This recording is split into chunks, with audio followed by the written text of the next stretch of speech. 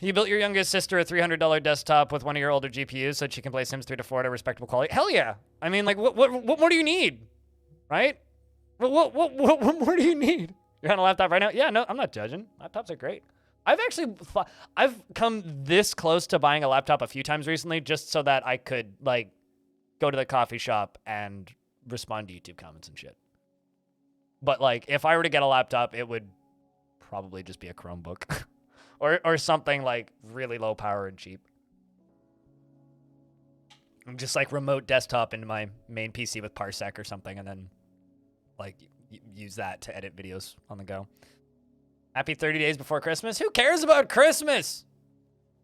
I certainly don't. Dwarf Fortress is in 11 days. My God. Speaking of in 11 days, in just over 30 minutes, that's like 40 minutes from now, Kit Fox's stream starts. I will not be rating them or anything, but I will be shouting them out. So, and then I will be live throughout, and hopefully, because all of you are going to leave, I do hope that some of you leave the tab open. Let me know what's going on, because I will be halfway watching. But we're going to dive into Dwarfs now. How's that sound? You had to get dish soap. Back without food, you had to get dish soap. This seems... How do you eat dish soap, though? So, chat, we are currently clearing out the lava thingy so that I can smelt all of this. But, welcome back to Stonewater. Stonewater is a really big fortress that is probably going to be my last fortress before the up-and-coming exciting event of the release of the viable version. That. So, do you know if you and other DF creators are getting access before the release? I will simply type in this command. I wish I did.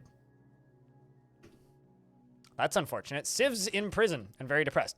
Anyway, so this fortress is on a volcano. I'm just gonna shut my camera off until we finish a tour.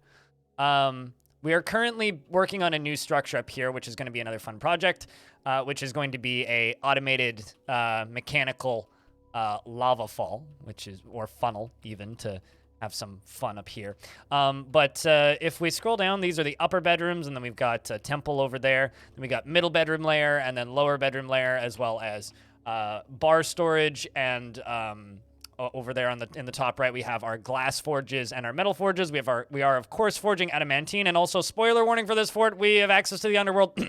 Down here we have our hospital and some more bedrooms and some more other things, offices and whatnot, trading, and then the main trap over here, and of course a Kit Fox logo. We have these 3 towers, which is our main defense, which is currently deactivated because the lava is being drained out the bottom. We got a couple other fun projects down here. Coffins are down here. We also have our Crundle habitat down here with a little Crundle drawn on it. Look at him. He's adorable. He's plotting something. They're so evil. Anyway, as we scroll back out, we can go down a little bit. The fortress, as it goes down, gets a little bit more sparse, but of course we have stairways going down. Down here we have a forgotten beast that sprays webs at dogs, and we use its webs to make clothing. This forgotten beast is a giant elephant, so, you know, our lovely elephant, you know, makes us webs, and it looks like one of my dogs died, so we're gonna need to replace that dog, or put a Crundle there or something. Down here is my favorite cavern layer I've seen in ages, partially, but not limited to the fact that it has cave dragons in it, although I haven't managed to catch any yet. And then this is where the spoilers begins, right about here, because we have access to the, well, the blackness of the void deep down below. Bridge trap? Well, the bridges are part of the trap, but they're not the majority of the trap. The majority of the trap is we dump stuff onto, we dump stuff onto stuff with lava. We dump hot lava onto critters. So, you know, dwarves looking for hot lava receivers, near to you. How do you kill them? We didn't. So when I'm mining adamantine, I smooth the adamantine and then I fortify it. Fortifying stone lets you see through it and what's behind it, right? So up here was the last one that we dug, and we smoothed all of these and we fortified them. And when we fortified them, we get to see in here. We get to see that there is in fact a elevator to hell in there, and they can't get out. And it doesn't hurt your frame rate because they can't actually path out. So they just all pile up into this walkway up here, and then they just sit there, and then that's it. So and the ones that can fly pile into the walkway, and then the ones that don't just stay down on the ground. And they exist on the map here, and we get to see them. But they don't have any access to my fort. I'm going to try and fight them, but we'll do that a little bit closer to launch, because like I said, this is gonna be my last fort that I play before. Before that, is that like some? Because like I know that the creator of Moria passed away. Is that some sort of remake of that or something? I'm not familiar with what that is.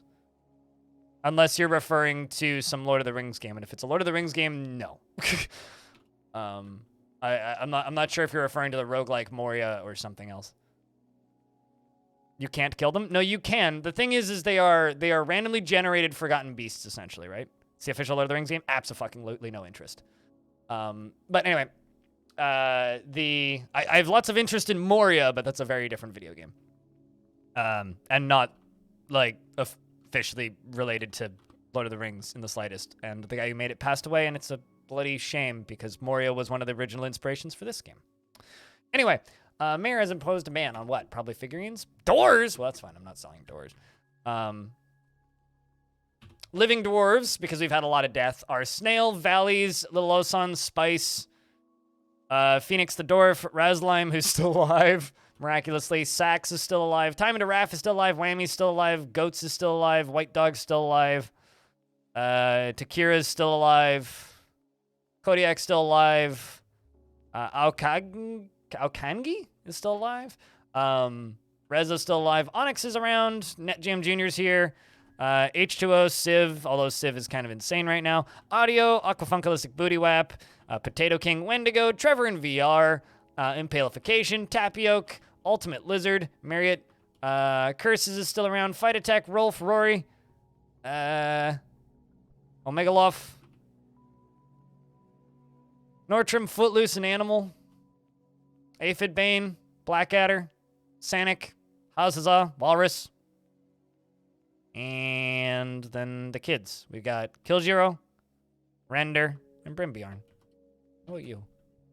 12 years old? Dreams of crafting a masterwork someday? Probably give you jobs. Oh, no, you have jobs. Good. I mean, they would wreak havoc on the surface and make my frame rate kind of hell. I wouldn't be able to go outside.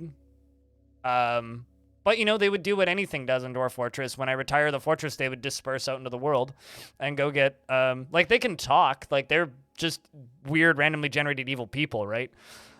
So they'd probably go off and, like, murder a bunch of things and then maybe go join a goblin faction or something.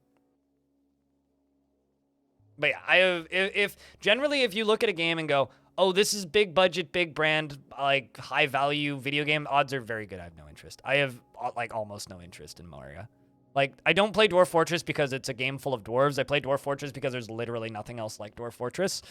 And that is the reason I play Dwarf Fortress. And I'm not gonna, you know, suddenly start playing another game because it has dwarves in it. I'm not one of those people. I play Dwarf Fortress because it's Dwarf Fortress, not because it's a game about dwarves, if that makes any sense.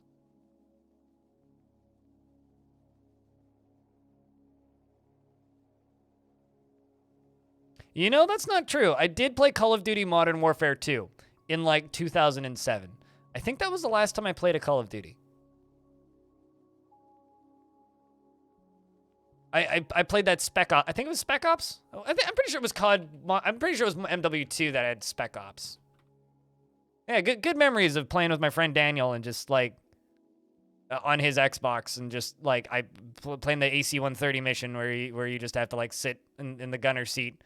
And then the other guy has to run around on the ground. So I'd just sit in the turret and he'd be running around on the ground and go brrrr, and just, like, blast everything that moves that was trying to kill your friend. It's pretty fun, actually. Good times.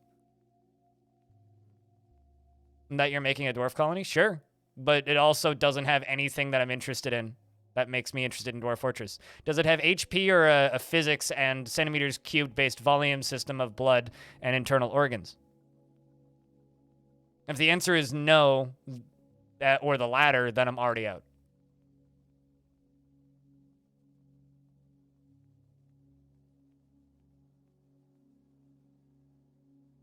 Exactly, Ragswolf. Where is my dwarf AC-130 and chopper? But no, I have no interest in games that are not like Dwarf Fortress, which is most games. Crundle. Crundle's just trying to attack him, but the carpenter punched him in the right lower arm. And the dwarf says, I was attacked. I'm panicking. I'm panicking. Where are you now? He's going to get caught in the traps in a few seconds. But yeah, no, I have no interest in big budget titles. When talking the roguelike celebration mentioned that the Rogue's creator wished he could bring Moria's features to Rogue, trying to remember if that mood is what brought Angband and Adom style games to life. I don't believe I've seen that particular talk, so I wouldn't know. Oh, back to extracting metal strands. Damn right, dude. So I'm just gonna kind of let the dwarves do their thing for a little bit because there is a lot going on under, like, as far as putting stuff away. We just had a really big siege. Hi, pilot, by the way. We just had a really big siege and a lot of other stuff go down, and I'm kind of just letting the dwarves start gathering up all of this gear, and like melting stuff down so that we can get this reforged. And I've got a lot of stuff that needs to be melted, so we're just gonna kind of let them do their thing for a little bit. And hopefully they can do it as efficiently as possible because I need all of this lava to get put away.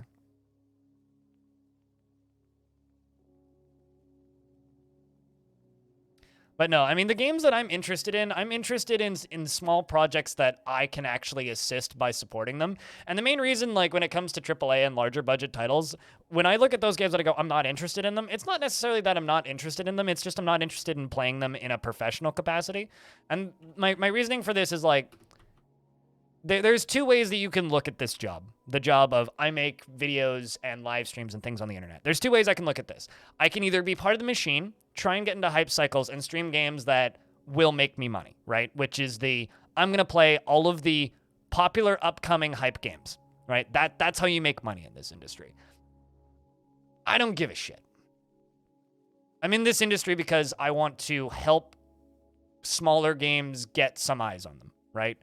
What's gratifying and makes me feel good about being an influencer is helping cool games that I think deserve more traffic get more traffic, which is rarely the game. And, like, the second a game is, like, a really big popular thing, I don't need to cover it as much. Dwarf Fortress is kind of my exception to that because Dwarf Fortress is an example of a game that is, yes, it is going to be a big game soon, but they're not going to suddenly start selling you 3 DLC packs a year for $30 a piece. It's still just going to be Dwarf Fortress, right? It's still just going to be Dwarf Fortress. I mean, every now and again, Lilo-san, I will jump into a game that's, like, new and like exciting just because it's something I really want to play or in a franchise I really like. Like, at some point, I'm probably going to stream, assuming it's good, at some point I'm going to stream Callisto Protocol. Because I really like Dead Space. So at some point in, like, 8 months, once nobody gives a shit, and it's been on sale a couple times, I will buy Callisto Protocol and stream it in the evenings at 3 o'clock in the morning. Maybe not 3 o'clock in the morning. Like, late in the evening at the ends of my streams. Like, that will happen. But am I going to be doing that because I want to promote it? No. Am I going to be doing that because I think that's a game that needs promotion? No. I'm doing that because it's a game I kind of want to play, and it's a tax deduction if I stream it once. But generally, the vast majority of the games that you see me streaming are not going to be games that people are going, well, that's big and exciting. Like, I don't give a shit about a Lord of the Rings game. I don't.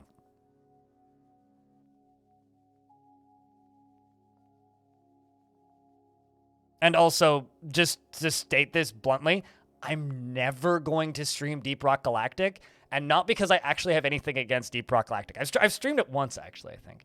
But Deep Rock Galactic makes me so fucking motion sick, even with all of, like, their motion sensitive settings turned on. That game is actually painful to play. Like, it hurts to play that game. Like, it actively hurts to play that game. Like, it's not very often that games make. Yeah, I've owned Star Sector since it was called Starfarer. So yes, I've heard of Star Sector, and yes, I've played Star Sector. I don't have that much interest in Star Sector. What's the word? But yeah, Deep Rock Galactic just made me want to throw up. and makes me want to throw up. And I don't know. There's something about the head bob. There's something about the camera movement. There's something about the size of the guns. There's just something about that game that it makes me want to throw up.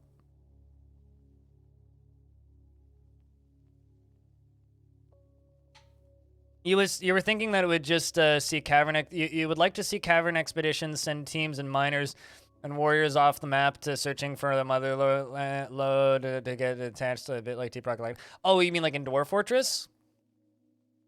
I feel like that might break the game a little bit, but once the map updates out though, Spitalier, and we're not locked to the tiny small area of the map and can actually have access to the entire world while playing Dwarf Fortress, I'm sure that'll cease to be an issue. A 2-day, hello. How's things? Worse than that? Warframe made me want to throw up, but I can play Warframe for like an hour sitting and be okay. Last time I tried playing Deep Rock Galactic, I lasted one mission, which was like 20 minutes. And I was like, I need to stop. And I barely lasted that because around halfway through that mission, I was physically in pain. So, not very long. Far worse than Warframe. I think that Deep Rock Galactic is the worst motion sickness I've ever gotten from a video game. Actually, no, that's not true. The worst motion sickness I've ever gotten from a video game was Hard Space Shipbreaker. Was the worst motion sickness I've ever gotten from a video game.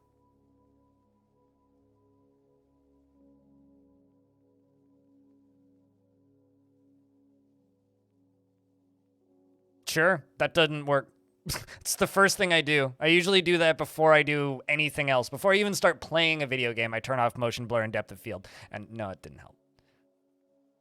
And do me a huge favor, chat. Please don't try and like decipher the problems. I have 12 hours on Deep Rock Galactic, and that was me trying to figure out the problems. Because I wanted to play that game, because it looked cool.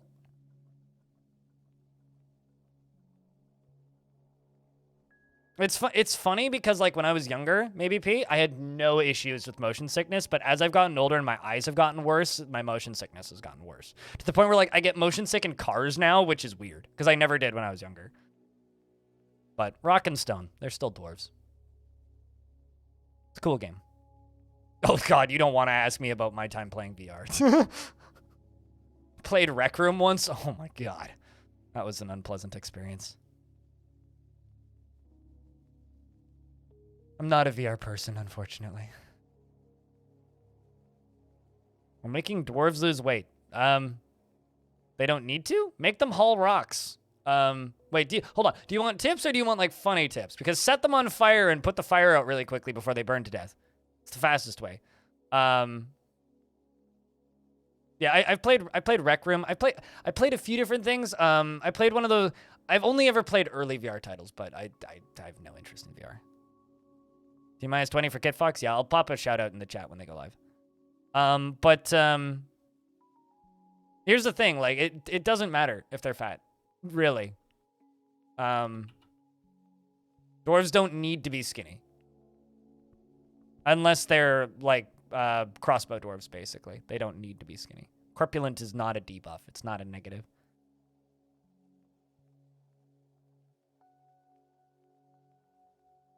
It doesn't compare to RimWorld. Think about it this way, Crispy Crisp. Asking how does Dwarf Fortress compare to RimWorld is like asking how does... Trying to think of a good example here. How does Field Runners, the tower defense game, compare to Civilization? Well, they're both strategy games.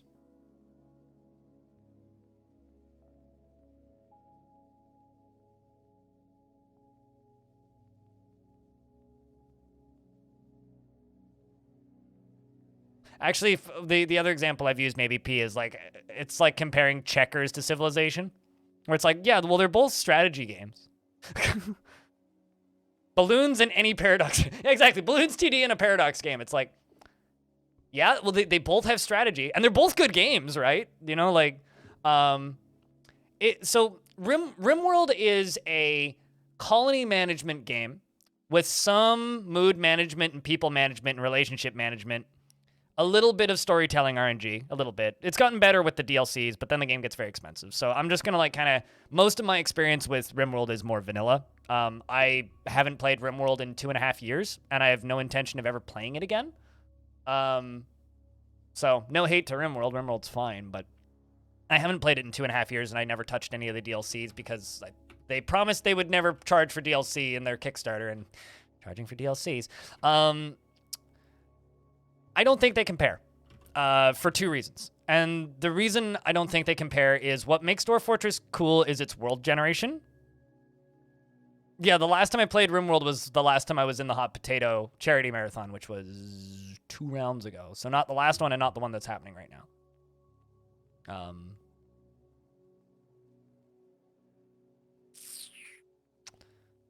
It's like fundamentally they are based on similar rule sets. But gameplay-wise, they're completely different because, so think about it this way. Dwarf Fortress has 3 modes of play, right? And if you know what RimWorld is, I'm assuming you also know what Kenshi is, right? Dwarf Fortress has world generation, which generates a novel-size history with thousands and thousands of characters, each with their own parents, family trees, goals. The amount of random generation and world generation that goes into Dwarf Fortress is absurd, and literally nothing competes with it.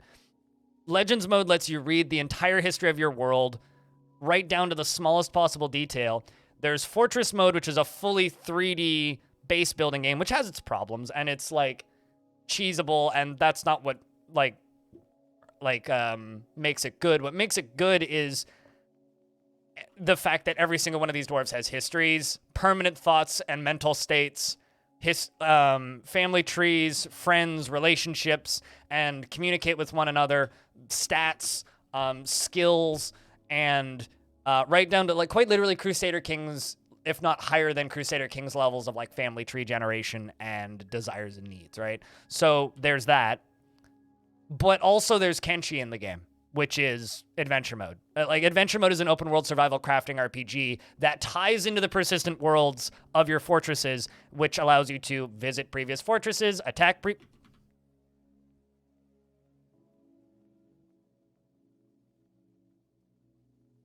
What? The fuck happened to you?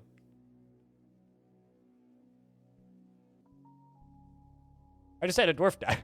I'm trying to figure out why. You throw a tantrum or something? Nope. Huh.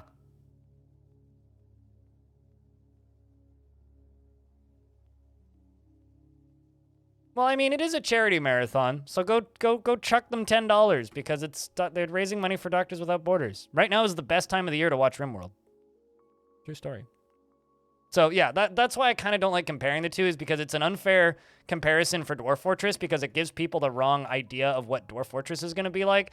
And it's an unfair comparison to RimWorld because RimWorld is a machine that is designed to make money, and it's a game that is trying to be as mean to the player as possible. Whereas Dwarf Fortress is a world simulation that you can interact with if you choose.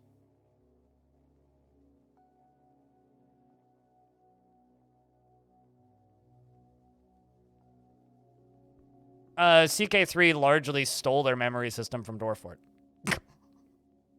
It's actually weird. Like, I'll look at other games and I'll be like, this new feature we're adding. And I'll be like, that's in Dwarf Fortress. What? It's like when Monolith Soft? I think it was Monolith. When the Lord of the Rings Shadow of Mordor? Fuck. What even was those games?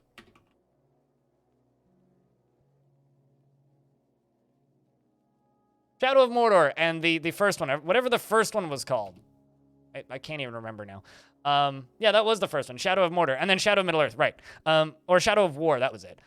When those games came out and they were like talking about that system that they had where enemies would remember your name and like come after you and get stronger and gain scars. I'm like, Dwarf Fortress has been doing that for. And then they're just like, and now we're gonna copyright this system. It's like, but Dwarf Fortress has been doing that for how long? Also, why are we beating up this dwarf again? Oh, I see. Because we went to go release you, and then you tantrumed. That's great. That's fine. Why is there a baby on the ground, guys? Yeah, okay, so my my dwarf went to just go release this dwarf from prison. This dwarf responds by punching her baby out of her hands and then tantruming. That's phenomenal.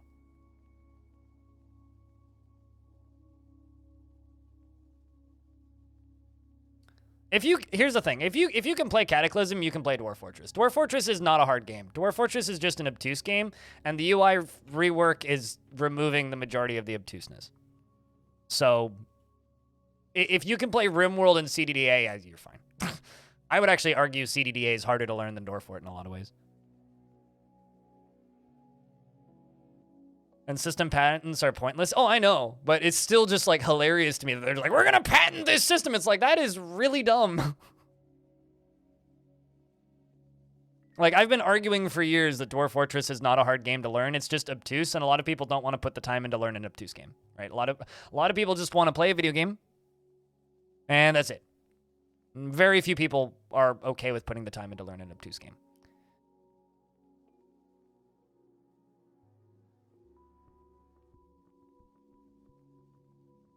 Also, hello, woe is me, how was you? Aside from the woe part.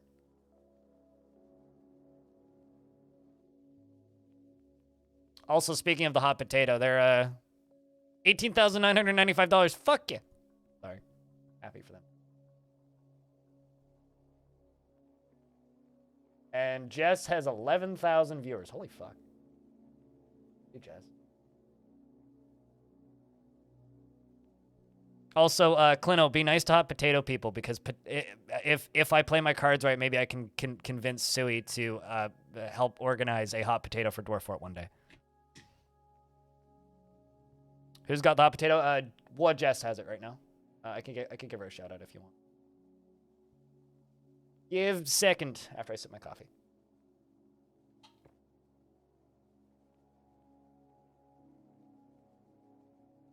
There you go. Jess has hot potato right now. And she's got 11,000 concurrent viewers, which is kind of bananas. It's going good, Sketchy, and yourself. And in 10 minutes, Kit Fox is going to turn on their channel. So. But currently, we are just clearing out all of the Goblinite from down here because I get so much of it. There's just so much of it. There's so much of it. I need to make a bigger armor stockpile, too. Let's expand this stockpile.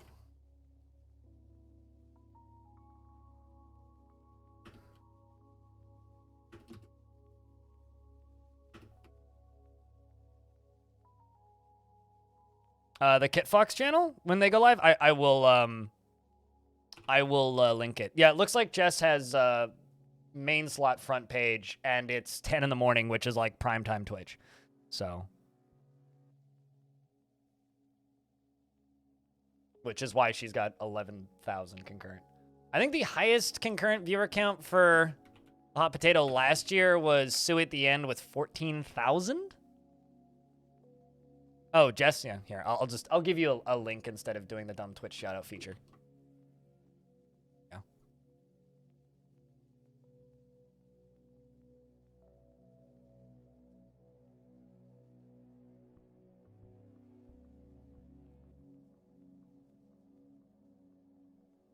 What, for Dwarf Fortress, Crispy Chris? So premium Dwarf Fortress on Steam, the version with the fancy graphics and everything, is going to be $30 USD or your regional equivalent.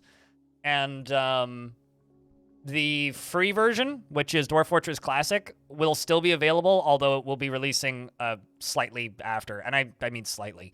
Shortly after the premium version releases, which will still have ASCII and the old stuff. However, it will have the new UI, and it will still have clickable buttons, and it will, you know, get all of the quality of life features that premium is getting.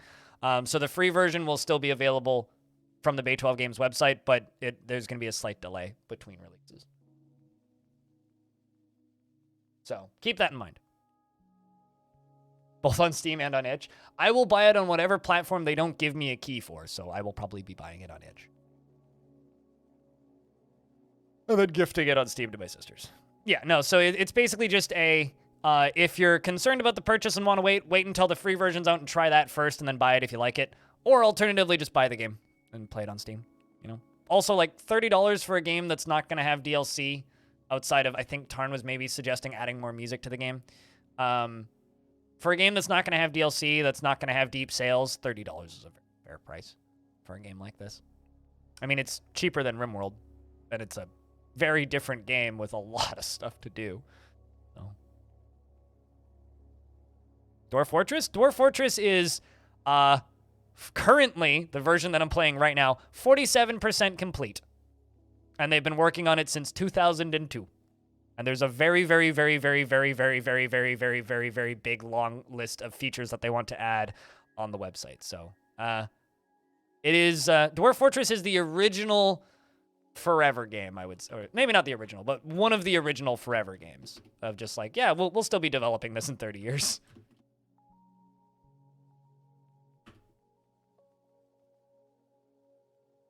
But like, no, Dwarf Fortress has been a crowdfunded game for forever. So it's for as long as I've played Dwarf Fortress, like they've just had a Patreon and that's how they make their living.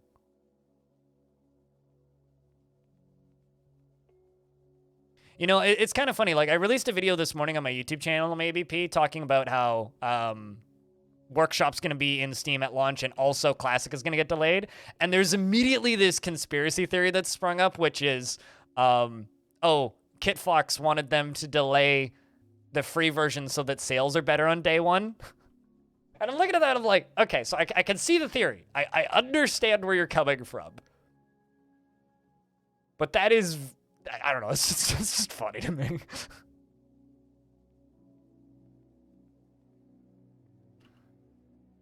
And also, when it comes to the devs, they are also very, very connected to their community to the point where they literally come on my stream once every couple of months and do audience Q&A. And on my YouTube channel, there are 8 VODs now with just me and Tarn, and then eventually now me, Zach, and Tarn, who are the 2 brothers that work on the game.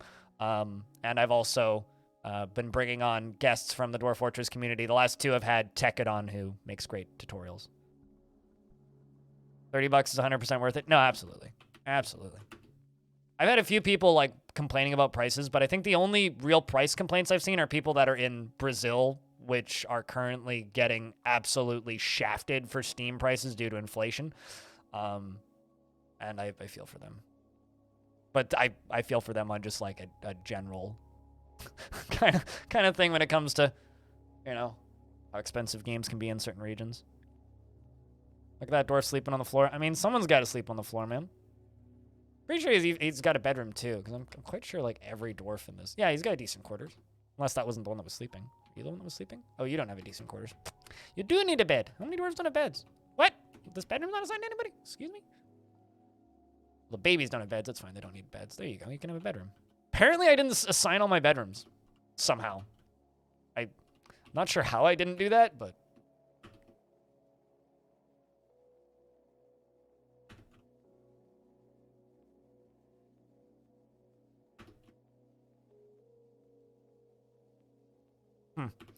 Anyway, get this all smooth.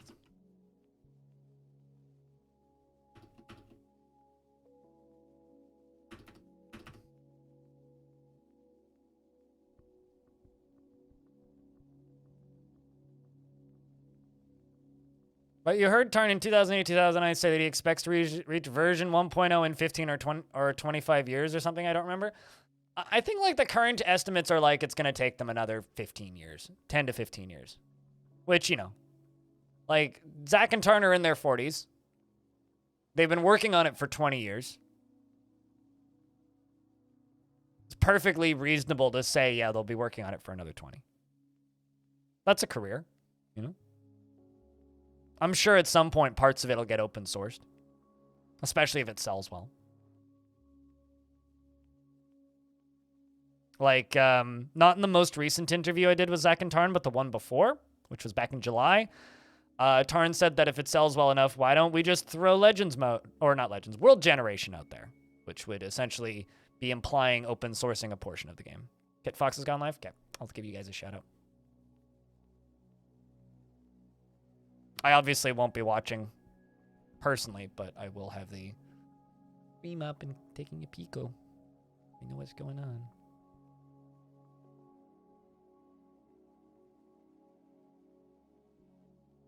for once, I won't be the most viewed stream in the Dwarf Fortress directory for a bit. Would you look at that? Ain't that wild? Okay, so let's get that smoothed and get more of this armor out of there, because I need armor to be removed. I guess I could also put a stockpile down here. Actually, that might not be a bad idea. Let's put a stockpile over here as well. Maybe not like right there, but I could like extend the side of this. Sure, I'll be watching in spirit. I'll watch the VOD. I'm that guy now. I'll be back later. I'll watch the VOD.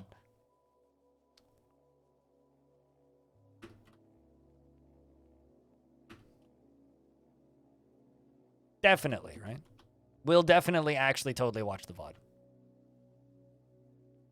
I mean, to be fair, I rewatched the VOD for the one that I was on and the one before that, so yes, I will in fact watch the VOD.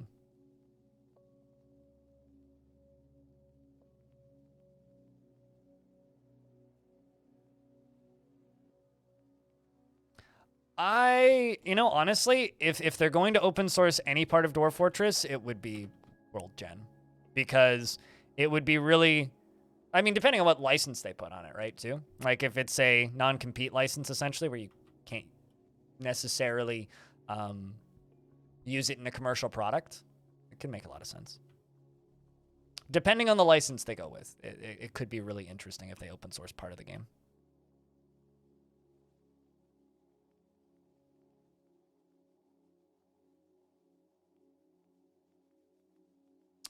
So let's put just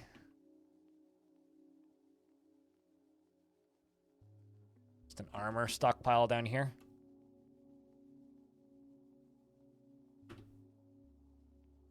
And then over in that other one, we'll put weapons and armor.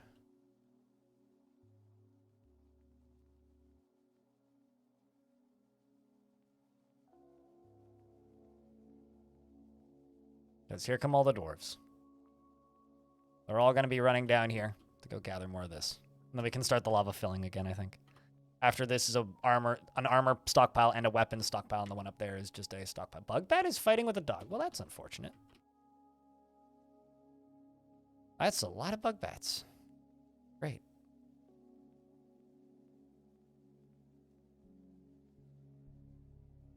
Great, great, great.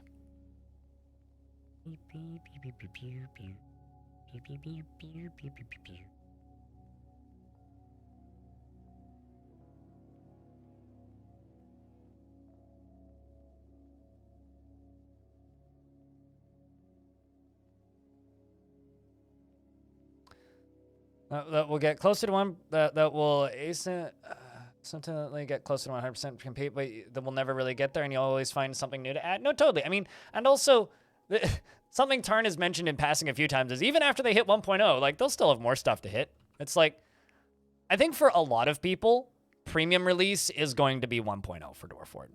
Like, is Dwarf Fortress 1.0? No. On paper, is it still an alpha or some shit? Probably. But I think for a lot of people, being able to purchase the game is kind of the oh, this is a viable product. This is a finished thing. And I very much expect, you know, that to be how a lot of people feel when Dwarf Fortress is released on Steam. Because I don't use quantum storage stockpiles. I think that they're cheesy, and I have a very hard time keeping track of what is where. And I have tons of floor space, so might as well just make large stockpiles. Also, the game keeps tracking the physics objects when you use quantum stockpiling. When you aren't using quantum stockpiling and you just use stockpiles, it removes them as physics objects when they're just sitting in a stockpile unless something disturbs them. So technically, the game runs a little better. So, why not use quantum stockpiles? Because I don't like them. Then some AAA games? I mean, that's a really silly thing to say, Renee. And not because it's wrong. Like, you are true, right? But, like, remember, this is a AAA game. It's like saying, this hot dog I bought at this hot dog stand is better than some hot dogs at other hot dog stands. It's like, yes.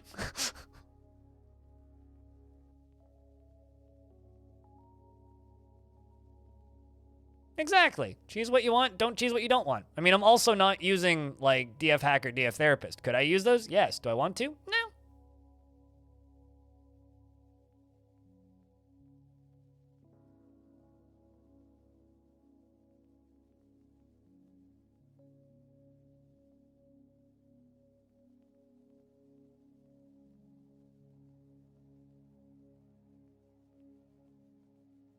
All right, so bringing stuff out.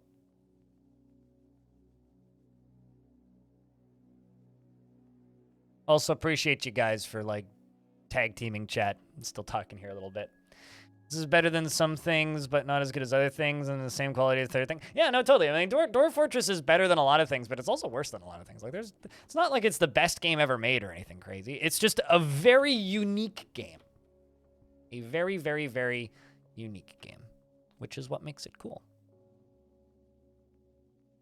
In my humble opinion. All right, so all that stuff's being moved over there to be melted. Best game of its kind? Yes, which is why it's a game of all time.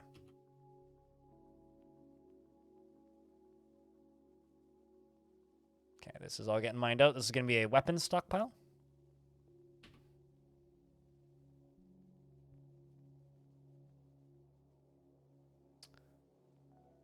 P. I usually just use custom stockpiles, so whenever it's like, I'm going to just use generic stockpiles, I always like forget what the hotkeys are. Been a hectic week so far. Well, thanks for watching. You know, means a lot. Yeah, I mean, that's fine. DCSS is a phenomenal game, and CDDA is a nightmare of its own weird kind. Fantastic games, you know? Like, I personally have no interest in CDDA because I'm just so fucking tired of post-apocalyptic survival games. And it just, everything about the theming of that game is just like, oh god, not again. But at the same time, like, DCSS is possibly one of the greatest roguelikes ever made, although I really wish that the development team was okay with tedium, because I like tedium in roguelikes, and I get sad when they remove things. So, like, the last version of DCSS that I find that I've enjoyed is from, like, 2015 or something, before they removed hunger. So it's like, you know... But, like, the beauty of that is, like, it's a single-player game. And if I want to play an older version, all those versions are archived. So you can just go play the older version, which is phenomenal. It's like, hey, there's this game that you like that's still being developed. Great. Well, you don't need to play the most recent version. And it's the same for Dwarfort, too, you know? Like, there are some people who don't like certain mechanics in Dwarfort and still play on old versions. There's one person who comes by my chat every now and again who still insists that Dwarf Fortress from 2013 is the best Dwarf Fortress. And you know what? More power to him. Find me a AAA game developer that will let you go download older versions of their games because you like the balancing better. You know? Like, find me that. Find me that. Like, all of those poor... Yeah, exactly! It's like every single person who owns Warcraft 3 fucking reforged these nuts. Like, you know. Yep. Or, like, anybody who wants to go play the first version of Stellaris. You know? And, like, those people exist. Although Stellaris, you might actually be able to go back. I don't know. Don't know for certain. Yeah, if anything particularly exciting happens, give me a shout when it happens. And then I will tab over to Kit Fox Stream and have a peek. But till then, I will just be tabbed out and not paying direct attention.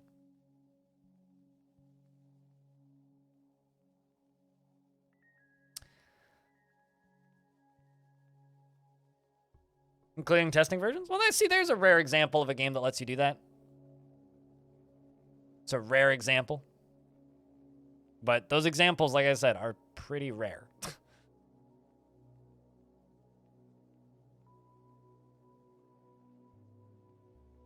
They are, in fact, pretty rare. Right now, we're mostly just... Uh-oh, Civ's throwing another tantrum.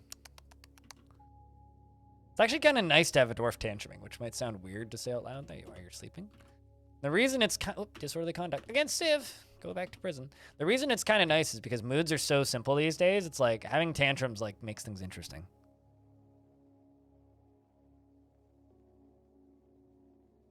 Always seems like the open stuff and more niche... oh, you mean like the niche stuff tends to allow you to play older versions and like have better archiving of like their game in the past? Is that what you're saying? Yeah, no, absolutely. I mean, like that is just open source though, just in general, right? So I tend to agree with you that yes, that seems obvious because it is pretty obvious. No, absolutely, Cosmic King. It's like, people have asked me, they're like, are you going to play Classic or are you going to play the Steam version? It's like, I will be playing the Steam version, and if I need a second install, I will probably be playing the itch version. Because, like, I want automatic updates. And, like... But there will be times when I don't want automatic updates, right? There will be times when I'm going to want to, like, okay, copy this, save out. And, like, the free version, Classic, saves will be... Once Classic gets the update, and they're both on version 5, saves will be transferable between Premium, Classic, and the itch version. So you can also just, like, move save files around. So if you want to have a version that's, like, 1 or 2 behind, you could just go download the older version and then just have like multiple installs of the game. Also, it's not going to have any DRM, so you can install the game on your computer. At least I don't think. I'm like 99% certain it's not going to have Steamworks DRM, which means you'll be able to download the game, copy the in-game files out of the Steam folder elsewhere, and then run it independently of Steam. And then reinstall it, and it'll just save over the Steam files, not the one that you copied onto your desktop or whatever. So theoretically, you'll be able to have multiple installs like that.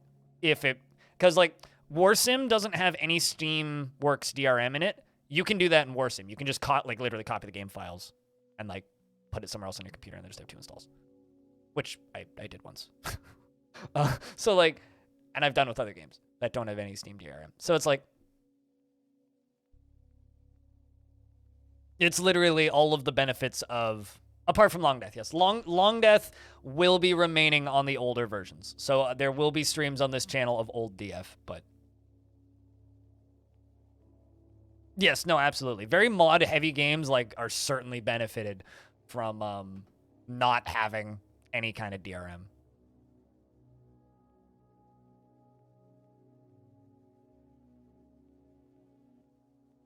Yes and no.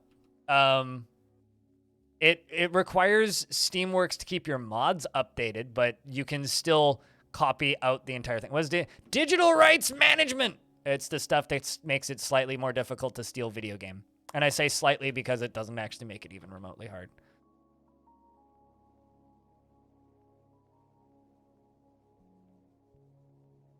Sure, but version 4.7.05, 4.7.05, which is this version, is not save compatible with 5.01, which is the premium version. So premium is 5.01, which is not save compatible with 4.7.05, which is the first time they have not been save compatible since 2014. So no, you cannot continue a Fortress in a newer version.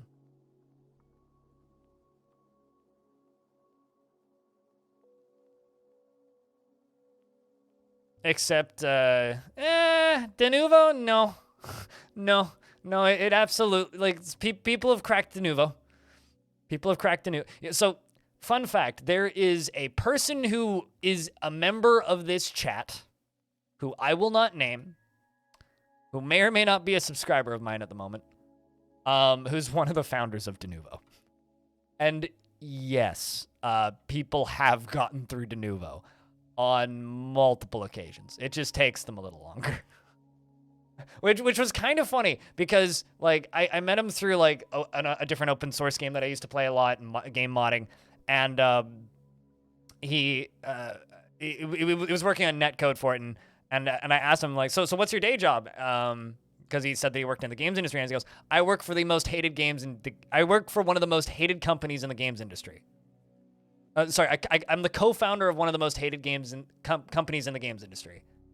And I was like, you don't work for EA Games, do you? He goes, nah. I'm like, Denuvo? And he goes, maybe. And then I confirmed later. Like, co-founder of Denuvo. Which is one of the funniest interactions I've ever had with somebody on Twitch, by the way. But he lurks around sometimes. It's kind of funny.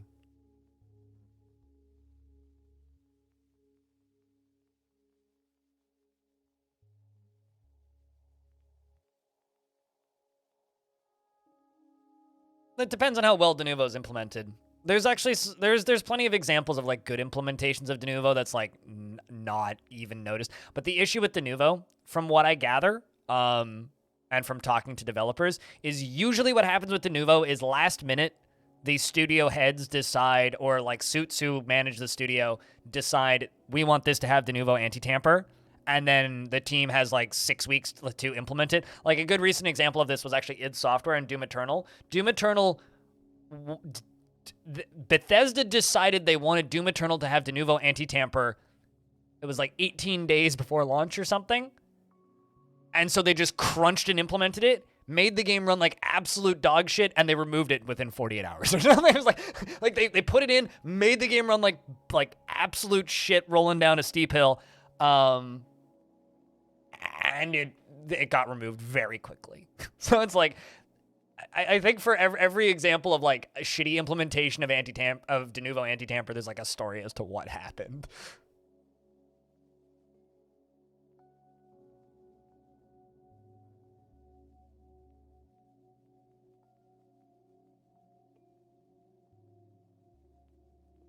And sometimes this is just me putting tinfoil hat on. I like to think that there are developers that are like, all right, implement it terribly, and then we'll get to remove it quickly. Because who actually likes Denuvo anti-tamper? Although my favorite stance on piracy I've ever seen was the developer of Jupiter Hell. By the way, we can talk about piracy on this channel, just to be clear. You cannot promote specific websites, and I cannot name specific locations of how to acquire games for free, or I could be banned from Twitch. So just work with me here. So if I bop somebody who says something in chat, it's like, it's not personal. My favorite stance on piracy was there is a certain website and a certain group of people that are somewhat legendary for putting up cracked copies of games. Exactly, general concepts only, no specific links or anything. No naming websites. Just the Swedish Public Library, please. Anyway, my favorite example of somebody being annoyed with pirates was the developer of Jupiter Hell, who put out his 1.0 version.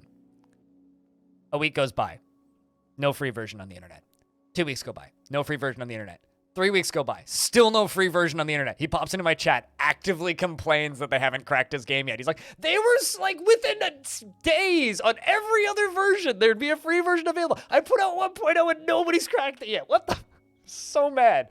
He's just like, I'm getting bug reports from people who are playing an older version of the game because they haven't updated it yet.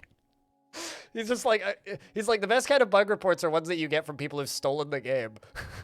Because you immediately know, it's like, oh, well, I mean, what's this? How do I find the new boss? What version are you playing?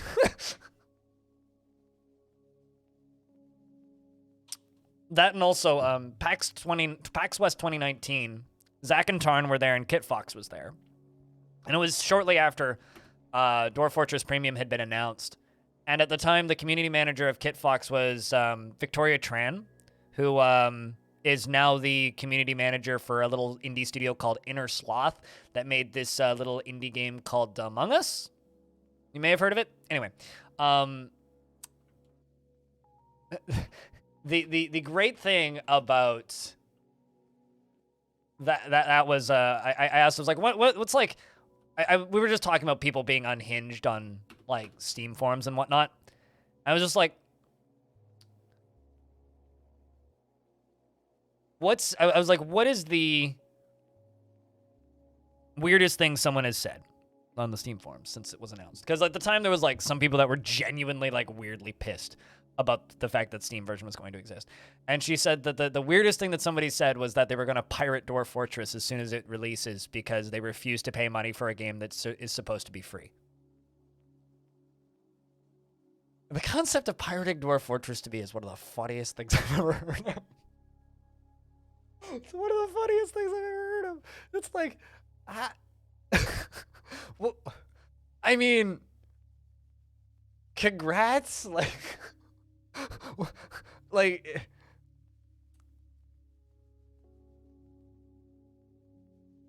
no, I want it. It's like, here's a free apple. No, I want it exactly. What the F, Twatch? What Twatch do? Rockcat, what's up, man? Why did I receive SMR? Oh, on the main page? I have a question, Rockcat. Why in the world did you go to the front page of Twitch? What's wrong with you? Come on, man.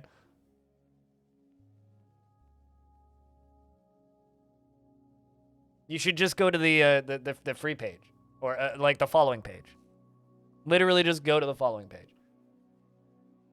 Although it may not be the front page of Twitch, but there's two streams you should be watching right now. One is the Kit Fox stream where they're streaming with Sal and playing Premium Dwarfs, and then the other one is my teammate Pula Jess, who's raising money for Doctors Without Borders via the Hot Potato Charity Marathon on RimWorld right now, and she's raised $1,795. So both of those streams are streams you should be lurking in right now. Let's check in with crimes. How many crimes have been committed? No, really, no more. Civ's getting another 22 days in prison. How are you doing in prison, Civ? That'd be terribly.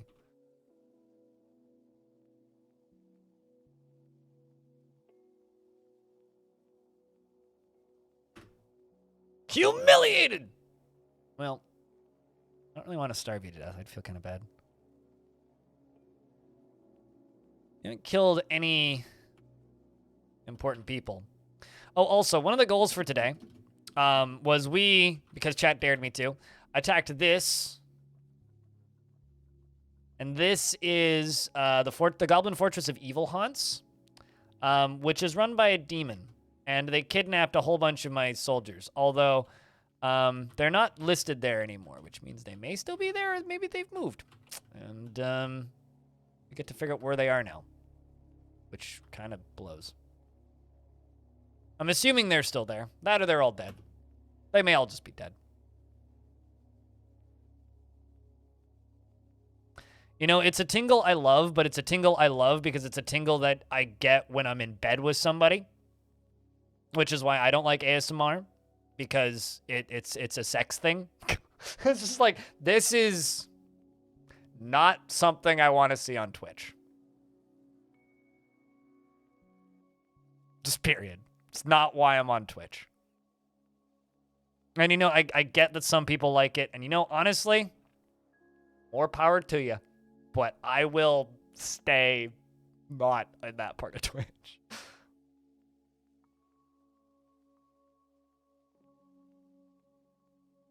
Yeah, exactly. It's like, I understand the appeal.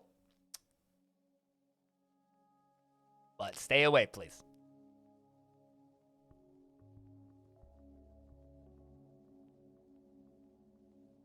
I go to Twitch for video game-based entertainment. Or talk show style content. There are other websites for arousal. Not Twitch. Although, that being said, somebody should make a Legend of Zelda Tingle character themed ASMR stream. Tingle gives you the tingles. Just saying, someone needs to do that.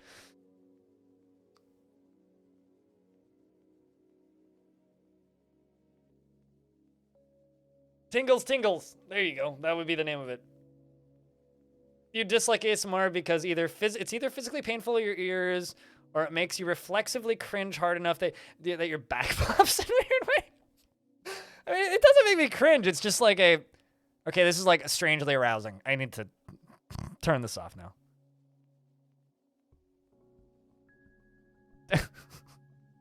I mean, like, I'm not into ASMR in the slightest, but someone needs to make that gimmick. Someone needs to make that gimmick. That's like an easy lawsuit from Nintendo, and also maybe $1 million in sub revenue before you get the lawsuit from Nintendo. I don't like saying the word cringe if I can avoid it. It's just, I don't know. It's one of those terms that's just, it doesn't make sense to me in the context that people use it for now. Like, it's not a bad word. It's not a wrong word. Like, it's perfectly accurate word to say, but like, it just kind of doesn't make sense to me. So I try not to say it.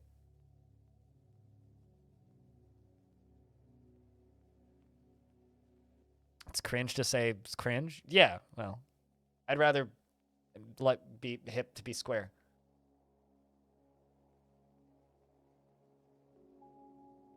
All right, all of those armor pieces come out. There's really nothing I can do right now. It's just they're hauling armor. True, but I don't think anything on the internet has made me physically cringe like that, which is why I say, like, it's a fine word. It's just it's not an accurate descriptor for any feeling that I've ever gotten from seeing something on the internet, you know, except for maybe like, I don't know, gore porn videos or something, like back when /r what the fuck was just like dead people, you know, like that sort of stuff, you know, like that will make me cringe. Or like if you go to a /r combat footage, that will make me cringe. Watching footage of people dying in actual wars will make me cringe. ASMR, no, wrong word. The only thing else he was ASCII. I mean, there were some pretty good ASCII anime titties out there. I mean, come on.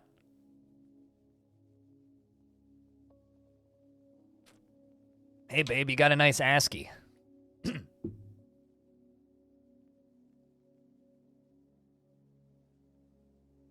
I don't do the right drugs to have an out-of-body experience.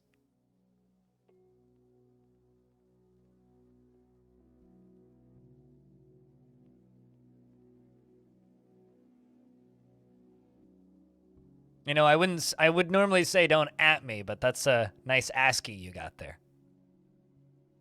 Trying to think of ASCII pickup lines now, and I don't know why my brain's gone to this place. Chat, save me. Ask me things about Dwarfort. As a Canadian, what's there to be happy about? Y'all are late. Fucking, like, get with the program. Thanksgiving's in October. You weirdos. Jeez, man. Asking me anything. Yeah, there we go. Actually, speaking of all the ASCII. Anyway, there's the ASCII. We're actually, like, accurate. God damn it. This is a problem. I think it's ASCII. Look at this. Asking me about my dwarfs. Has anything interesting happened over in the Kit Fox stream? Ooh, they got a... Yay! This is good, chat. Alexandra has learned that she needs to make stockpiles bigger than 1 by 1. That's an actual stockpile. Look at that. Anyway.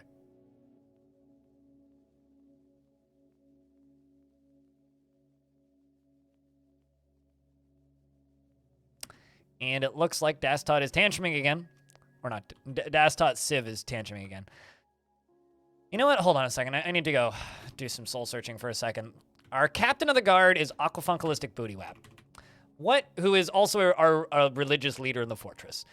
Finds something humorous and interesting no matter how serious the situation. Is always in love with somebody and easily develops positive feelings. Is troubled by this because she sees romance in a low regard. Is gripped by crippling shyness and does not enjoy participating in physical confrontation. Does not respect martial prowess.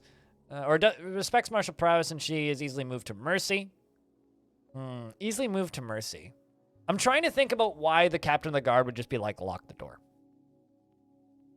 Intellectually stubborn, rarely changing her mind about a particular thing. Doesn't give in to grievances. She like doesn't try to get things done perfectly.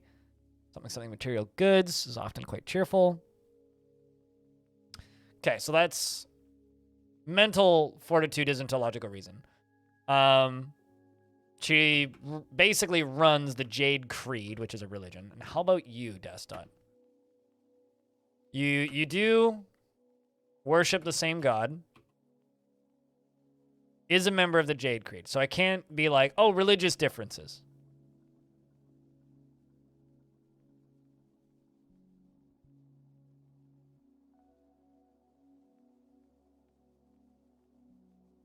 Is it possible to make a toilet flush trap? Like 1-to-1 straight? Wait, do you mean like with water?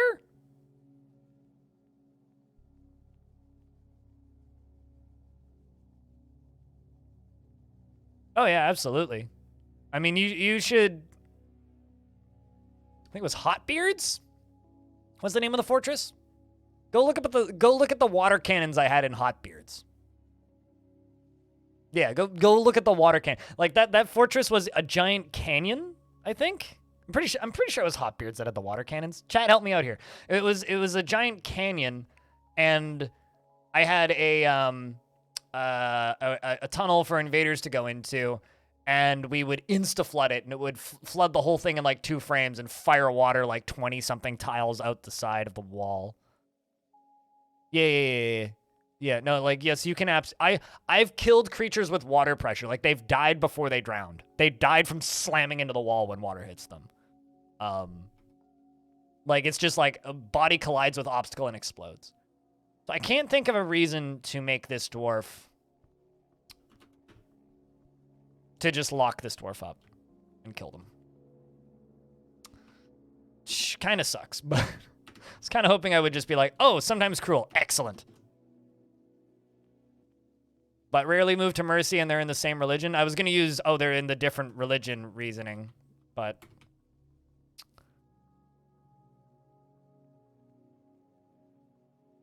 Start melting metal objects. Well, we're done with all that. And I guess we're just going to forbid everything here and go back to doing what we were doing. Let's wait until these dwarves get out of here. We're going to pull that lever. We're going to get this sucker refilling.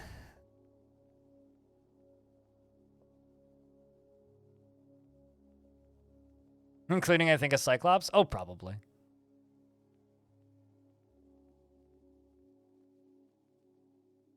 Also, I can pull you and you. I can also pull you.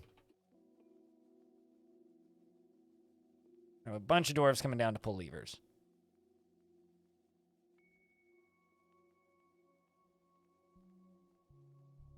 Once you made a trap for traders that was underground. It was a river filled above once and accidentally pulled the lever down a dwarven caravan. Good for you. Green glass. Yep. That's actually lower than last week's.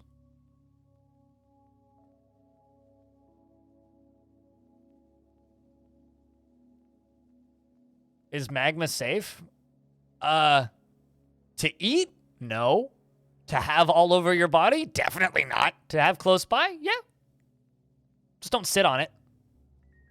It's like asking, is a lion safe? Yeah, when it's not, like, eating you. Okay, so now that's shut. This is going to start flowing here. We're just going to start filling things. Is green glass magma safe? Yes. Which is why I'm using it for all of this. Like, everything here is made out. Like, these are made out of green glass tubes, green glass blocks, and green glass corks. These are made out of green glass with Gabbro mechanisms. You know, yeah, everything's green glass.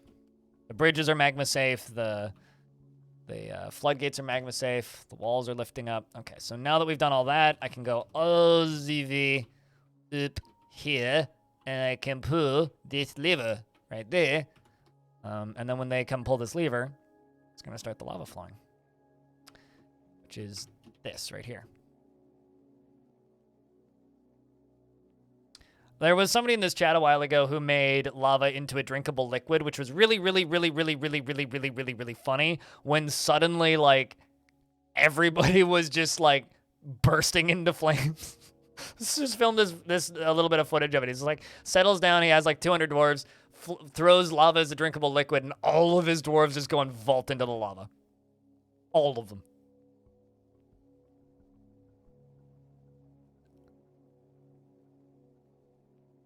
Anyway, so then the lava flows here pretty quickly, and this is what fills it up. Morbidly funny? Yeah, kinda. Like, you can absolutely be a bad person with Dwarfort if you really want to. I'm glad somebody else refers to water as, or lava as spicy, because to me this is spicy water. We're gonna throw the spicy water on somebody.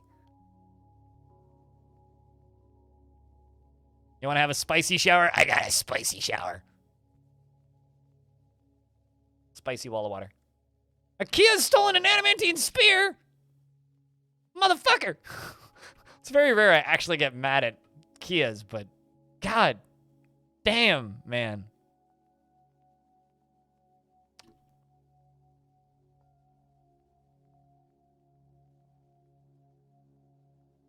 Got more slabs I gotta place.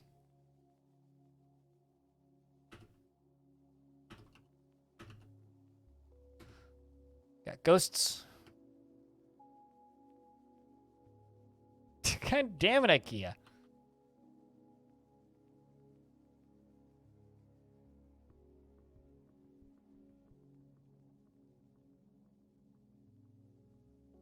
IKEA, some of the best, what's the word I'm looking for here? Some of the best radio ads in my childhood.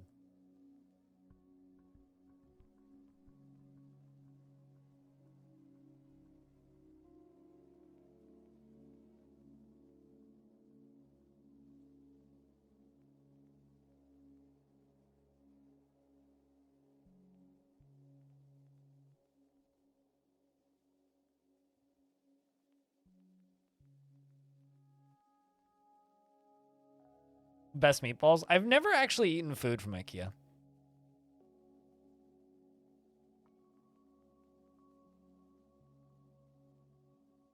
All right. Well, we'll just kind of let that do its thing. And then this down here will also do its thing. And these will fill slowly. It'll take time, but they'll fill. I need to give these dwarves a bit of a break, though. Got lots of books we need to read. Also, speaking of lots of things we need to read, I've got more dwarves I got to add to the military. You were a talented carpenter once? Really, really now. You killed a magma crab once. You probably punched it to death.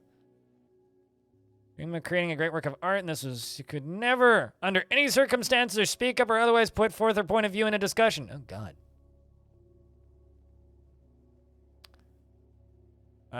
She's sometimes cruel, but actively avoids stressful situations, but can handle stress. So I will put you in the military. You will never speak up or voice complaints, so thus you'll be fine in the military. Means mastering a skill is a vulgar being who does not care a lick for even the most basic rules of civilized living. Never feels discouraged, is incredibly brave.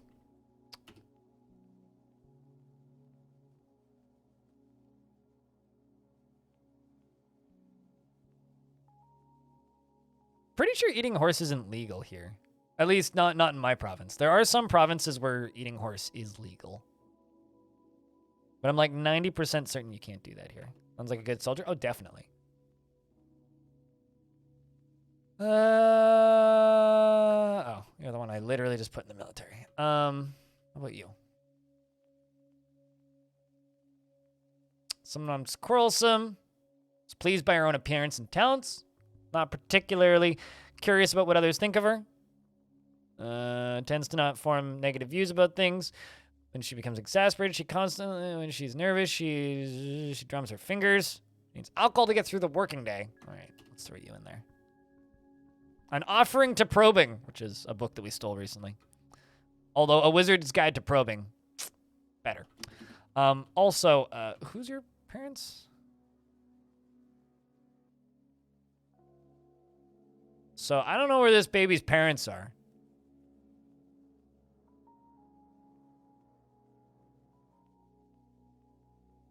Bit BS to scare folks. As somebody who tries to eat as little meat as possible, whatever. Although my favorite treat to scare people was there was this package of lollipops that I bought and candies. It was mostly lollipops. So it was lollipops and candies that I bought in California one year when I was at TwitchCon. That as they all need alcohol to get through the working day. It's not a dwarf if they don't need alcohol to get through the working day. Even babies need alcohol to get through the working day. And even considering babies' working day is just playing make-believe. But they had like a kind of a dark coating on the outside. But as you got through the candy, it exposed a clear inside, which had spiders and scorpions inside of them. That was a good time, shall we say.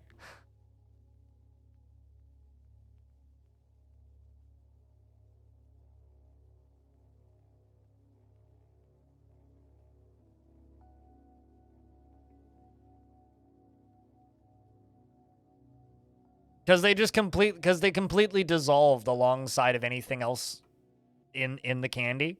So it's not like you had this concern of like, oh, I'm going to be like crunching on a scorpion. You didn't, because it just dissolved with the candy.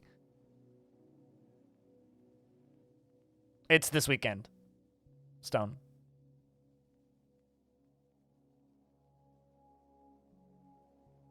American Thanksgiving.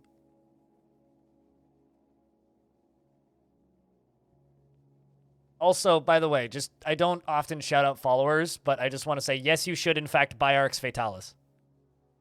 You should in fact do that. I don't even know if that person's still here, but somebody named Arx Fatalis followed me like 20 minutes ago. No, it was a real scorpion. It was like this big, tiny baby scorpion. There was also one that was completely wrapped full with mealworms. I mean, like, when we're talking hard candy here, syrup-based hard candy, when you are consuming the syrup-based hard candy, the exoskeleton from the bug, because that's all it was the shedded exoskeleton, would dissolve, right?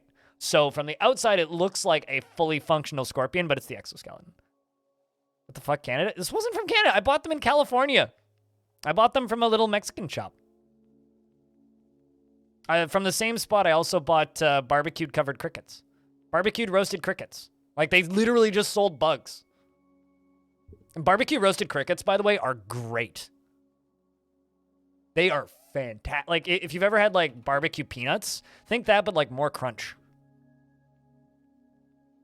Mexico's been eating bugs for thousands of years, and they're delicious. Don't knock it till you try it. That's all I'm going to say, is do not knock it till you try it. And this goes for everything. People think eating snails is normal because the French do it. Try chocolate spiders? If I ever have the opportunity, sure. I'll try anything once. Although I would lean away from chocolate because I am, what do you call it? I'm a type 1 diabetic, so chocolate's a little difficult, but...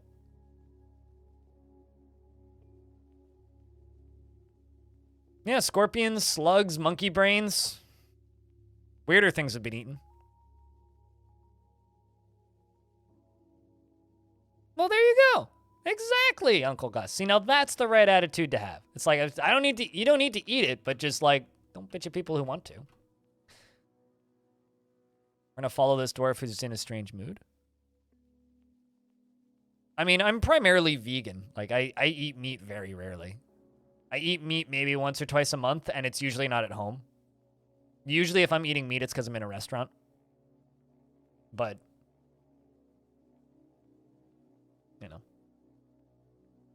You suffer the consequences. I mean, like, around holidays, I would eat a lot of candy, but I never really ate a lot of candy. I've never had a huge sweet tooth. Your teeth are all over the fucking place? Hopefully in your mouth. Be weird if they weren't. Going for the boulders? Looks like you're going for the... Dwarf's going for the boulders.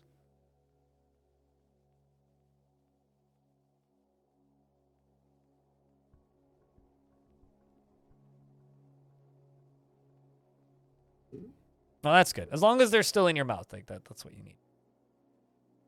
This, I mean, that's not caused by chocolate. That's caused by, like...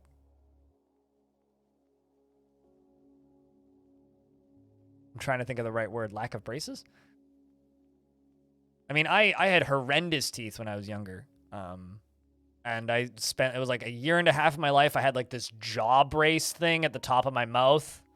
which sucked, which like reformed the top half of my face because my face is deformed. It's a long story. And then it was 3.5 years of braces. Like, I'd never do it again, but I'm happy I did it. Yeah, no, like, these teeth up top grew out. Like, I'd shoot redo rock teeth when I was younger. Like, these teeth were just, like, straight up like this. I needed braces. It was one of those, I was one of those kids where it's like, if I didn't have braces, I would be a dental nightmare for the rest of my life, so. Like, I couldn't floss half of my teeth. My teeth were so bad.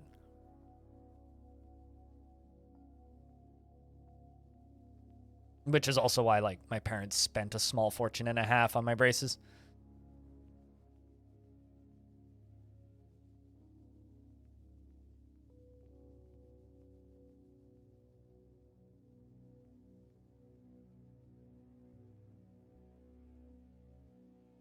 You have discovered candy within your fort, so remember, if you smooth and fortify, it takes longer, but it's safer. Oh, did you have a retainer? Or, like, a removable tooth brace? There's actually, like, a number of online companies that you can go through to get those sorted. Duke, thank you very much for the first notification of money of the day. A removable brace, gotcha. DF Premium is getting close now. Chat, can I get a big round of beers? 6 months. And thank you very much for being the first notification of money of the day. Streamers paying bills, officially now. Once again. But thank you very much for the 6 months with Prime. It really is getting close, though. It's really, really getting close. I don't know if you saw this, Duke, but in the comments section of the most recent video I put up, there's conspiracy theories forming that Kit Fox delayed classic Dwarf Fortress so that they would get more sales on day one. It's like, this is probably a business decision so that they get more sales on day one. I'm like,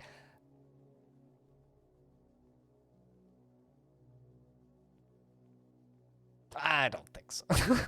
I don't think so. Any company would do that. I mean, it's a legitimate conspiracy theory, but it's like,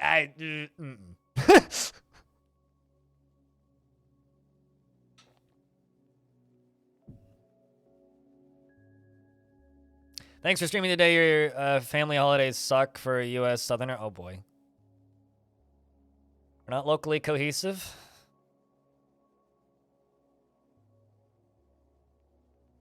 And whenever people say stuff like that in my chat, I'm just very, very tempted to just start, like, spewing out my political opinions. Like, you know. Trans rights are human rights. Anyway, seriously, I get where you're coming from. I mean, like, I'm Canadian, right? And there are parts of my family that are just fucking bonkers too. So, like, it's everywhere. Politics? Welcome to my chat. I like having rights. There you go. It's just like, remember, I'm the guy that threw $20 at the Satanic Temple when they were suing the state of Texas over abortion rights so that they could continue having ritual abortions. Which they don't actually do. But, like, it's, you know. I'm that guy. So, I should buy a Satanic Temple t-shirt at some point and just wear it and see if anybody notices.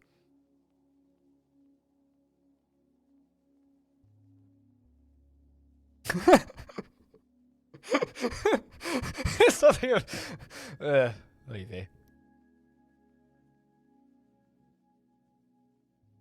Furry? Hey, come on, man. Just because furries terrify me doesn't mean we need to be mean to them.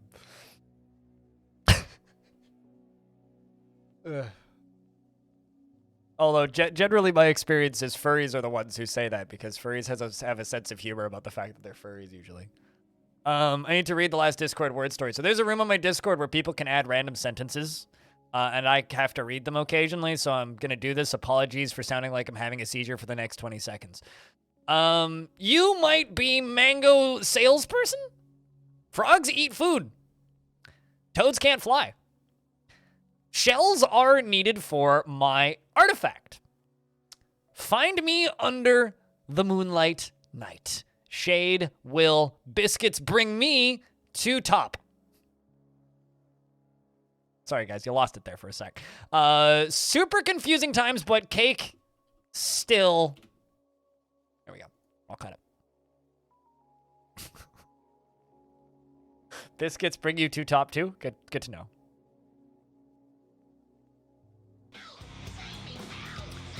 Pablo Rasta Shiny! It's in fact getting real. You know what's weird? It is getting real. After today, because I stream Tuesday, Wednesday, Thursdays, right? Like those are the I stream 3 days a week right now. Tuesday, Wednesday, Thursday next week are my last scheduled streams before Premium's out.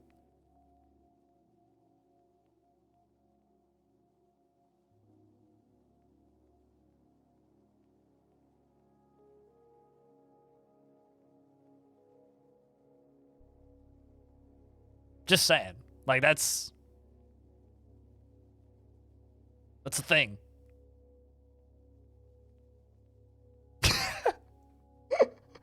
Oh, no, maybe P.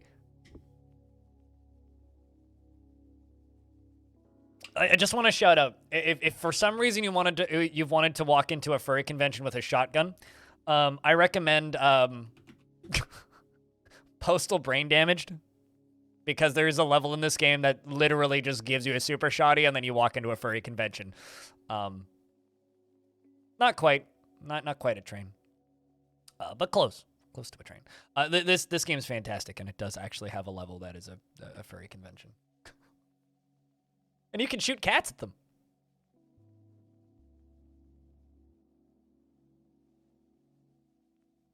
I don't know what that is. A 2-day. You'd also recommend therapy? Yes.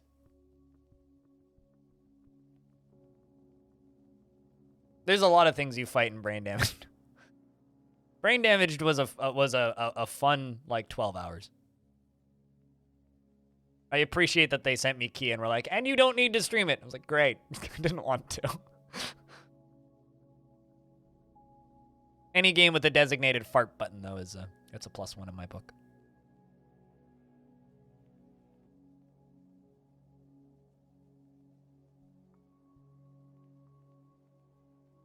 And it's glorious? Huh. I think I will be okay not seeing that, but we'll get by.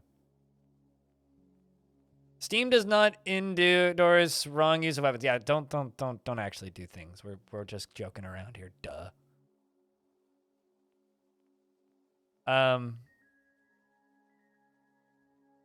For quick clarification, can liquids, regardless of temperature, flow through fortifications? Yes, liquids flow through fortifications. Which is also why cats can jump through fortifications. Also, dwarves can jump through fortifications. So be careful with fortifications. Enemies can also jump through fortifications if they're going fast enough. But they need to be going pretty quick. Is it possible to weaponize corpses? I mean... yes? Obligatory old image.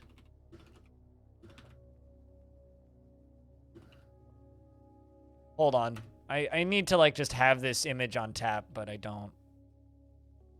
The, obligatory, spinning lion, the spinning lion corpse strikes the lion in the upper body, bruising the muscle and jamming the left false rib through the left lung, tearing apart the lung. The lion is having trouble breathing. The lion corpse is firmly lodged in the wound. This is an adventurer dwarf who killed a lion by throwing a dead lion at the living lion and getting the dead lion stuck in the living lion.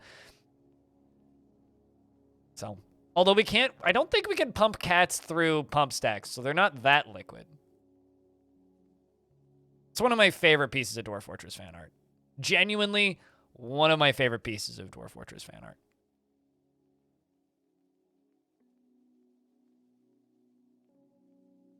Pump cats update win. We'll let the modders do that one. Also, when Myths and Magic releases, if it isn't possible to generate a world with oceans of cats, we've failed. Truly. It's kind of oh no. You accept my challenge? Excellent. By the way, if you mod Dwarf Fortress, go send Alexandra an email because they are now accepting mods onto the Steam Workshop, and you can discuss getting your mod onto the Steam Workshop on day 1. So if you're a Dwarf Fortress modder, there's a news post about it that was posted yesterday. Just saying.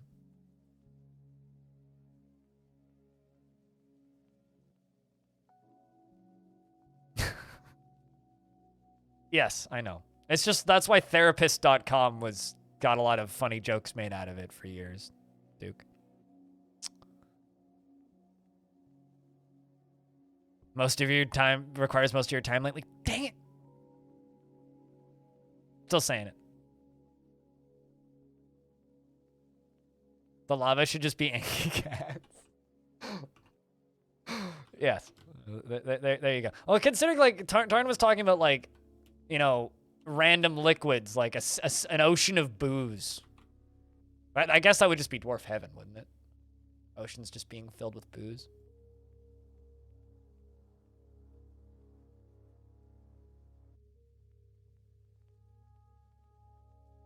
Think about high velocity corpses used in railguns against goblins. I mean, so here's the thing, right?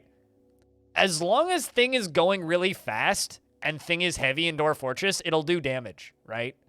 But I don't think corpses have that much density, and because damage is calculated based on item density, my assumption is that it wouldn't be too bonkers.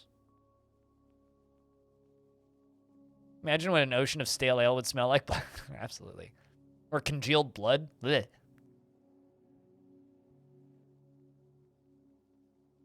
You've seen what drinking straws are capable of in a tornado. Oh, you mean like just like impacting and just like yeah, I mean I'm pretty sure you could cut yourself on a plastic straw.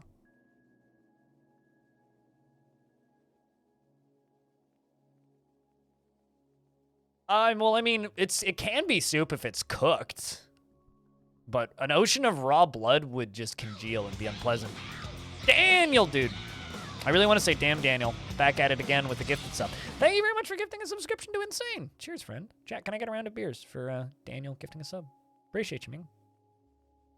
And thanks for the follow. 4 minutes ago.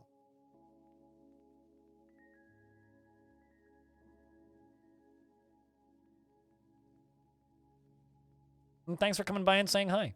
Appreciate you. No problem. I'm going to continue doing that after Dwarf Fortress is out. It's not like that's going to stop.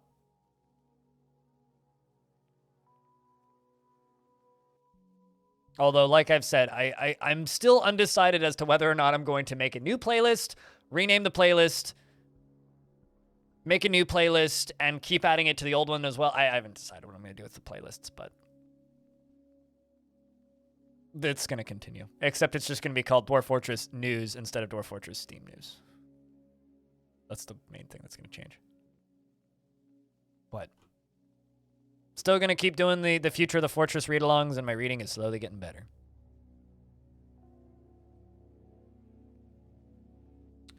Taming my Crundles.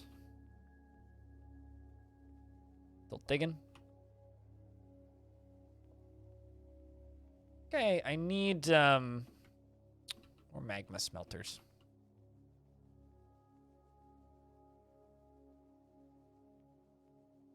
So it's just basically anywhere I can go.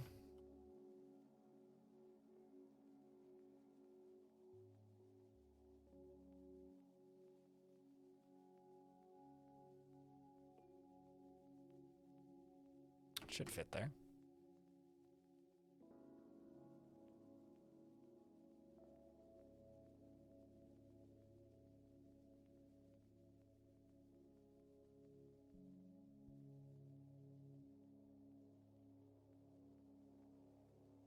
You kind of wish you could do Dwarf Fortress in the same way you do Prison Arctic. There's multiple mods already that let you play Dwarf Fortress in multiplayer, but like while some of the and most of them require you running Dwarf Fortress on a server, at least in my experience with because I messed around with DwarfNet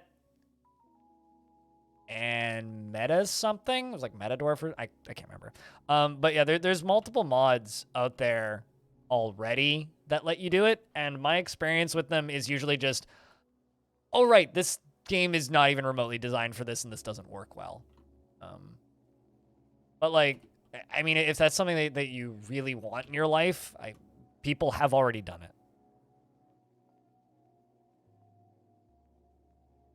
And in my experience, it just kind of confirms that I want nothing to do with multiplayer Dwarf Fortress. And it's like, if I want to play Dwarf Fortress in multiplayer, I'll play it the way that it was intended, which is copy save file, put it on the Google Drive, ship it to friend, and say, pass it back to me in a year. In game time, not real time. That would take a very long time. Really wanted to look at your eyebrow just now? You got a fly hovering?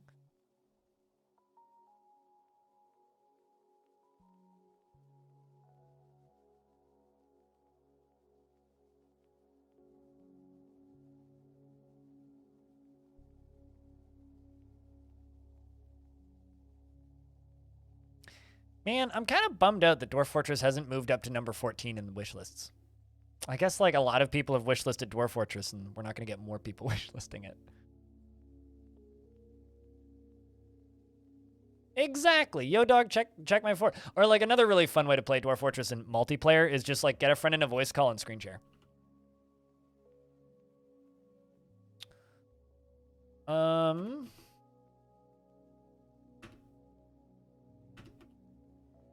Got a peasant. Dwarf has grown up. Let's give you all the metalsmithing, weaving and clothes making, some basic doctory jobs, stone detailing. Go nuts there, Dwarf.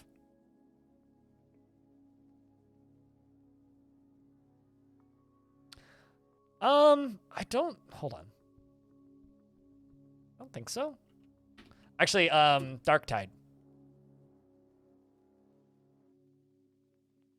I think, is the one.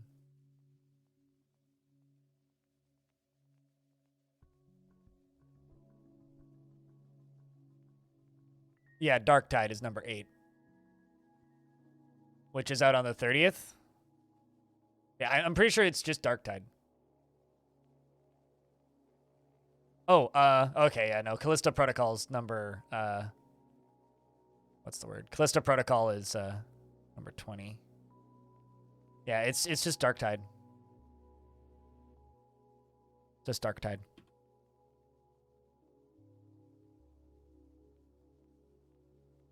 But by that point, I think it'll probably be in like the anticipated coming soon section.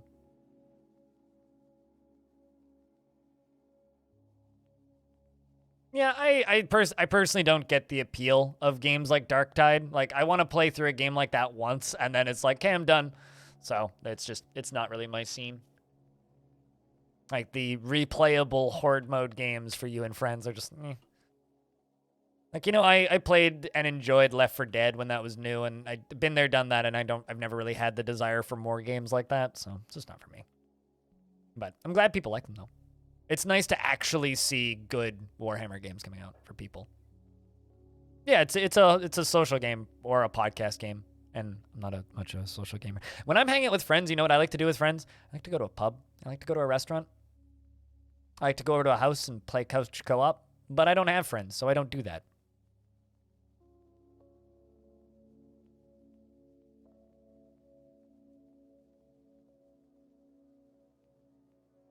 I'm going to play more later, but KSP2 is going to be your jam. I hope KSP2 doesn't disappoint people. I hope that game is good. I really, really, really do. Those devs must be feeling the pressure. It's been more fair than DF. It's been free for years and will continue to be free. Just pay for quality of life improvements. Allow me to interest you in Ancient Domains of Mystery, which is a free game that is available for free on their website, and the Steam version has a built-in expansion pack.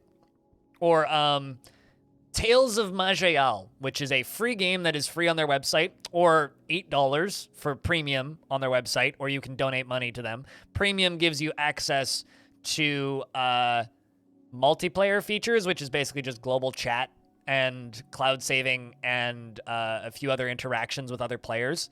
Mostly getting laughed at when you die on the first zone. Or it's $7 for premium on Steam, and the expansion packs are all $8, and there's like 8 of them. So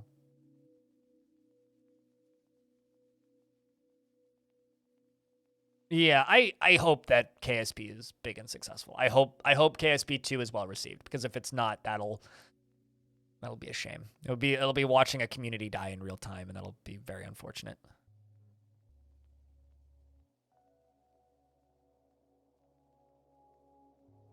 I mean, I have absolutely no interest in playing KSP myself. Not big on rockets personally. But I know a lot of people who stream that game and make a lot of money streaming that game, and I hope it does well for them. Like I want my boy EJ to do well. You know what I'm saying?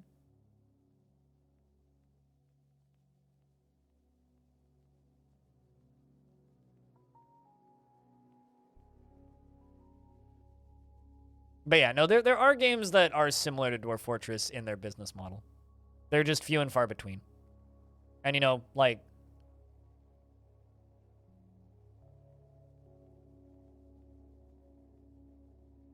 Tales of Majel is $3.89 Canadian on Steam right now.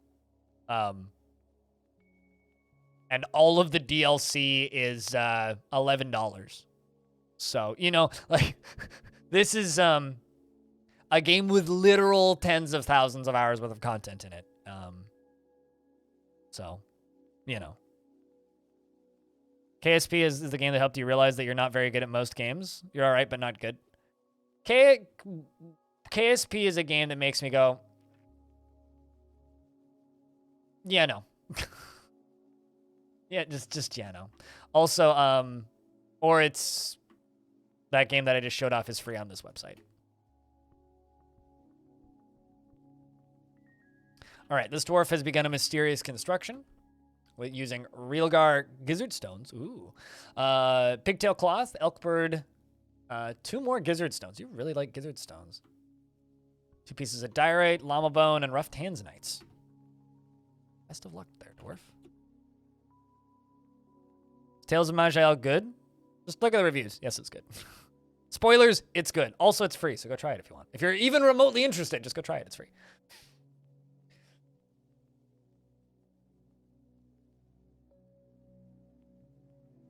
Is a patience check then a game? It's a simulation, right? It's like playing Flight Simulator. Except you have to build the plane. So it's like, I don't know.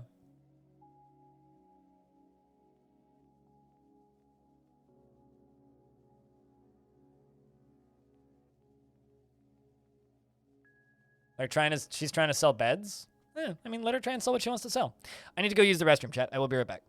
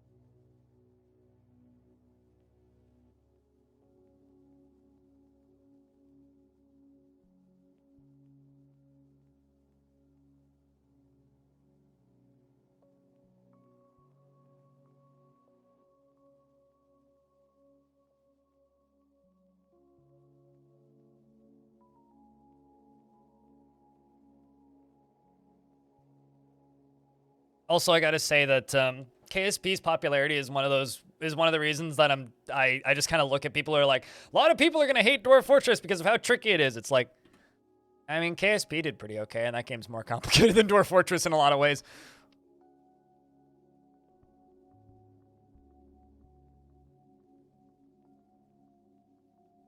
The concept of calling gizzards turkey pearls just kind of disturbs me a little bit. I do like King Gizzard and the Lizard Wizard, but that's a different kind of gizzard, you know.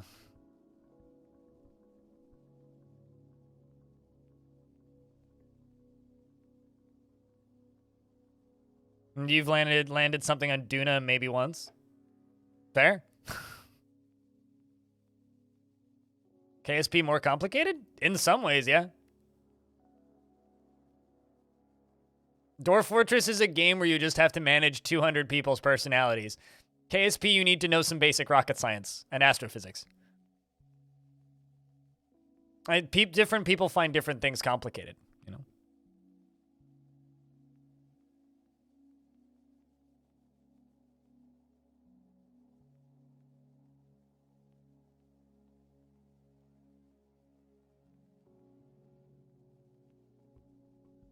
But yeah, no, eating moose nostril was enough for me. I'll stay away from turkey pearls, thanks.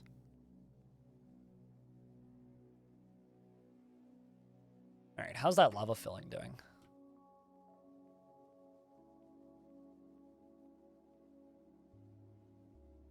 2 of 7. We need it to be to like 4 of 7. But hey, it is filling.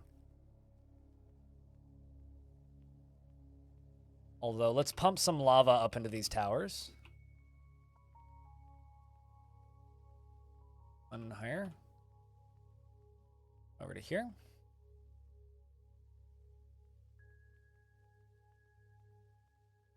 Moses, the stoneworker, has created a diorite grate named Kilrud and Shiget.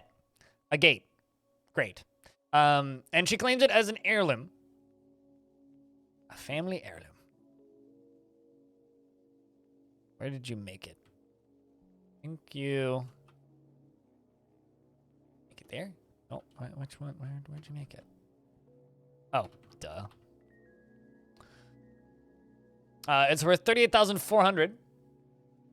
Zethal. This is the bronze horn. This is a diorite grate. All Crastor ship is of the highest quality. It is encrusted with rectangular diorite cabochons and cushion shale cabochons and rectangular realgar cabochons and encircled with bands of llama bone and pigtail. This object is adorned with hanging rings of tanzanite and menaces with spikes of diorite. On the item is an image of 2 forgotten beasts in rutile. On an item is an image of raccoon men in elkbird leather. Rack attack.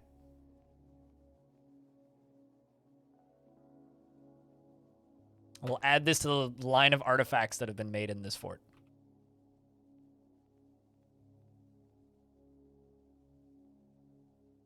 Of course it menaces with spikes. Naturally. It's almost impossible for it to not be menacing with spikes. There we go. Looks like everybody's wielding adamantine swords and shields. Or spears. We're just going to wait until everybody is top-tier military. It's just going to take a while. I mean, don't you like spikes? I like spikes. Has anything interesting happened in the Kit Fox stream yet, out of curiosity? Anything of note? Every time I glance over, I do notice that her stockpiles are good size, and that makes me happy.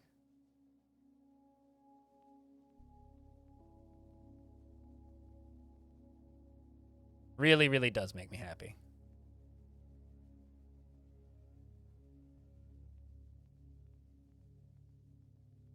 A 300-person raid? Yeah.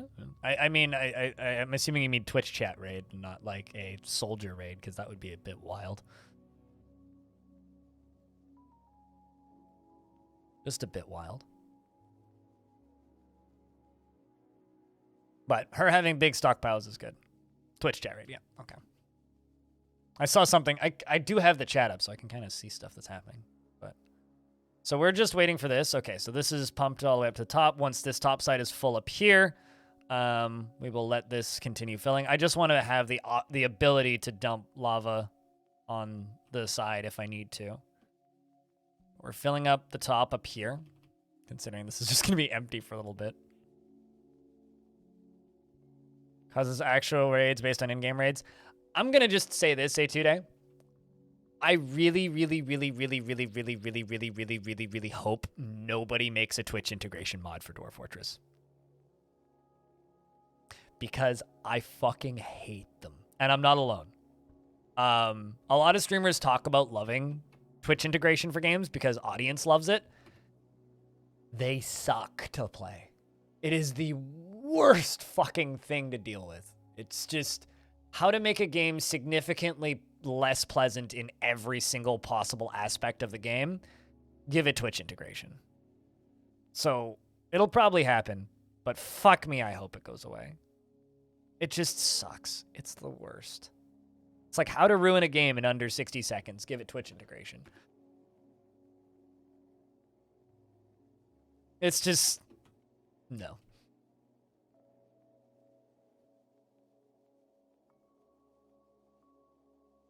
I'm sure, but like it's how to ruin a video game on almost every aspect.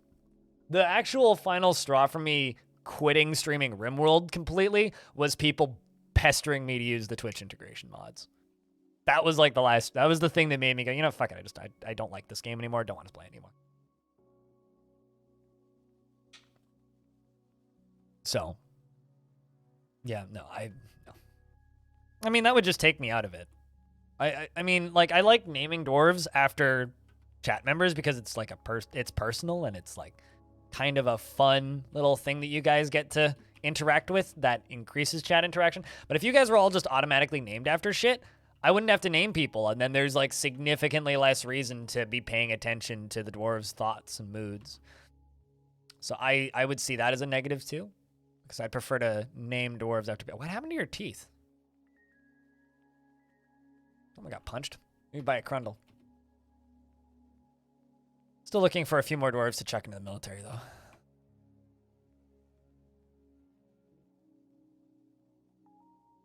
Jam Jr. A lot of these dwarves are gripped by crippling shyness. It's like...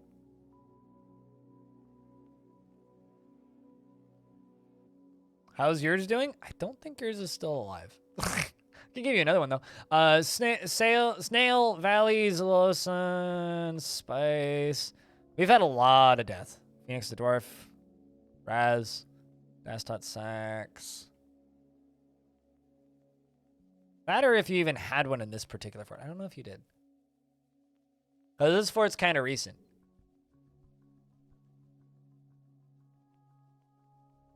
Yeah, I'm pretty sure you don't have one in this fort. If you want one, I can give you one.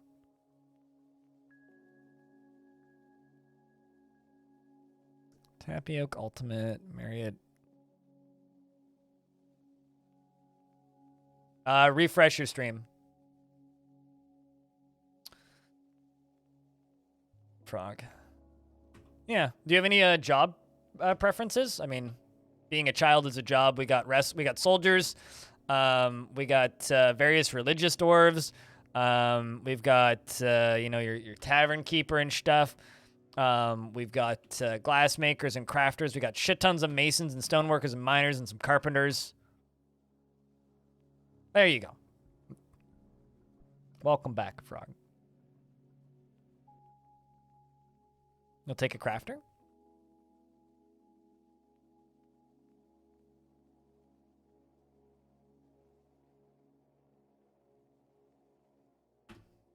Oh, need to make more silk hoods. Silk hood. Crafter. Let's give you Sodell.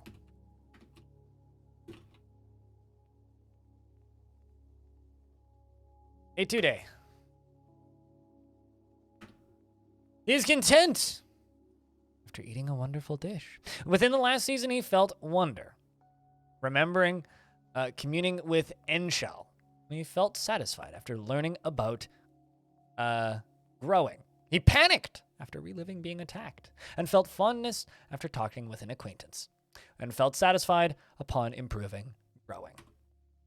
74 years old, born on the 13th of Timber in the year 190, a worshipper of a less common deity named Enshal, who is a deity of the Room of Savants, most often takes the form of a female cave spider, and is associated with hunting, fishing, rivers, lakes, and oceans.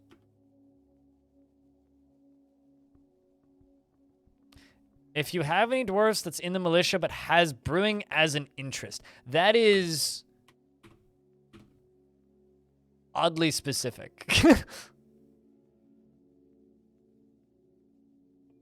Like, how, like, do you want me just to, like, look at who has skills in brewing that's also in the military? Because all dwarves have interest in booze, if that's what you want. Anyway. He is 74 years old, born on the 13th of Timber in the year 190. He is short and incredibly fat. His very long sideburns are braided, and his long mustache is neatly combed. His very long beard is neatly combed, and his hair is clean shaven. He has a round chin, and his gold eyes are slightly protruding. His ears are somewhat short, and his hair is pale chestnut, and his skin is pale chestnut. He is indefatigable, which is a word I learned existed because of this video game, and he likes cassiterite. Black bronze and green diamond. The color carmine, picks and shields and monsters of the night for their macabre ways. Pendant amaranths and for their striking color, and the words of the wild bulb and the sound of the healing garden. When possible, prefers to consume giant swan, cave fish, and rhubarbs, and apricot wine, and absolutely hates leeches.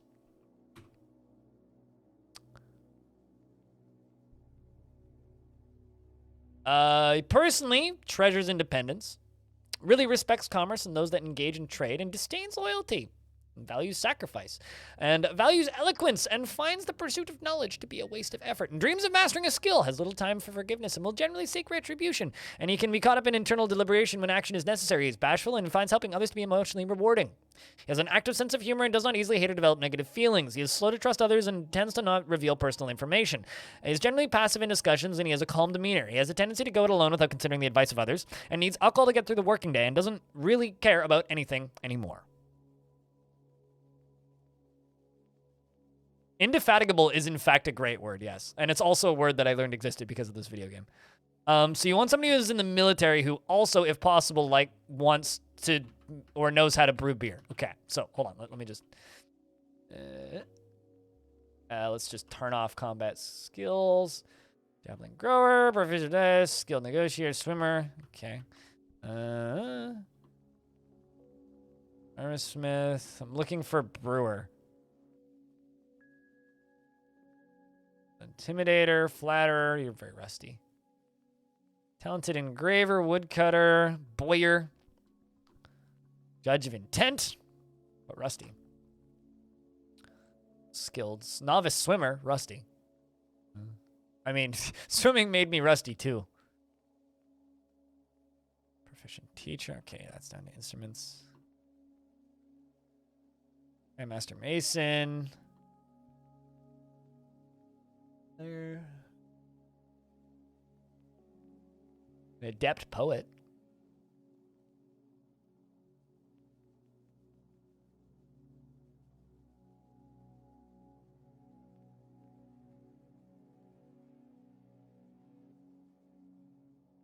Getting a lot of growers, not a lot of brewers. The thing is, like, dwarves that are brewers for me, especially ones that get good at it, tend to just be brewers.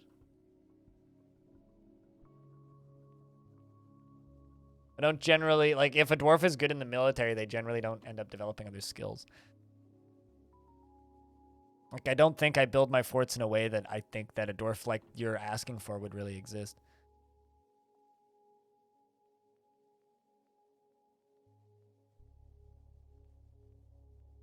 Yeah, it's literally just growers. Yeah, I don't think a dwarf like that's going to exist. Also, there's a bug bat here. Let's just fucking stab it to death. Guys, just fucking... Just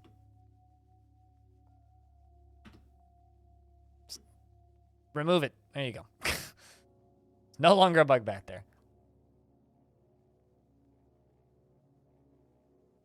So what I could do...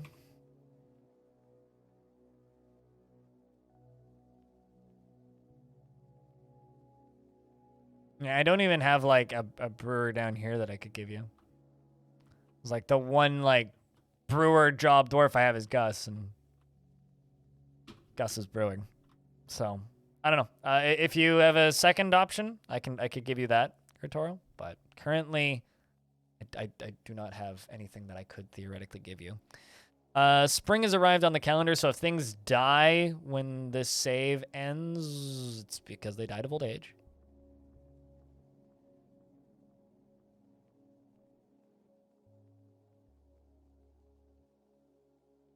Someone in the military? Sure. Once the game's done saving, obviously.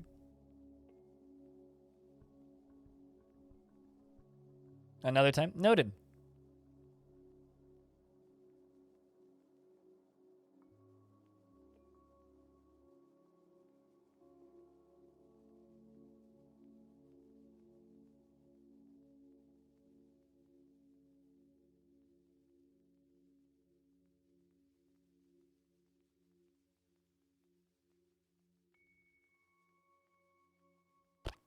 I will say, saving for this world has gotten weirdly slow. Really slow. I'm really curious to know because, like, world generation is going to be way quicker. I'm really curious to find out if world generation is being quicker is going to make saving quicker. There we go. That's something I'm real curious to see. Do you have preference between, like, sword? Currently I have wrestlers, which are mostly going to become swords. Do you have preference of weapon? Or are you just like, anything's fine? Because if you're like, anything's fine, I'll just give you a dwarf. But if you have preference with weapon, I can... We have swords dwarves, spear dwarves, and some axes, I think. And then there's a mace dwarf, although... Yeah, it's basically like sword or spear. What would you prefer, sword or spear? Because that's what these dwarves are training on. They're all pretty green, too, because I lost most of my dwarves. Oh, hockey knights! Or thighs, not knights. I read that as knights. Anyway, what's up? Sword is cool? Okay. And of course, you're all using Addy swords. Burr is your first name, but your nickname is C-S-I-A-I-O-N. I got that right.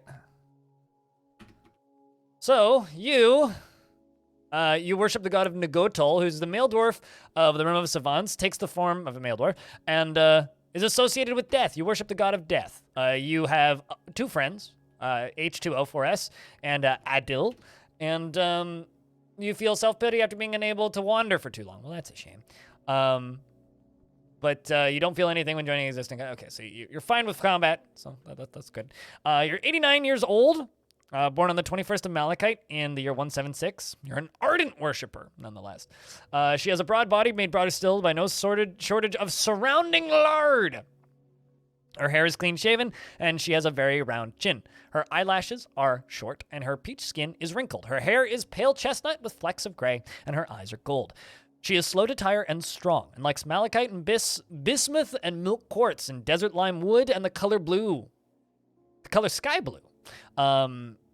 Warhammers and dresses and figurines and flasks and cows for their hunting moves, pike for their distinct markings, and the sight of the queen of dances, and when possible prefers to consume hake, foxtail mullet beer, and bilberries, not blueberries. I want to say blueberries.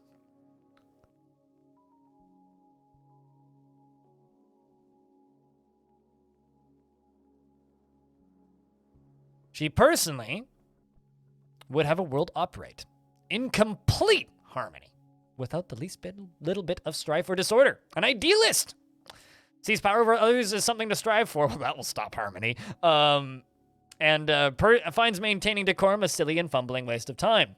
Finds eloquence and artful speech off-putting, and does not care about fairness. Dreams of creating a great work of art. Never feels to seek out the most stressful and even dangerous situations after seeing a troll's dead body in 256, and does not generally seek retribution for her past wrongs, and tends to avoid any physical confrontations. She works to square his natural tendency with her respect of martial prowess, and is not particularly interested in what others think of her. She is moved by art and natural beauty, and she is troubled by this since she dislikes the natural world. She is curious and eager to learn, and she is often cheerful, and she finds obligations confining.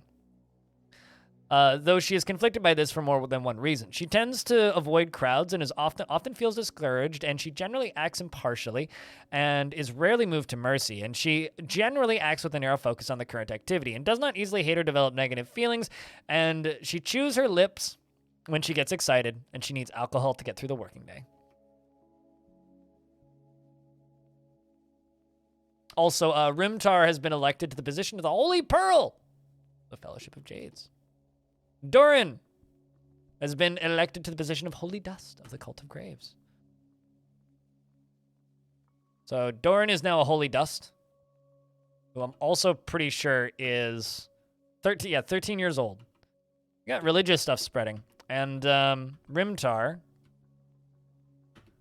is now the Holy Pearl. Whatever that means. Also 13 years old. The son of Nil, Torch, and Burr, and is a casual worshiper. Imagine being a casual worshiper in your religion. It's like, congratulations, you're now a religious figure for us. I wish I understood how religions worked in Dwarf Fortress a little better. It's all kind of just cryptic to me. It's all just kind of cryptic. You know, I feel like it was only yesterday that Dwarf Fortress was like 30 days away, and now this countdown timer I'm staring at's at 11 days, which is kind of nuts.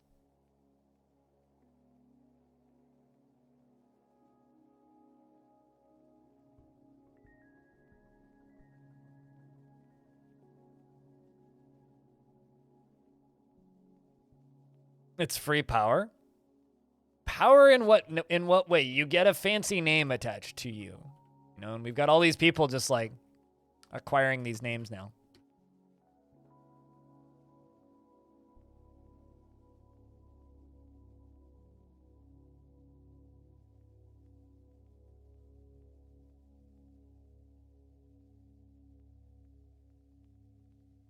Too busy enjoying the ale to praise its deity? Oh, definitely, yeah. I think, how can I do this?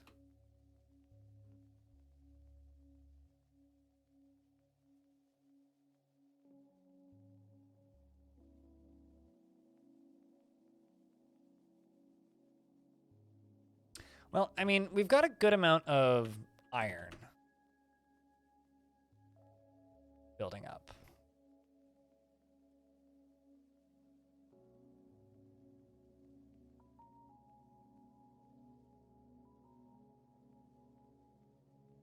Okay, 796.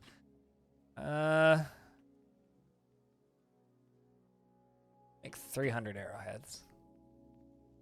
Plotting something. Speaking of plotting something, that's probably deep enough. Give it another couple minutes.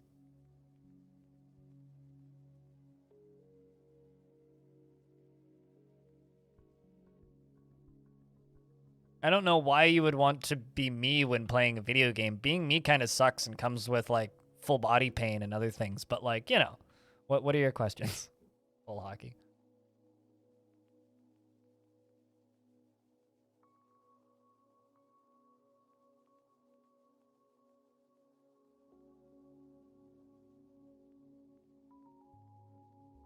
As somebody with chronic pain, I wouldn't wish my chronic pain on anybody, so... Yeah, let's just knock that down.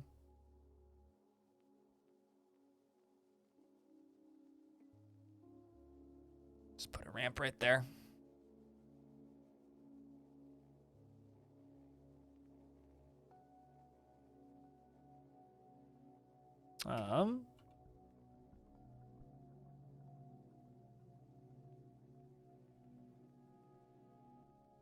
Always wondered why the Siege Workshop is the only workshop that's so big.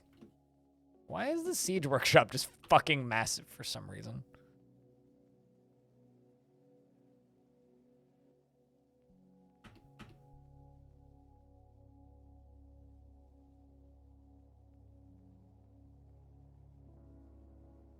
That last one got made out of the wrong material. Was definitely not paying attention.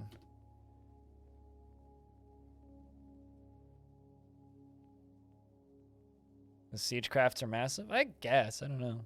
It's just always perplexed me a little bit. It's like, why are they so big?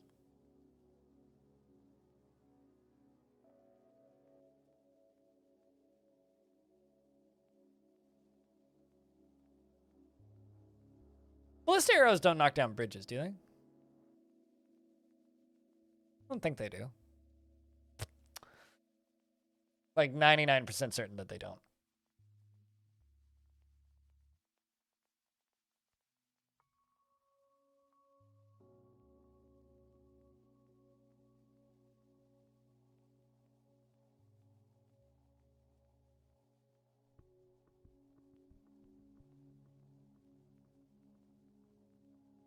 Most items are one tile, so they are crafted in a 3x3. Siege weapons are a 3x3, so they get crafted in a 5x5. Okay, fair enough. Okay, is lava useful beyond defense? Is there structural integrity? If so, is it based on the material of walls? Yes, no. There was structural integrity, but it was removed from the game because people's fortresses were falling over. There are future plans about having different strengths of walls based on material type, but currently material type is purely flavor outside of color and visual. aside from some can have like ores smelted from them. So unless it's like an ore vein or something, material type is the same from block to block. It doesn't have any difference. Although the weight of certain blocks can be different, so like the speed at which you can construct something is different based on how heavy the block is, because some dwarves will move slower with certain items. But you can mine out an entire layer and it won't cave in. However, if you remove all support from something, it will cave in. So an entire mountain can be supported by one brick. Very strong brick. But you have to use the beaver. As long as you use the beaver technique, it won't fall over. Where you just like chop around the edges.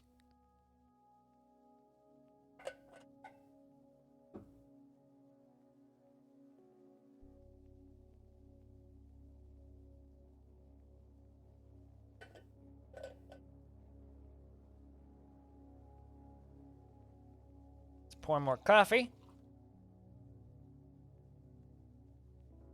Yeah, no, there's a lot of features that are/were in Dwarf Fortress that got removed for various reasons. Like, one of them is economy, and it's because it simulated neolibertarian end-world capitalism way too effectively, and caused most dwarves to just be homeless, and one dwarf owning everything and hoarding all the socks, which is kind of hilarious. It's like capitalism is too effective, and Dwarf Fortress simulated capitalism too well. So because of that, it kind of, like, money is still in the game and still has value, but, like, doesn't actually do... I'm sorry, what?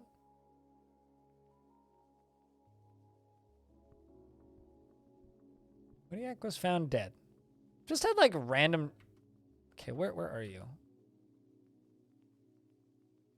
Did you just... Okay, so I'm assuming Kodiak died of old age, because I remember that dwarf being kind of old. But, like, are you telling me that this dwarf just, like, keeled over and died in the middle of the tavern, and it took them 7 days to notice?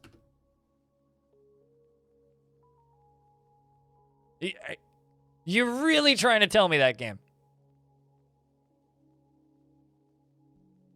This dwarf died in the tavern, and it took the dwarves 7 days to notice there was a dead body there. I mean, I mean, dwarves have questionable hygiene already, but, I guess so. Like, there's no combat log. This isn't a combat dwarf.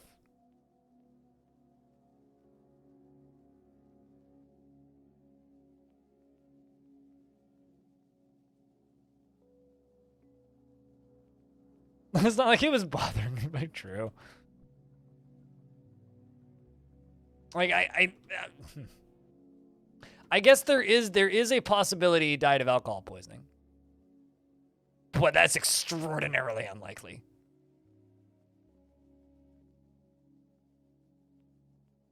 That's kind of hilarious.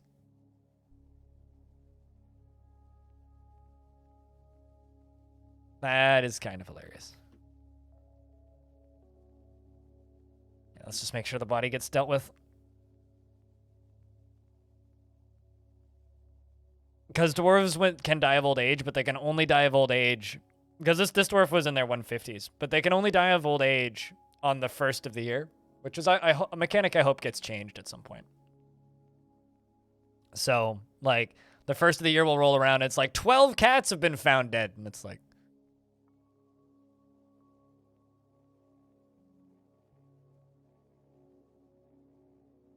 I guess all the cats were getting old.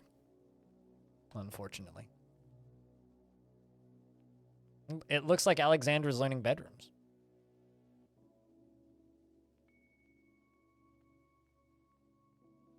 Did Alexandra ever get, like, repeating booze jobs set up? Because that was something I had trouble explaining.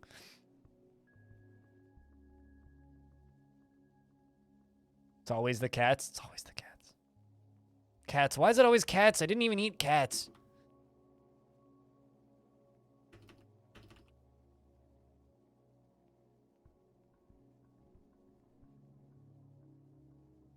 Speaking of pulp mine, where's my beastie at? And that's what I'm talking about. Let's pull this lever. Unforbid these. Put a unrelated dog here. Wait for a moment.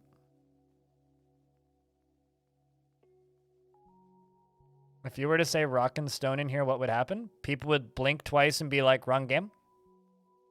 It's just like when you say diggy diggy hole. It's like, okay, cool. You watched a Minecraft YouTuber once. Also wrong game.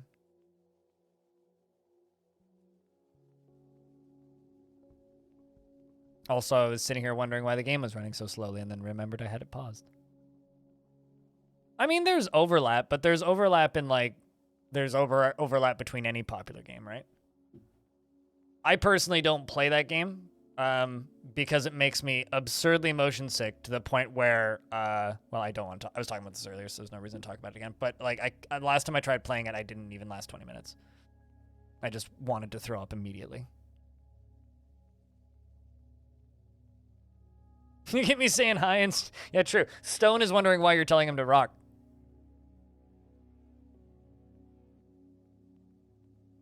All right, so you guys can stop screaming and running away now. The beasties' drawbridges are closed. You guys can go get the silk. Placing items in tomb.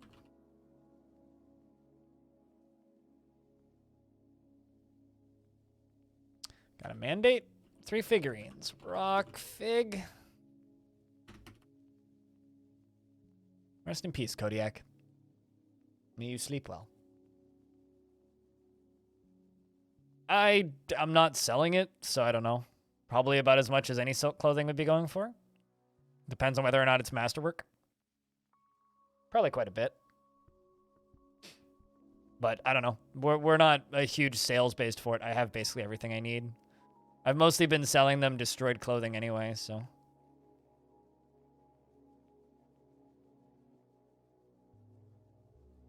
right, you. Okay, that's plenty. I think this is the one that I pulled.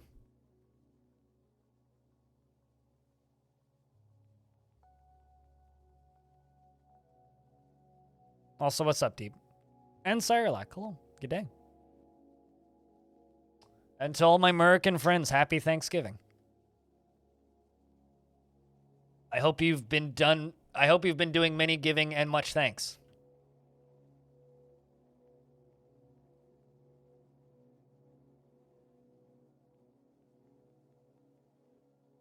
I know we're pulling levers, Mr. Mac, but we're not plotting anything with pulling. Oh, actually, maybe I'm plotting the goblin's demise. Levers, yes.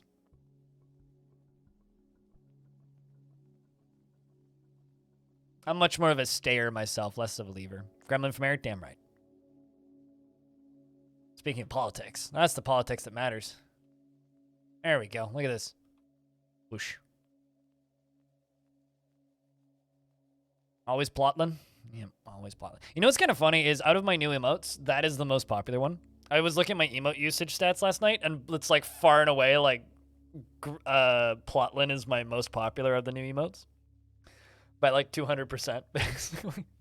It's like, well, I know I did something right with one of these. I mean, obviously, Crypt Beer is the most popular and most used emote by a lot. And then, like, Crypt Blank is also up there, and Crypt D is also up there. It's a very good emote. Shoutouts to Cooler for drawing it, considering I still can't legally pay him. My artist is in Russia, so I can't legally pay him, which sucks, but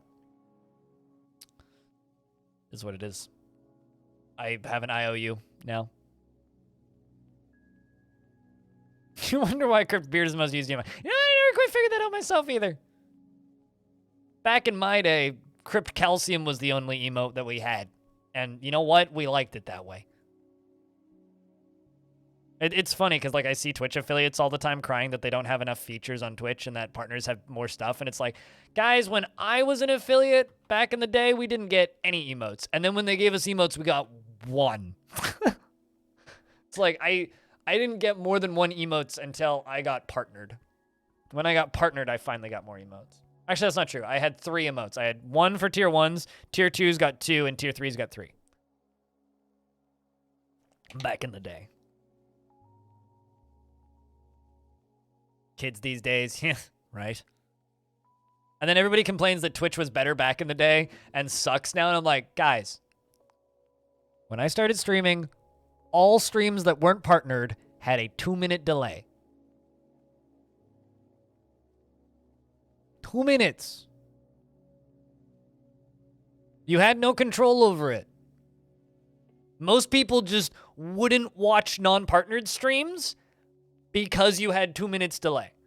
Everybody's just like, Amazon's ruining Twitch. It's like, yo, when Amazon moved Twitch to Amazon servers, we went from guaranteed 2-minute delay for everybody, unless you were partnered, in which case you had a 30-second delay, to like 15-second delay for everybody. It was like night and day difference. It was incredible. It was such a good day. Nobody remembers that shit, man.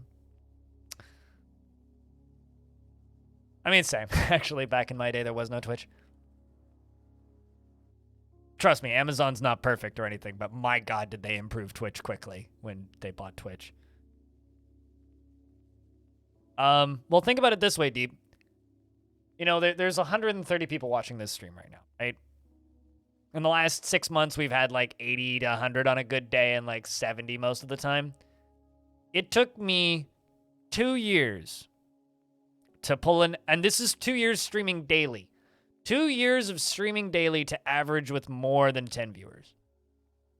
2 years of streaming daily to have more than 10 people watching on any stream. So if you've been streaming for 6 months and you're like, man, I got 5 viewers. Same. I didn't even have that many. I had 3 most days. But no, it was weird. It was like you had to just have this internal monologue going at all times. And then whenever somebody would answer a question, you have to like rewind your brain and like respond to the thing and then keep talking. But because it was normal, it was actually, people were used to it. It wasn't so bad. Any of the OGs still around? What, like people who watched me back in the day? From the 2013 era, not really. The only person that I know who still watches me from that era goes by Guitarist Tom, and he's a local friend of mine who lives up the valley, who I actually haven't hung out with in like a decade, but I talk to him online sometimes. We live in really awkward places that it's like, we're far enough apart that it's like an hour and a half drive for him to get to where I live, and or 4 hours on transit for me to get to him, and it's like, So we've just never bothered hanging out. But he still watches the stream sometimes. He's actually a mod in this stream. He just doesn't talk much. But as far as like OGs go, Audio Coaster is an OG. Stoned Hobo's an OG. Like these people have been watching me for like 8+ years. There's a good number of people who've been watching me for like 8+ years around. Just most of them are quiet about it. Hi, old. I'm blind. Yeah, following since October 2015. 7 years.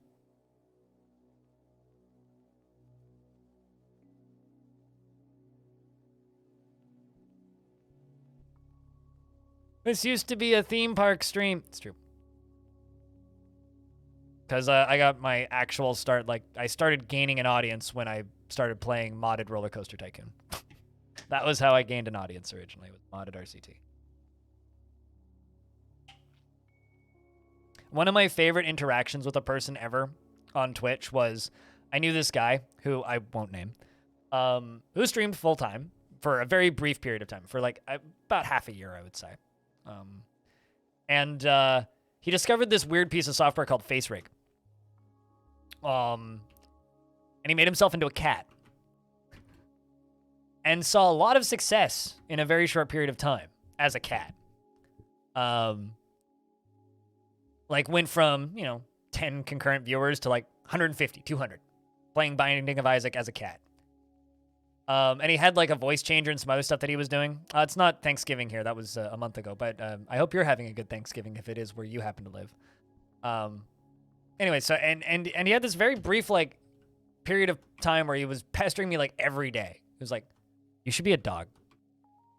I be cat, you be dog, and we can like bounce it off each other." This was like early 2015, maybe even 2014. Like I can't actually remember what year this was, but this was like a long time ago. And I remember like just telling him flat no. I'm like, because it'll be fun for a month, and then I'll get fucking sick of the character. and I won't want to do it anymore. And then I won't want to, and then I'll end up quitting.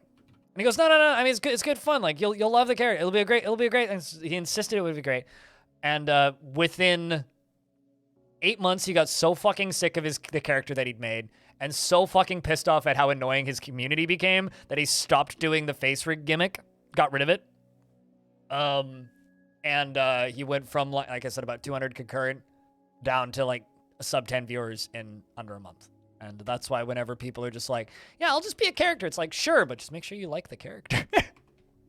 Make sure you like the character, because otherwise you'll get sick of it. It won't last very long. And now I don't think he's streamed in like 5 years. This is one of the first people that I knew who got big and got partnered and then vanished. But yeah, no, Canadian Thanksgiving was is in October, so got to commit to the bit. Exactly. I knew that I didn't want to commit to the bit, so I was like, I'm out. Yeah, it works for furries because, like, you know, that's your alternate reality persona, right? Like, it works. It works if you are dedicated to said character, but if you're not, good luck. Good luck. Better just make sure that the character is like an extension of you, which is why it would work for furries, right? Because that's just the way you see yourself, right? But for me, I'm just me. And if you ask me to be anything else, you know what I do generally?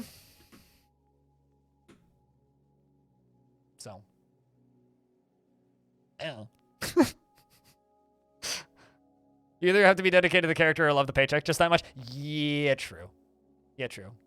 Although then there's like examples like Project Mako where it's just like, okay, I understand that like that you're here for the tech side of it, or you have to be like building the tech and enjoy the tech, right?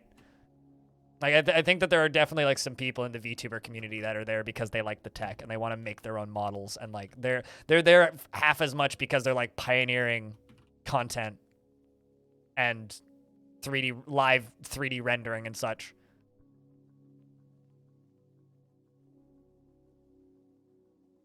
Okay, so we'll let this get to 405 and then we'll flood the rest of it. Well, I think we could claim this side and we could go for this side while that side's filling. So let's do that.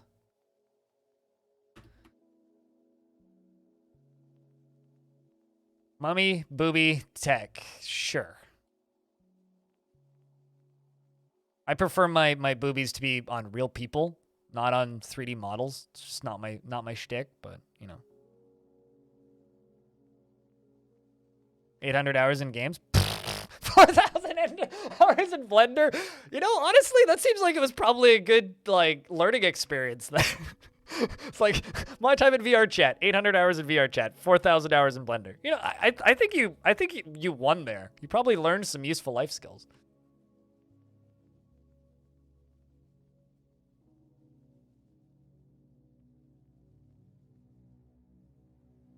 You know, Dwarf, I'm going to give you a scholar job.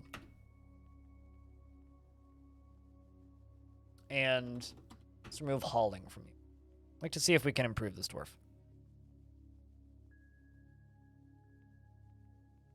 Your greatest accomplishment was a talking dumpster? As a talking dumpster, I respect it. That's very funny. I appreciate it. Achievement of your generations? Yeah. Someone had to make a talking dumpster. You know, I'm going to be honest. I'm kind of disappointed that nobody, to my knowledge, has ripped the models out of Death Stranding so that you can just be like any of the actors who are in Death Stranding in VR chat. I'm sure somebody's probably done it, but if they have, I haven't seen it. Human Poet Void Hunter is visiting. What are you here to steal?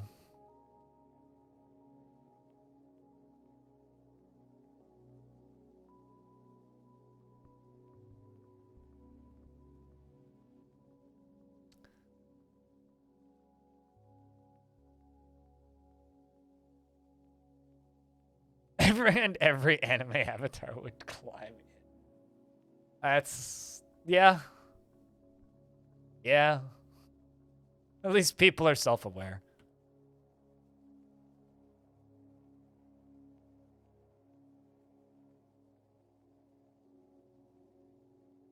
VR chat disturbs me a little bit, but I respect it from a very distant, safe distance, if that makes any sense.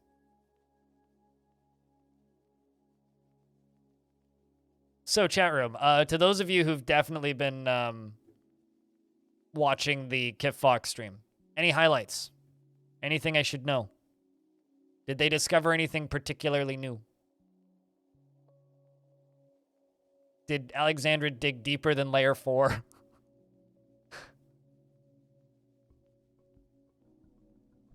Yeah.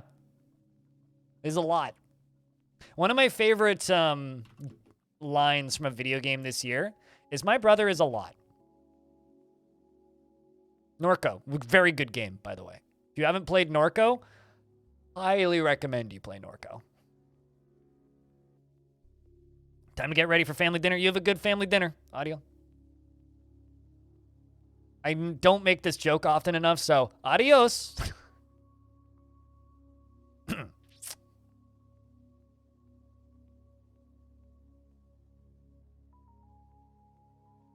Norco is in the video game Norco. Ooh, you suck. I know. This video game, Norco. One of the best games I played this year. Came out in March. It's $12 and it has a demo, which is the first chapter. It's a demented Southern Gothic adventure game with a lot of reading. Phenomenal writing. Unfollow you. I mean, if you unfollowed me every single time you said that you were going to unfollow me, you wouldn't have been here for a very long time. Tapioca, what up? I think your dwarf's still alive. Hold on, let me check.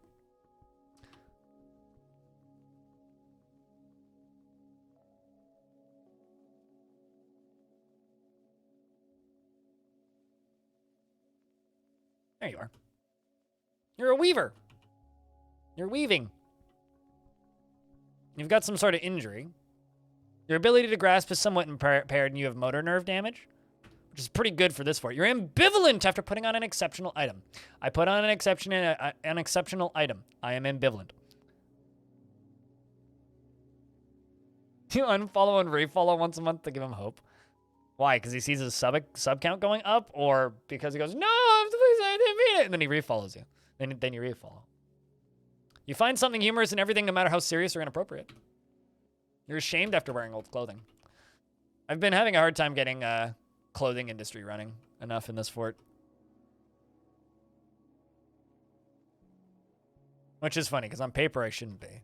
But here we are.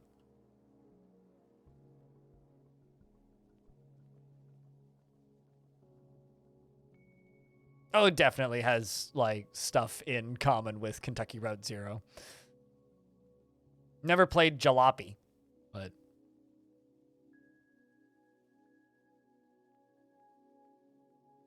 Because it makes you feel like you should just pick up a book. But books don't have animations, though. And there's very... I will say that... Norco has the best Juggalo representation I've ever seen in a video game.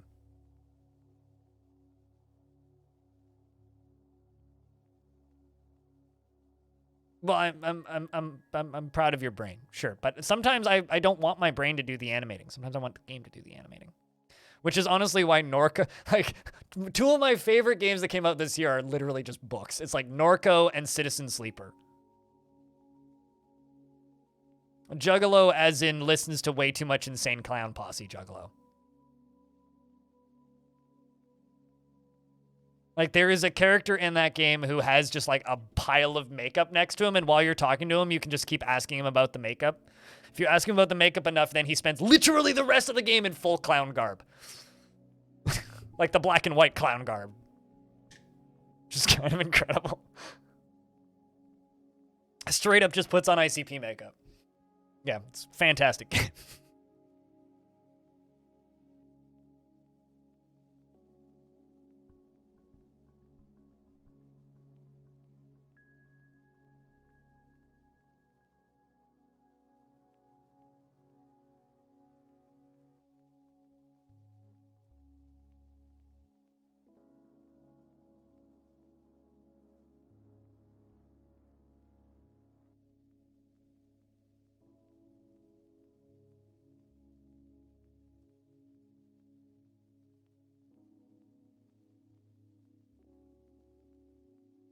Oh, are they hitting? Did they hit a cavern?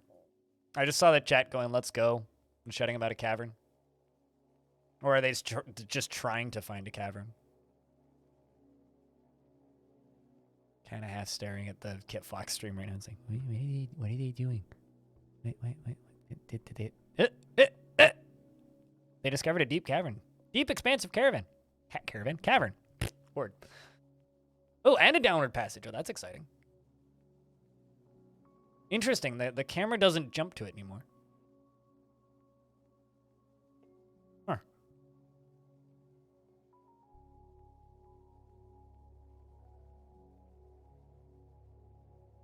Unless I missed the part where the camera jumped to it.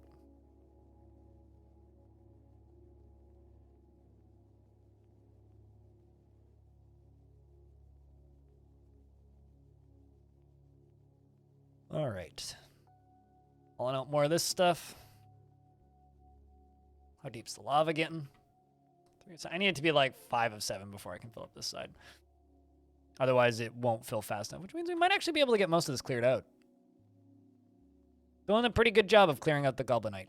We're also going to jump back up to the tavern and turn the towers back on.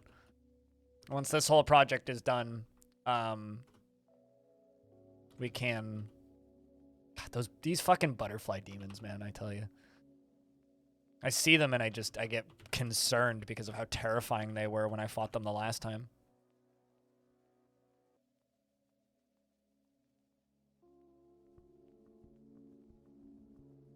They're just web-spitting insects.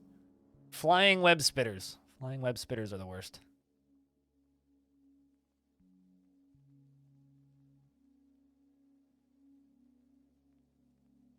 That's a very empty cavern, gotta say.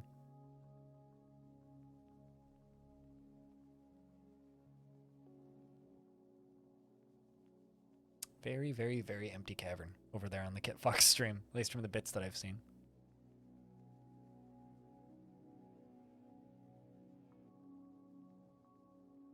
Yeah, I'm an empty cavern? I mean, I know.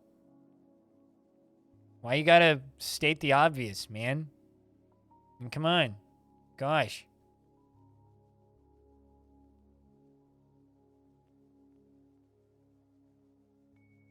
So much crap just getting hauled out. Look at all this.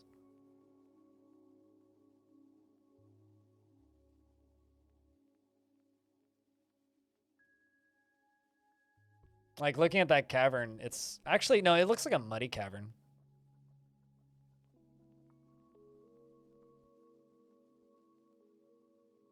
Hold on a second. Did you just say yellow diamond cluster? Does she have diamonds?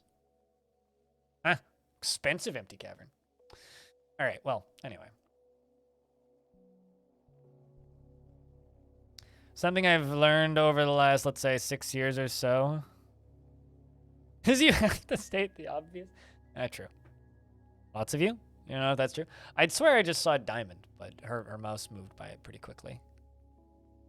Yeah, it looks just like a mud cavern. Mud caverns just have stone and mud. Fun fact, it means that there's tentacle demons in the world. If there's a cavern layer that has nothing but mud in it, it means that there are tentacle demons in that world. Oh, a lot of this is arrows. Duh. Okay. Let's make a ammo stockpile.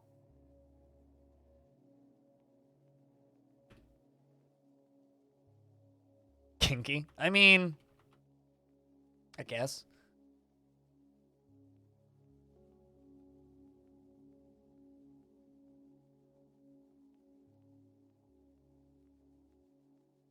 Not the fun tentacles? I would be inclined to state that there are no fun tentacles, but, I mean, you live your life.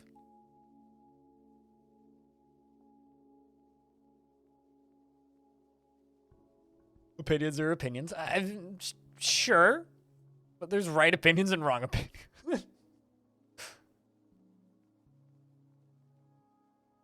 Although I would say my octopus teacher was pretty friendly tentacles.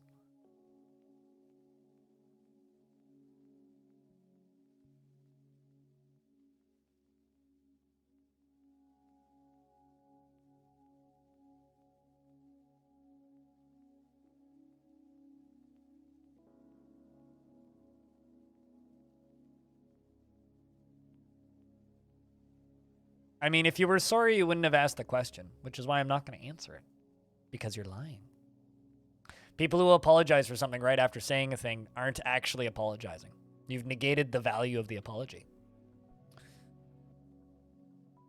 All right, so all three of my towers are full, so I can off the towers again.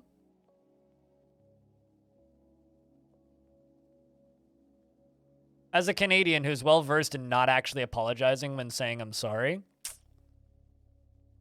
I have lots of experience in this. People think we're sorry when we say sorry, but sorry isn't an apology, it's a question.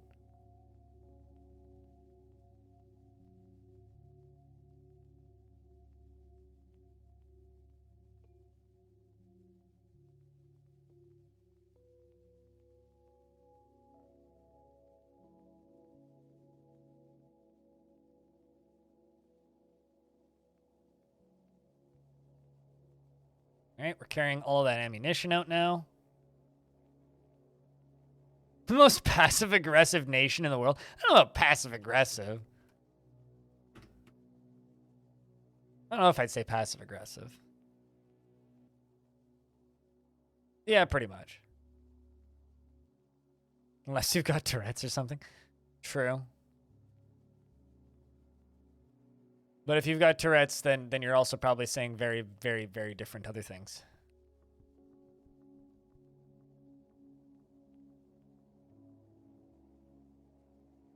Getting these arrows out.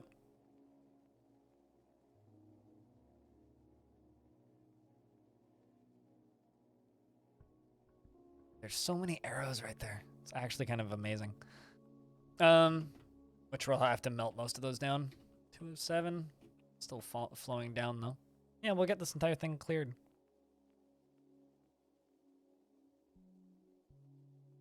I know very little about Tourette's, so all I know about Tourette's is that when I had a brief stint in cadets, there was one kid who was on parade at a Remembrance Day thing that I went to who had Tourette's, who just randomly started cursing halfway through, and we tried not to laugh for the entirety of it. Which was very funny. But like, I don't know anything really about Tourette's.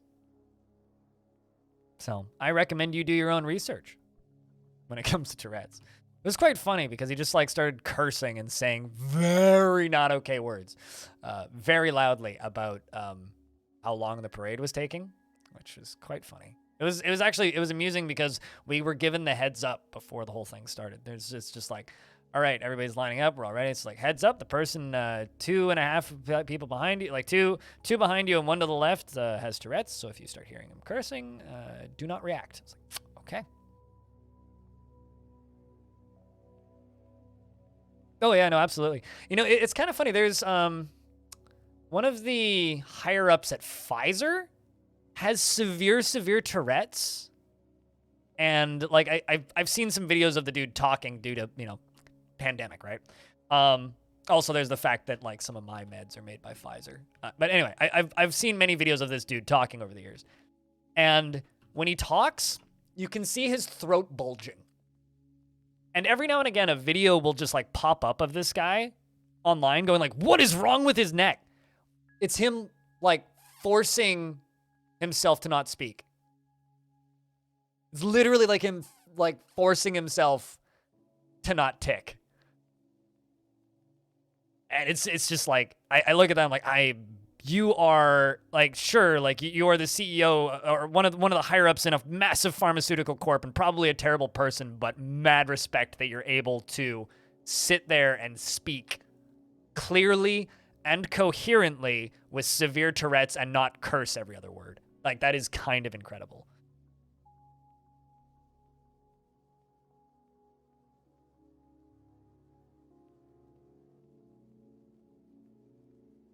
You had a class with a guy that would get arm cramps?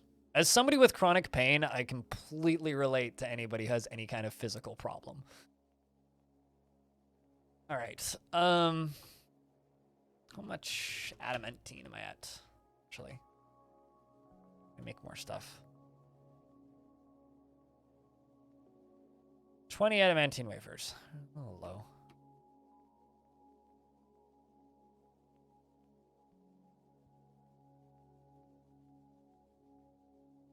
I can't. I'm blanking on her name right now, and I should know this because I watch her streams sometimes. But there's that one girl who's really, really popular and just chatting on Twitch who has severe Tourette's. It's like Lovely something.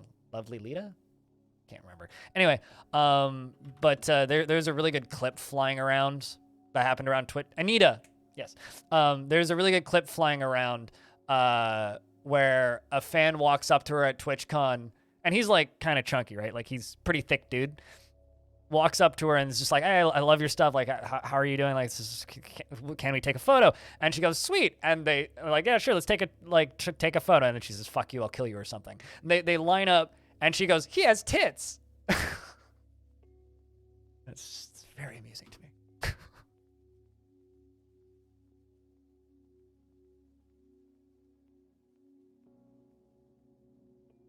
Which is just like the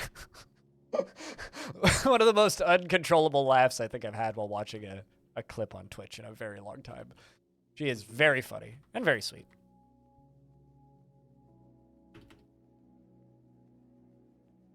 I need more.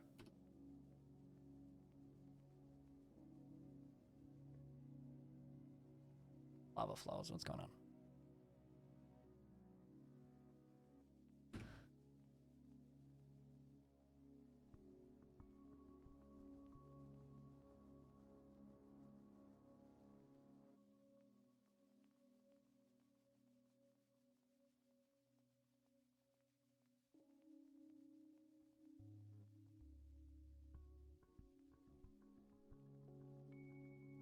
People make do same as anything. Yeah, absolutely. You know, it's like I'm severely visually impaired, but I make do. I get by. My eyes are terrible, but it's fine. I keep tabbing over to the Kit Fox stream now because it seems to be getting interesting now. Oh shit, they actually made an artifact. Cool. That's artifact number 3.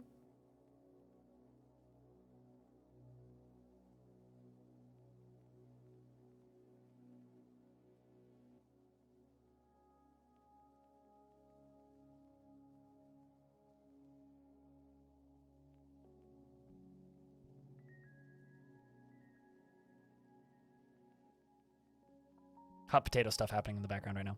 I'm half paying attention to as well.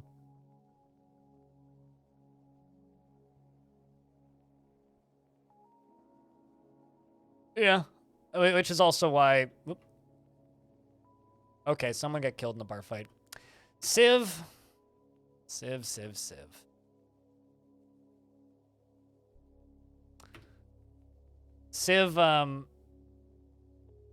Appear.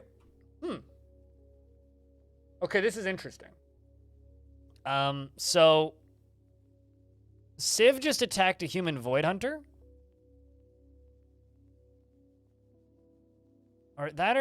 Okay, who? Interesting. Okay, so human Void Hunter. There was a human zombie hanging out in my tavern. Civ, this dwarf just went crazy and attacked him.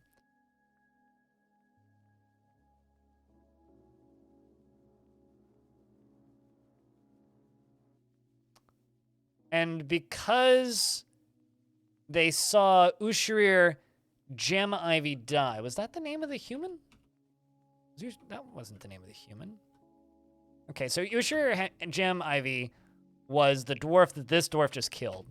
And they're mad that they killed that dwarf? They killed the human zombie. No, okay. No, okay, hold on a second. Then who the fuck killed the zombie? I wonder if there's some behind-the-scenes corruption thing going on. Like, I wonder if the zombie tried to corrupt somebody and then Civ attacked them. Because that was definitely a bar fight. And definitely a dwarf that, like, has been tantruming. And he definitely did tantrum. And he definitely did kill the dwarf. It was also one of his friends, which is why he's, like, super pissed now. But I wonder if that happened... Yeah, no, literally, like, I'm panicking, suffering major injury. So this is the dead dwarf, the dwarf that died of gem ivy. She is smart, short, and incredibly fat. Well, rip. How long did you live? 98 years old. Panicked.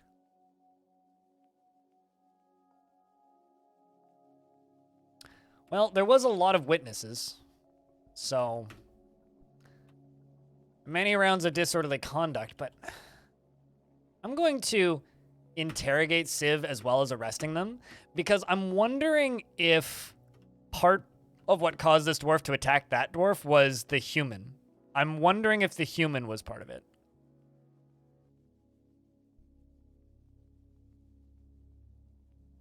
And they just get a beating for murder? Man. Still more crimes are being reported, though. Like, they literally just killed 2 people. This dwarf just killed 2 people.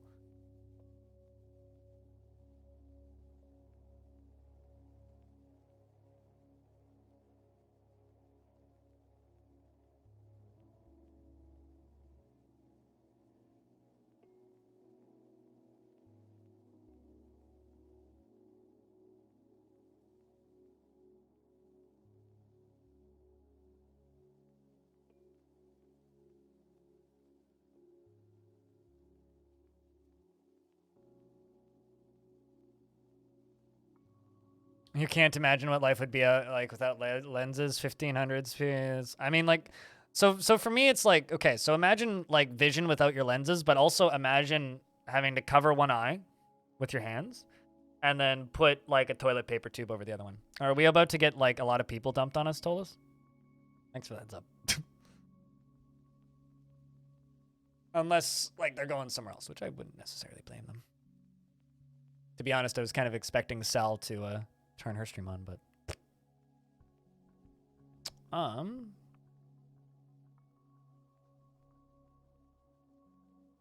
we're not raiding Gremlin. I mean, Gremlin got the first raid. Steam DF before it launches. I don't know when I'll get key, so when I know, maybe. If they let me, maybe, is generally the answer to that. This dwarf's getting thrown in prison. This dwarf just murdered 2 people, by the way, which is what's going on. But currently we're trying to interrogate this dwarf because I'm thinking that there was some other thing involved. So I have a question. How deep did you guys dig? Did you guys have a good time? Chat, can I get a round of beers for the Raiders? Speak of the devil. I mean... Devil? What? I don't know what you're talking about.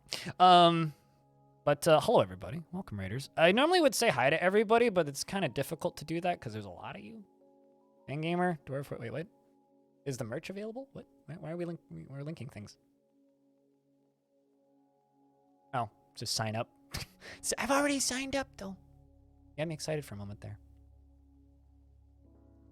Didn't have fun, but you did have fun. Well, that's good. As long as it's like it wasn't particularly bloody. But you know, fun can be fun even if it's not bloody. To anybody who's new to this channel or new to this stream, in case you didn't know, Dwarf Fortress is going to be available for sale on the 6th of December on my roof. Also, shout outs to Kid Fox for the raid. Means a lot.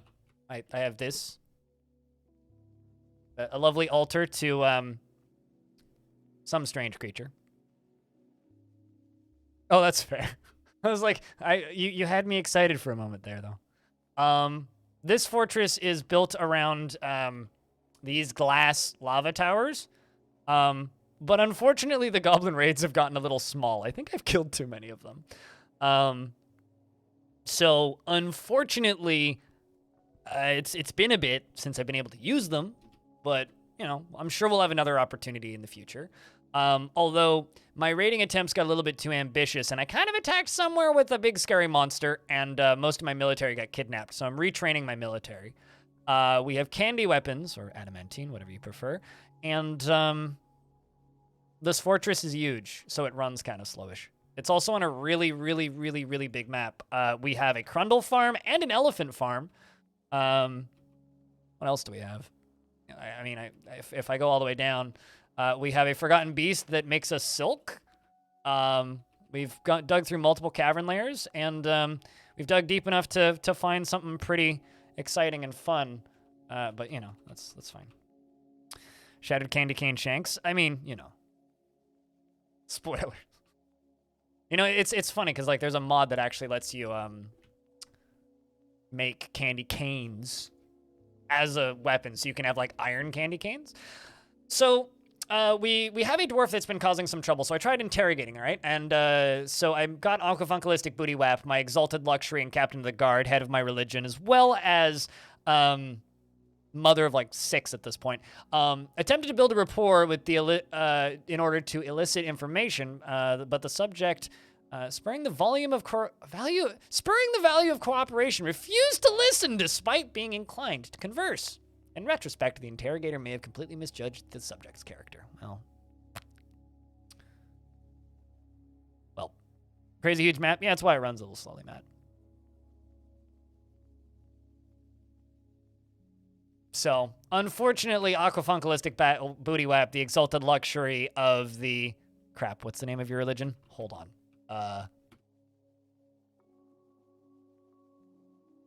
The Jade Creed, the exalted luxury of the Jade Creed, mom of the fortress, was unable to get information out of Civ. Although, do I have more reason to put them back in prison? Nope. You did just murder a dwarf and a visitor, Civ, and, like, your punishment is you get a beating.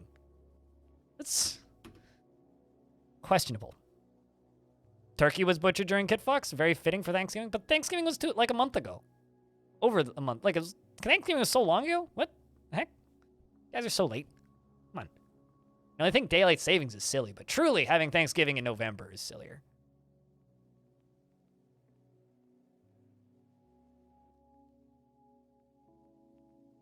Two deceased probably spilled his beer, TBH. True. Yeah.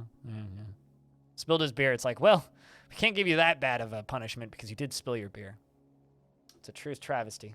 True travesty.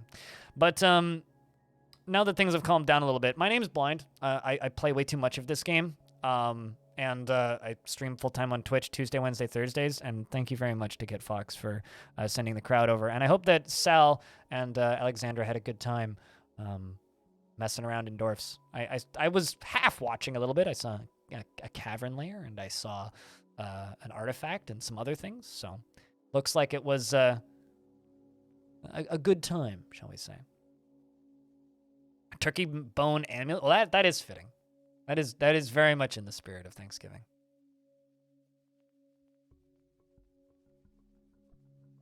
Are you using a texture pack? Yeah, but in vanilla it looks like this. If you want this texture pack, ! Tile set. Also, if you set a tile set as windowed mode and no tile set or curses as full screen, if you hit F11, you can swap between. Push of a button. It's a modified version of Krug Smashes. Got my artist to tweak it. I also like cursed tile sets, but I get tired of chat going, "The fuck am I looking at?" So I kind of give up after a bit.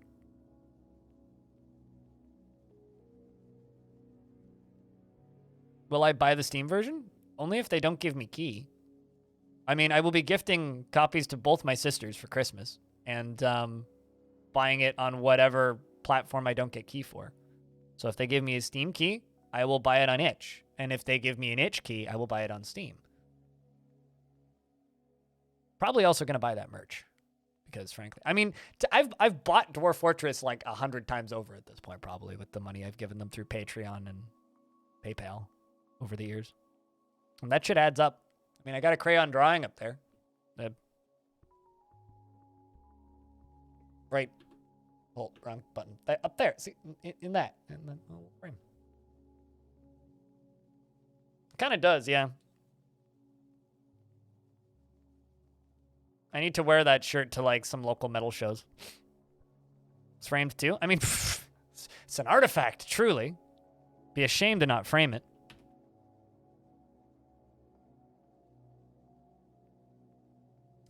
Forging iron ballista arrowheads for reasons. Actually, how many of those have we made? Cool, we're 50 down. All right, so, ball, ass, Ballista arrow. 300. We're gonna make them out of bloodthorn. Let's go. We're gonna have red ballista arrows made out of iron.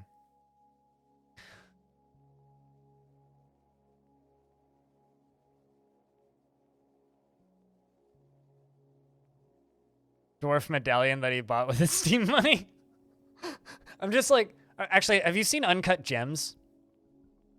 Because like there's the diamond shop in Uncut Gems where they have the what do you call it? Just like the Furby pendants.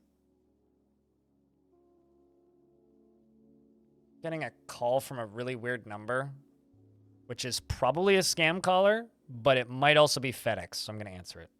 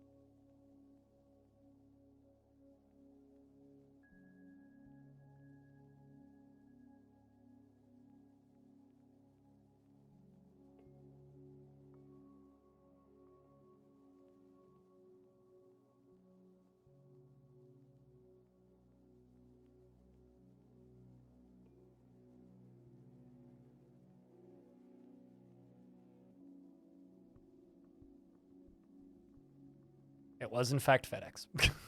No, it's legitimate call from FedEx. I have a package I need to pick up that they've been having a trouble delivering for the past 4 days.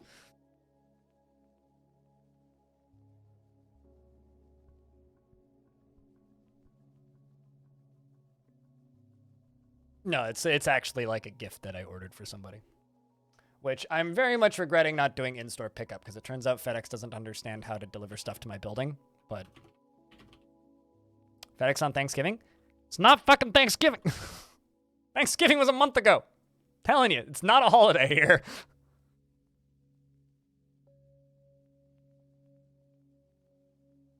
I'm in Canada, so.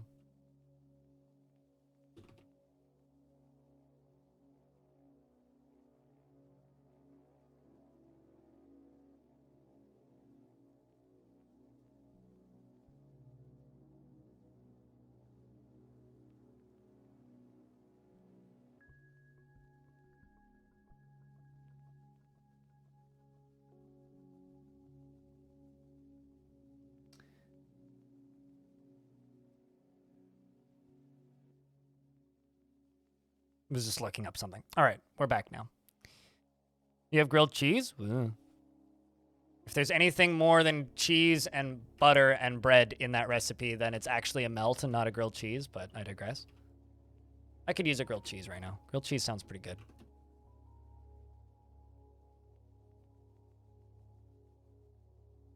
What kind of cheese is on that grilled cheese? Very important.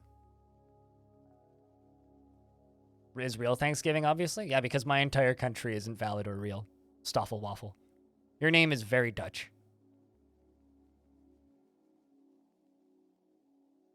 Full of turkey and mashed potatoes and chicken and cheese and pudding? Sounds like Thanksgiving. Sounds good.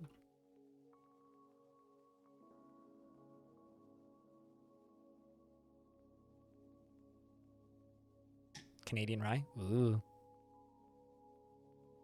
With Havarti. I appreciate. Havarti good.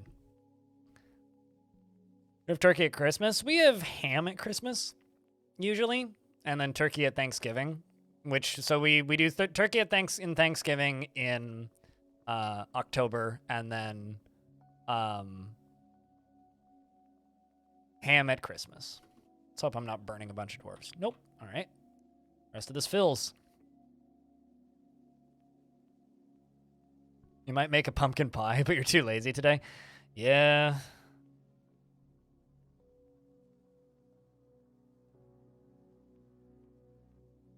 Well, I mean, Canada Day is on the 1st because Canada #1, obviously.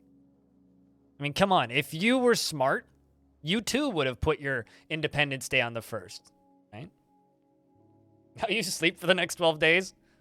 I mean, that would be a shame because then you'd sleep. Well, actually, I guess technically it would be 11 days, 16 hours, and 33 minutes until Dwarf Fortress's release.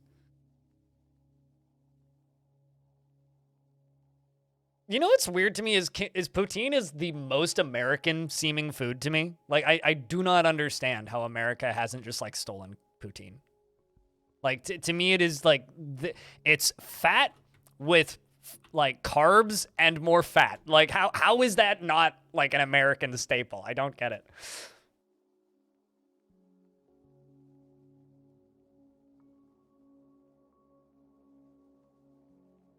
They aren't common in stores here. But like there's dedication to the bit, right? Like that's the thing. Like there's one like fancy butcher shop and cheese place that I'm aware of where I can get cheese curds. And like Walmart doesn't have cheese curds. The local grocery store I go to doesn't have cheese curds. I can tell you that for fact. I mean, maybe if I went to the what's it called? To the deli in the grocery store, they might have cheese curds, but they'd only have them bulk. Even if they did. More salty than regular cheese. They're terrible for you.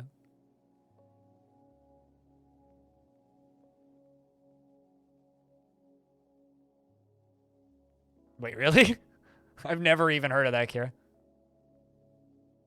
What's an Aldi? We don't have that here. I'd be willing to bet you could probably get cheese curds at Costco. And you could probably get cheese curds at Real Canadian Superstore. Probably.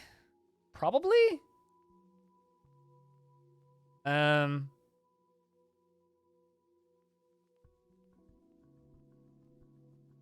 also just making sure this is filling so it doesn't start draining. It's not that deep. It's only 2 of 7. Yes, but Florida is like not Canada at all. I know that Aldi's exist in the States, but I'm pretty sure that chain just like doesn't exist in Canada. Well, see, here's the thing. I know what Lidl and Aldi's are. Lidl is an Eastern Canadian thing. Like they are in Eastern Canada. But that's like the difference between something being in Spain or something being in Finland. It's pretty fucking far away.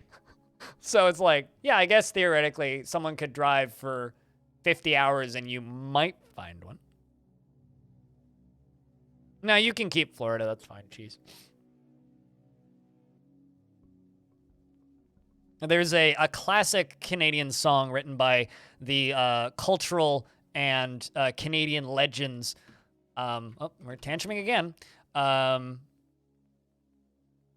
Called The Arrogant Worms. And they wrote a song called If I Were Prime Minister. You're going to just beat this dwarf to death? Is that what you're going to do now? That sucks, man. This dwarf might need to just be thrown into lava. Anyway, there's a line where they say, all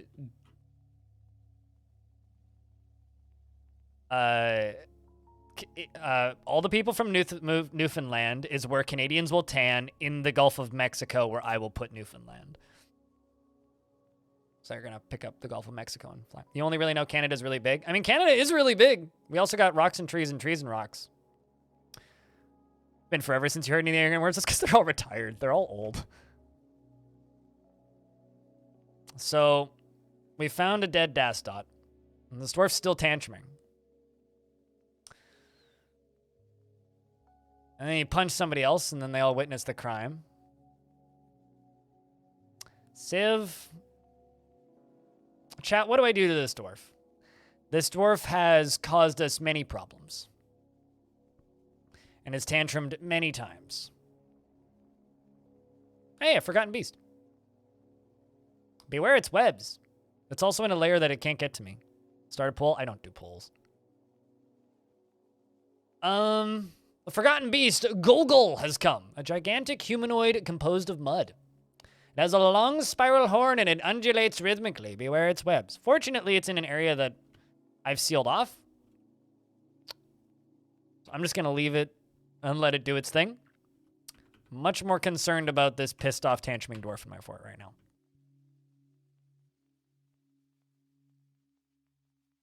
Also, where the heck was it?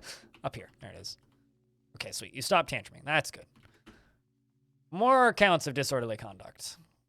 I'm going to convict and interrogate once again.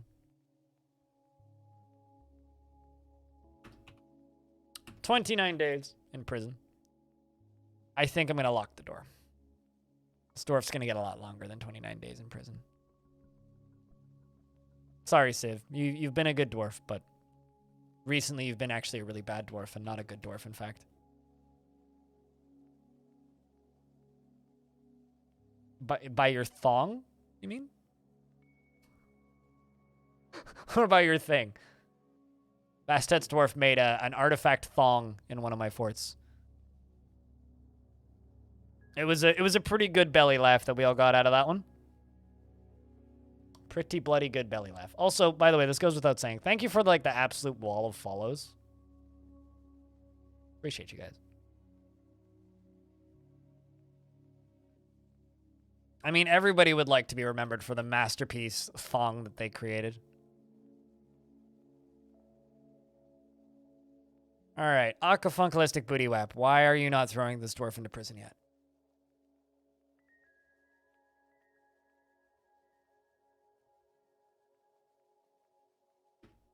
Oh, hey, more crimes.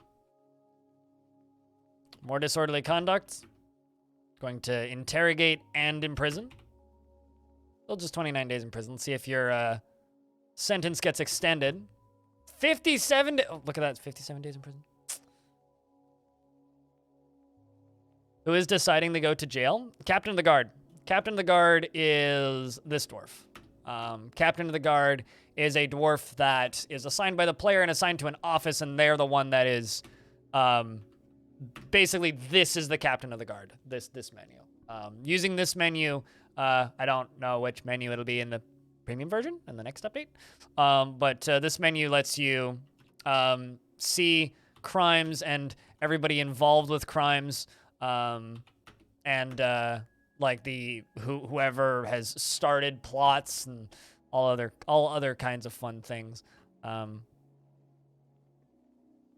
Judge, jury, and religious leader. Not 67? No, not 67. Definitely 57. But for some reason, my captain of the guard and leader of my religion, Aquafunkalistic Booty Whap, appears to not be doing their job right now. That's kind of annoying to me. Also, where are you? You have like the longest name in the fort. Why can't I find you?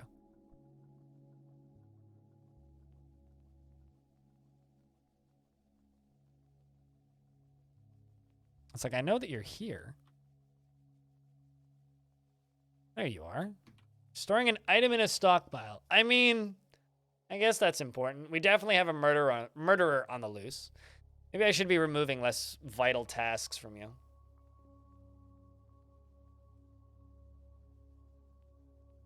Holiday? Dwarves don't get holidays. They're drunk all the time. Why would you need a holiday if you're drunk all the time?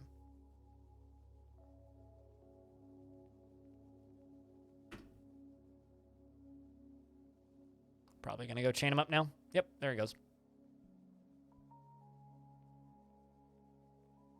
I'm sorry, what, Gus? I beg your pardon? Holiday from drinking? I wouldn't even suggest such a terrible affront to dwarf kind.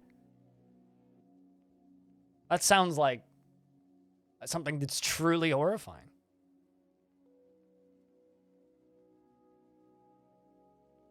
No, you cannot give up the euphoric feelings of inebriation.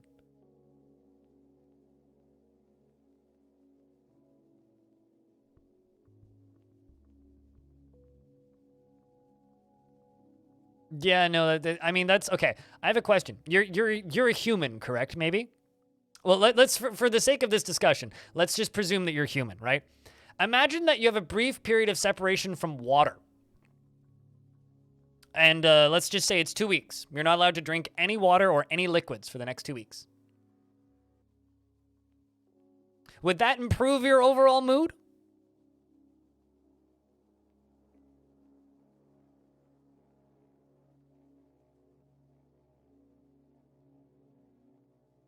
Well, I mean, in Dwarf Fortress, time goes by. Oh, that's about how often dwarves drink. It's about once a month that dwarves drink alcohol, and they stay drunk for that entire period of time. So it's about the period of time that a dwarf would have to go without alcohol for it to be like an actual, like, I mean, even that, it would be about 2 months that a dwarf would have to go without alcohol, right? I got raided by Kit Fox while you were AFK yesterday today.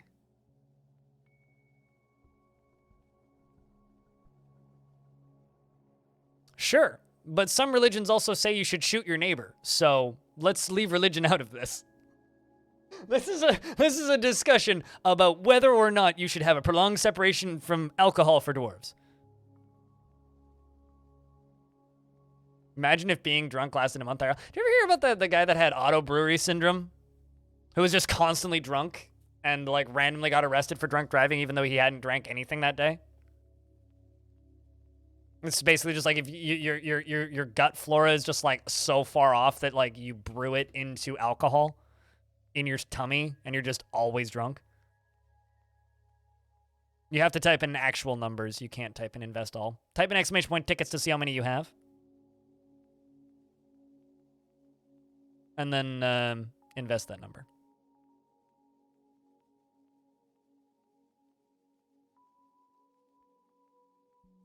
All right, let's see.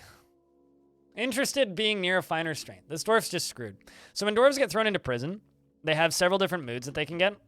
One of them's humiliated, one of them's frustrated, one of them's angry. They can also be bored. They can feel nothing. They can be repentant. You want them to be bored or feel nothing or be repentant. If they're humiliated or angry, those are two of the worst. Or loathing. They can also get super angry. They just get more stressed when they go to prison. So this dwarf hates being in prison. And this is a dwarf that keeps getting out of prison and then murdering people. However, I'm going to check something.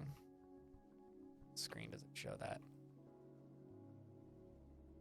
However, because this dwarf hasn't made an artifact, they might go into a fell mood. So I guess like my options here are, I've got 3 options. I can lock this door. And let them die. Well, actually, no, I have 4 options because Raticide mentioned the 4th one. I have 4 options. I can lock this door and let this dwarf starve to death. Okay, that's option 1. Option 2 is I could banish them.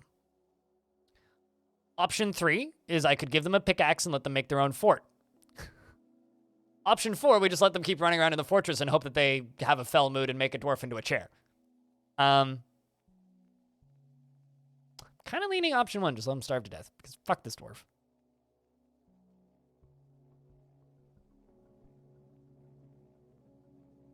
Mayhaps Fly is looking for liquids and you're sweating. Just an idea. I mean, that would just be the same as like killing. You guys want me to execute him? I have to wait for him to get out of prison though. But yeah, I could totally just tell him to stand on one of the lava towers and then just turn the lava tower on. Chats for lava dip? All right. Well, in 55 days, Dwarf. The question is, do I make him stand on one of the drawbridges and launch him into the sky so he goes smack into the ceiling and then back down into the lava? Or do I make him stand like up here and just dump the lava from the lava towers on him? Also, lava pit's filling. Yay! Stonewater Baptism, I like it. Also, Stonewater Baptism is my new Stone Temple Pilots cover band, by the way. We do Stone Temple Pilots covers in drone metal style.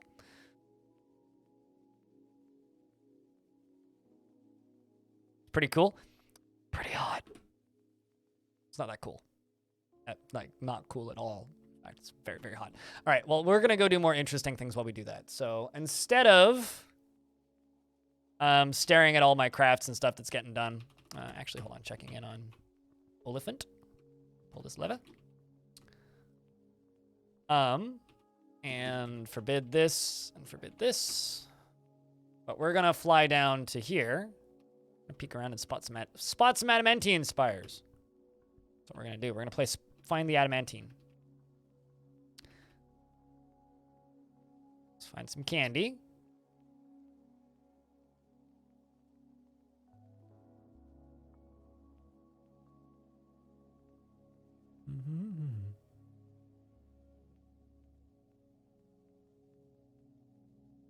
Okay, well, that one only goes up to about there.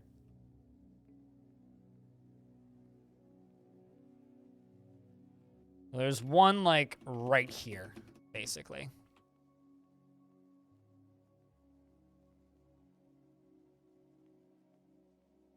Question is, do I want to dig into that one in particular? I was really hoping that there would be others that would be as tall as that one.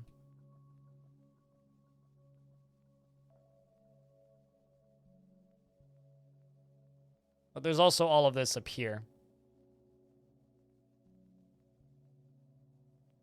Mercury is lava? I don't know enough about how stuff works to be able to say whether or not Mercury is lava.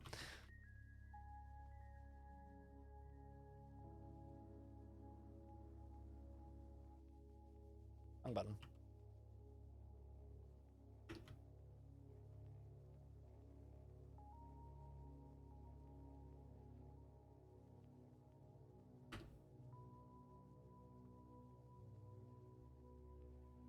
I'm not going to say that lava isn't toxic, but isn't lava, like, maybe not toxic, but, like, depending on the rock, it could be toxic?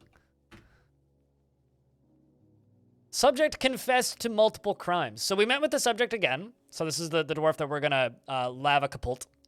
So Aquafunkalistic Bootywap, the Exalted Luxury, met with the subject and made intimidating remarks in order to elicit information. The subject naively complied. Subject confessed to multiple crimes. Unfortunately, no new information was revealed. Can I give you a longer prison sentence? Nope.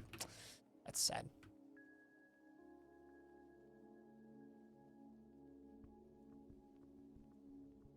Nice, gritty molten soap. Bet you, I haven't tried it, but I'll bet you if you throw soap into lava, it just does what everything else does when you throw into lava, and it just goes, isn't water lava? No, because water is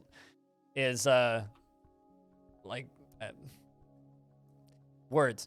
Lava is molten rock. Water isn't molten rock. So no, water is not lava. Like if I could just go open up the Wikipedia page for water and like dispel that statement.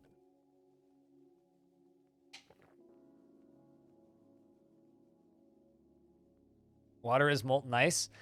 That is a really dumb thing to say, and if you keep diving down this conversation, I'm just going to time you out because you're going to start hurting my brain, and honestly, I don't get paid enough to have my brain hurt by people on the internet. Molten ice. I mean, touche. Now, if you want to give me $100, then you can make fun of me on the internet and make my brain hurt. But, you know, like I said, I don't get paid well enough to get annoyed by you. All right, down here. Let's write that. Like that.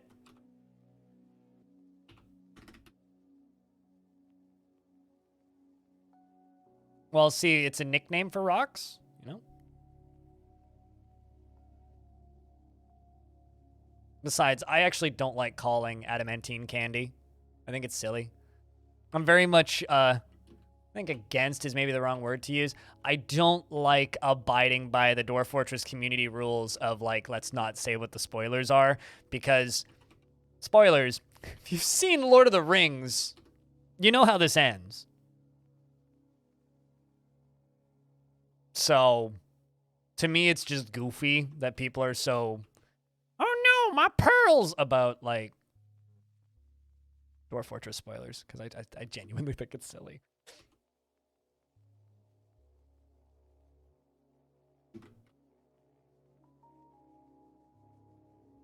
But anyway, that's my unpopular opinion, chat. We're going to dig this way.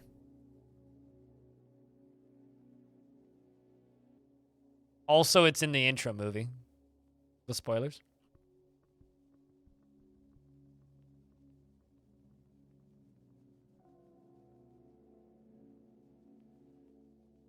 And all one needs to spoil himself is look at the gods. Yeah, true.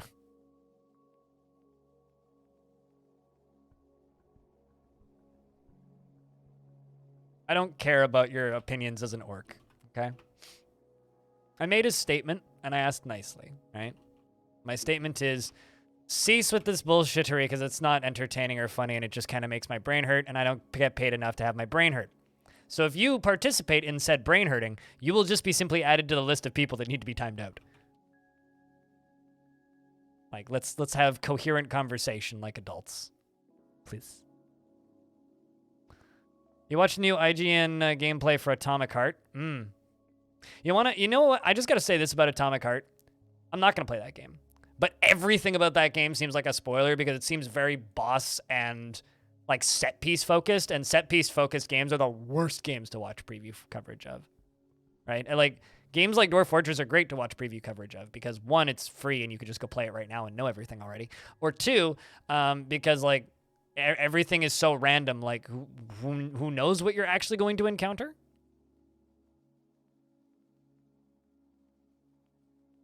And don't give the dwarves any orders.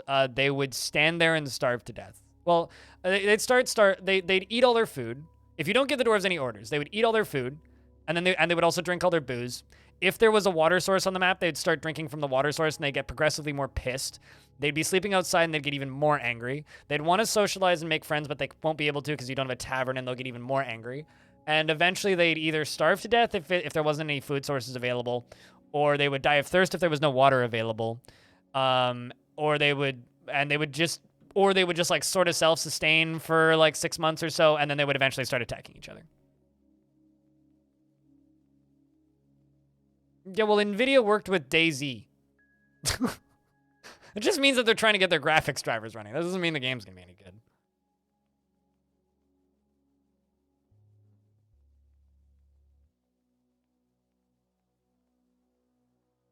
Yeah, I don't know. I stopped being interested in Harry Potter after the 7th book came out.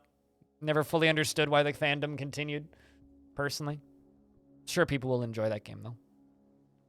It looks like a well-made video game. That's unfortunate, Fluffy.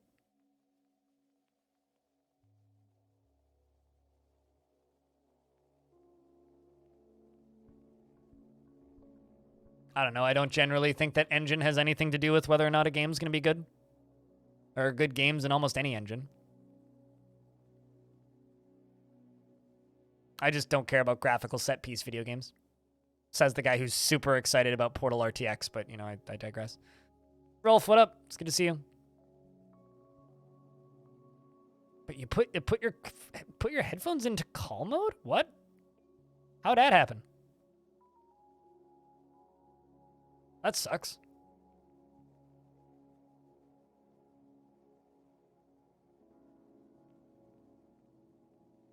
All right, so where's that lava? It's right here.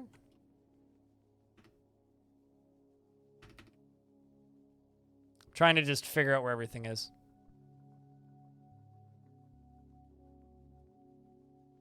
I don't know. I don't pay that much attention to the size of my forts. Random viewer. Probably Long Death? But, like, I genuinely do not pay attention to how big my fortresses are, like, scale-wise. So I couldn't tell you. But probably Long Death.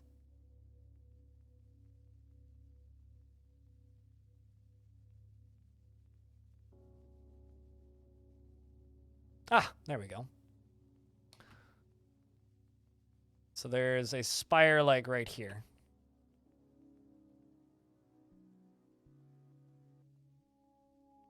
Sup, amateur. It's not on the surface.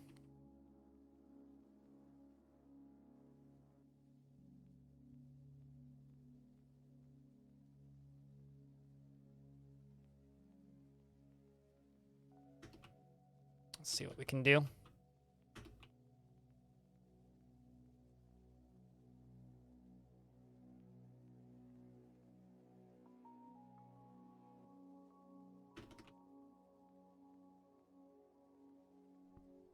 Just woke up from a turkey nap.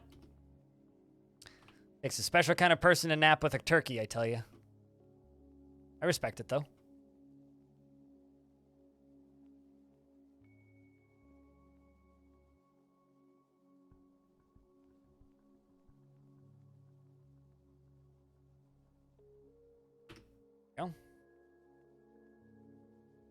Go find another spire.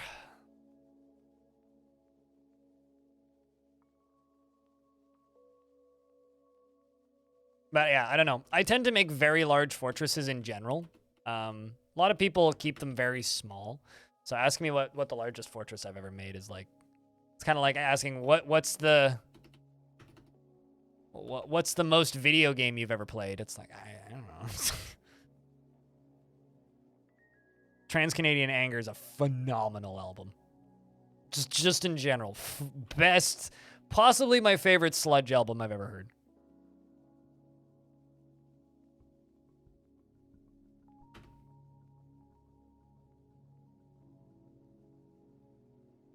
Look at that. Keeping up with them ballista arrows. Also, this can be plugged. Can't remove that designation.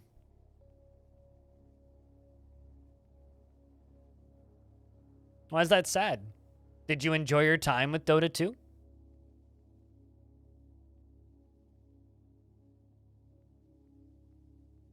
A bug bat has given birth to a baby bug bat.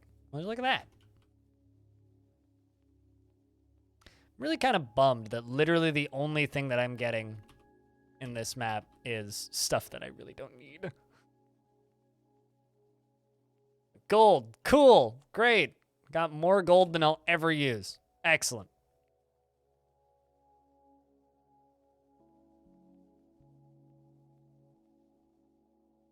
You don't play ranked at all since about 2018? I played a shit ton of Heroes of New Earth and League of Legends from about 2009 until about 2014. I think was the last game of League of Legends I played was in 2014. Killdozer. Oh yeah. I recommend watching the music video for Killdozer, but good luck finding it because it keeps getting taken down. There's a lot of nudity in that music video. Certainly not safe for Twitch.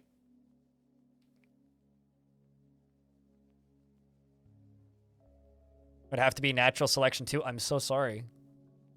You know, I was genuinely convinced they were going to make a natural selection 3 after the success of Subnautica, but instead they make that very, very, very, very, very, very, very, very, very cash grabby seeming, soon to be free to play, currently $30 miniatures, virtual miniatures game, which has like nobody playing it. I'm just like, man, that's a shame. Let's actually see how many people are playing it now. Yeah, 28 people playing Moonbreaker? Yes. That's, pretty bad for a multiplayer game. Multiplayer only game. Yeah, Moonbreaker. That's out. It came out really quickly after they announced it. It's $40 here in Canada. Actually, the reviews got better. It had like 20% positive. It was mostly negative when it first came out. Maybe they changed the monetization on the back end, but... Yeah, I mean, it very much felt like that. Where it's just like, hey, yeah, you can pay to play this game so that you can pay to play this game. It's like, what?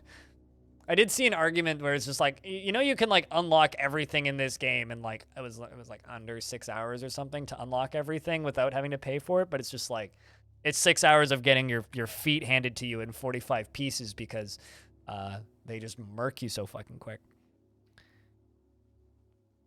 I will be back in a moment. I'm just gonna quickly go use the restroom while the game is saving.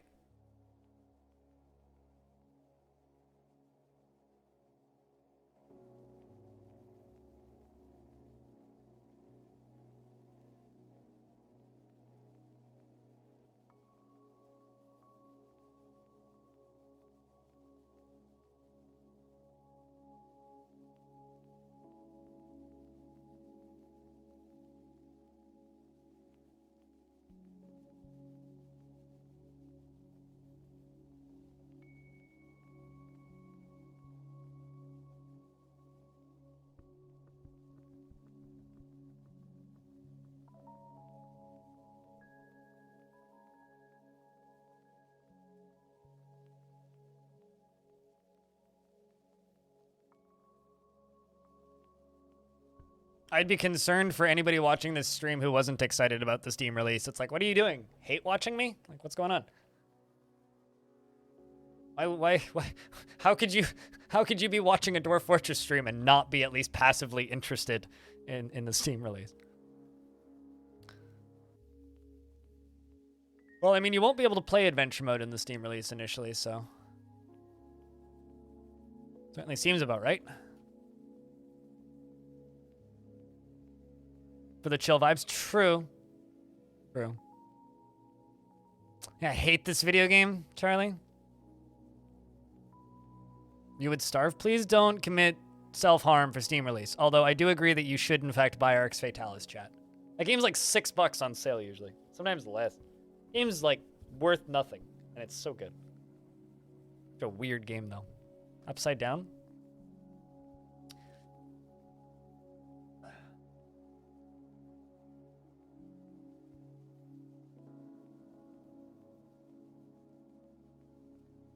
Just about to ask about the hair. We have it on GOG. I have it on Steam, and I guess technically Game Pass as well.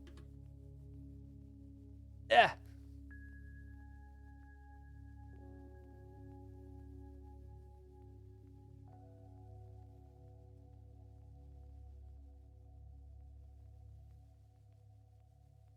There you go.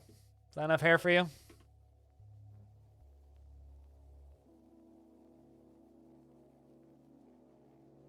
Arx Fatalis, because there's the username in chat. Buy Arx Fatalis. Because yes, you should in fact buy Arx Fatalis. It's a game by I might blank on the name of that studio. By the people who made Dishonored before. Hey, the enemy have come at the laying siege. Ooh, who is this? I'm seeing letters I don't recognize. There's a Y in there? They aren't attacking me with yaks and cows, are they? The enemy have come and are laying siege to the fortress. Arcane, yeah, that's the name of it. They are attacking me with cows. And camels. Okay, who is this? Who's invading me with cows?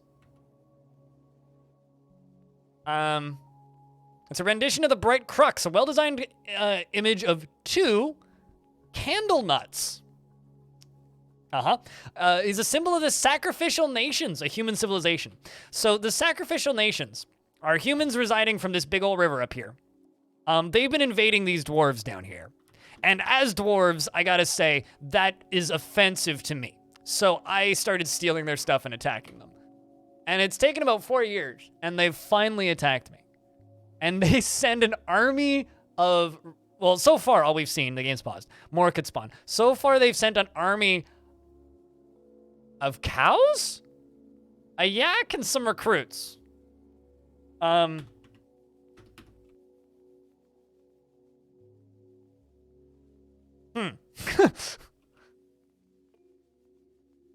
Yeah, no kidding. Hope they like beef. Cool, the back door's shut.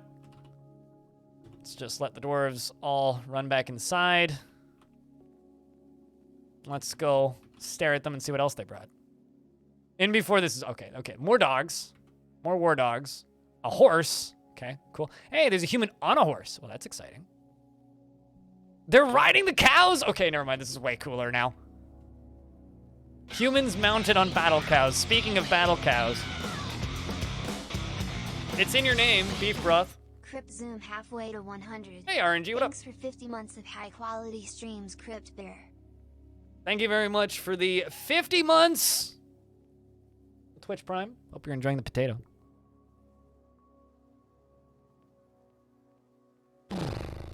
So,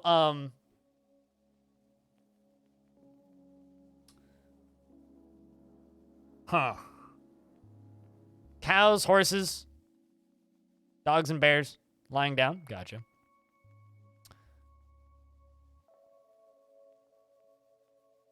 What else are they gonna be doing? So they're laying siege, which means they are going to try and wait us out. All right, more. That's fine. We got lots of time.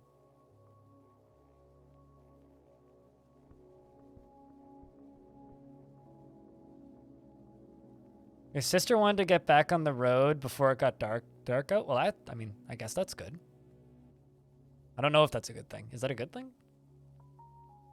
I don't know. Like, I feel like if you could convince a cow to go in a direction for war, I feel like a like, it would be a pretty effective mount.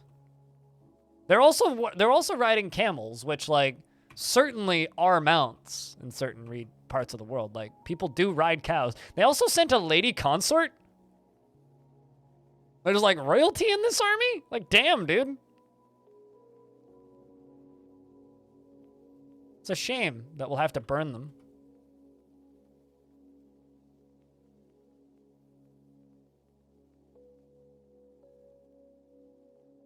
Probably more effective than Russian tanks, too, in regards to war cows.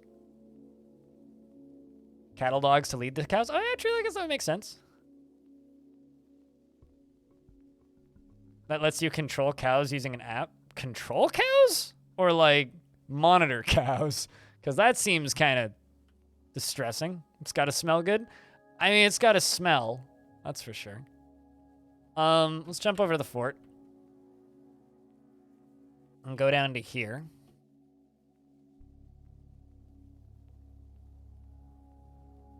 I'll pull the gold lever. It's gonna raise up the bridges in the middle.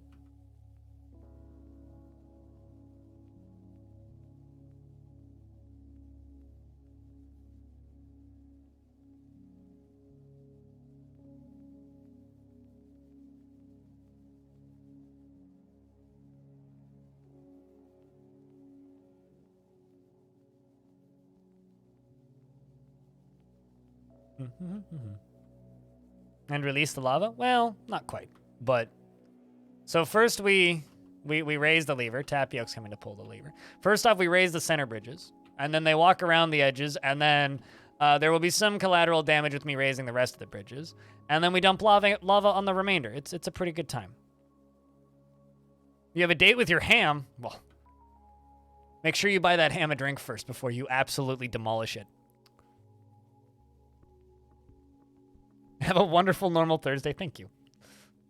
I will definitely have a wonderful normal Thursday.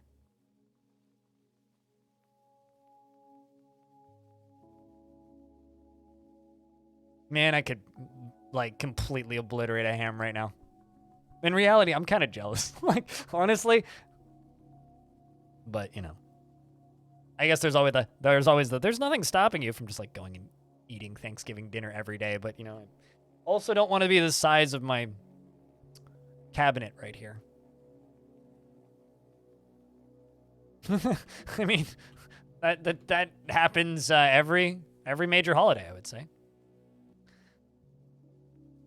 In many, many households. All right, so now that we've locked this dwarf in here.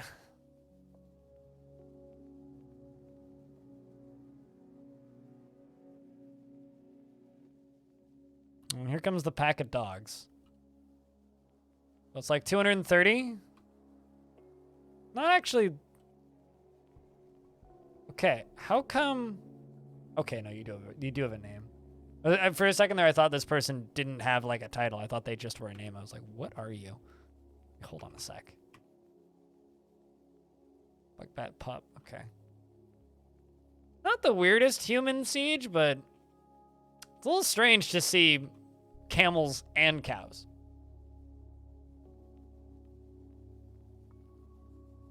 More camels than cows, that's for sure. Mostly camels.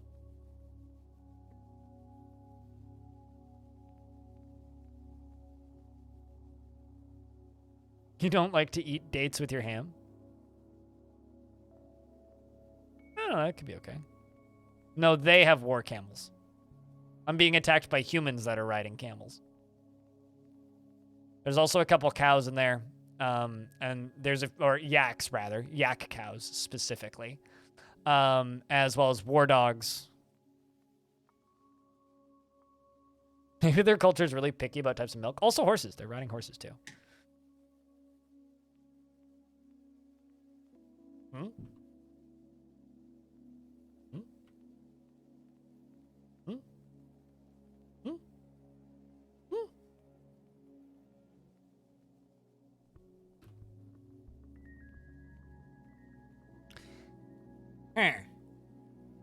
All right. You know, I've been convinced for ages that this bug was no longer an issue.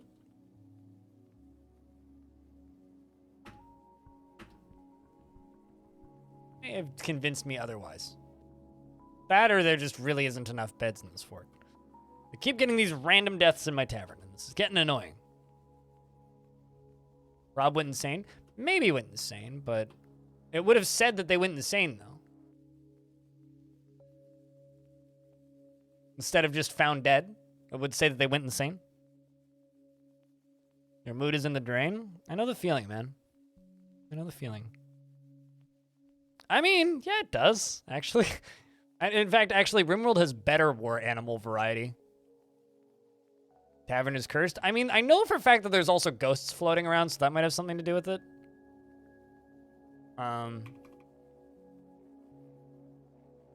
Don't mind the demons, it's fine. And, like, I also have a caged minotaur in my tavern, but he's caged. You know? I don't know, it's odd.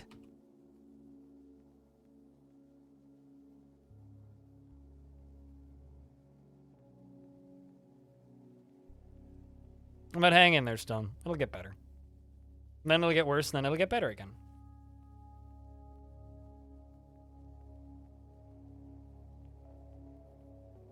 Hunter seeking dachshunds? I don't know what you're referencing. Hills and valleys, yeah. Ups and downs. Easy bits and rough bits. Sandpaper and flax. Long days and short days. I mean, I have like whole months where, like, you know, in the grand scheme of things, my job isn't that difficult, right? I wake up in the morning, I walk over to my computer, and I play video games, and I talk in a relatively positive fashion for 8 to 12 hours. But, like, there are some days where, like, I wake up, and I don't want to get out of bed. There are some days where just brain just doesn't, just doesn't. Take it one day at a time? Yeah. Yeah.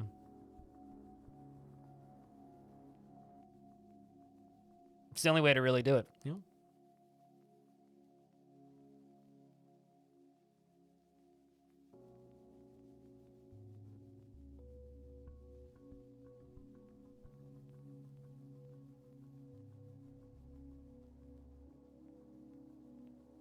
All right. You wake up to the sound of your screams. I've not had that happen in a while, fortunately, but been there. Night terrors are fun. All right, so I think we're just going to slaughter most of these dogs when they come through. I think I'm just going to station my military at the front. So this is a siege, right? Now, the sieges are pretty cool, as in they are different from normal invasions. But the issue with sieges is instead of them just... Oh, well, that makes this life a lot easier. So, you know how we had this this guy down in prison, right? This is in the burrows, so they were able to feed him and whatnot. That dwarf that was in prison, well, I guess no lava death for you. Really didn't like being in prison. Yes, war dogs. Like war pigs, but more dog-like. So F's for Civ, chat, who didn't get the lava, did not get a respectable lava death. Instead got a not really respectable, I went insane in prison, wah, death. But we're just going to station the military here and just stab these dogs as they come through in single file.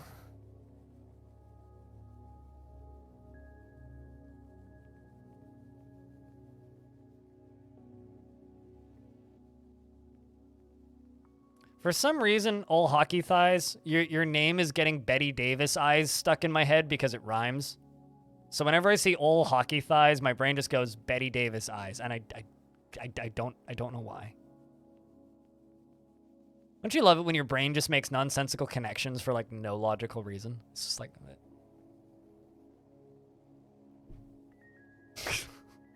thank you. I don't know. It's like, this is perplexing. So I have this system of I lock Dwarf in that room to pull the levers. Every now and again, they have a habit of falling asleep. They do have food and booze in there, though, so that part's good. But every now and again, they have this nasty habit of falling asleep in there. So hopefully we don't have a Dwarf fall asleep right when I really need... uh-oh. Where am I? Okay, cool. Military just getting here in time. So, evil doggies coming in hot around the corner.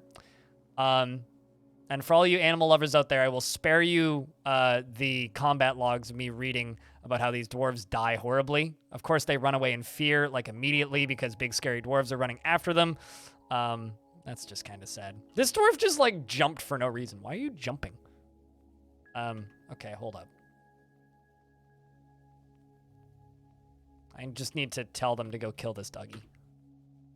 Go kill that one specifically because it managed to get past. All the other ones are just running away. Now, dwarves, you guys have one job, which is kill the war dogs and don't fall in the lava, okay?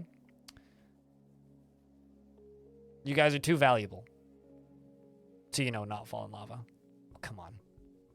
Are we actually going to let that dog, like, cause us some shame over here? Okay, you're coming back, sorta.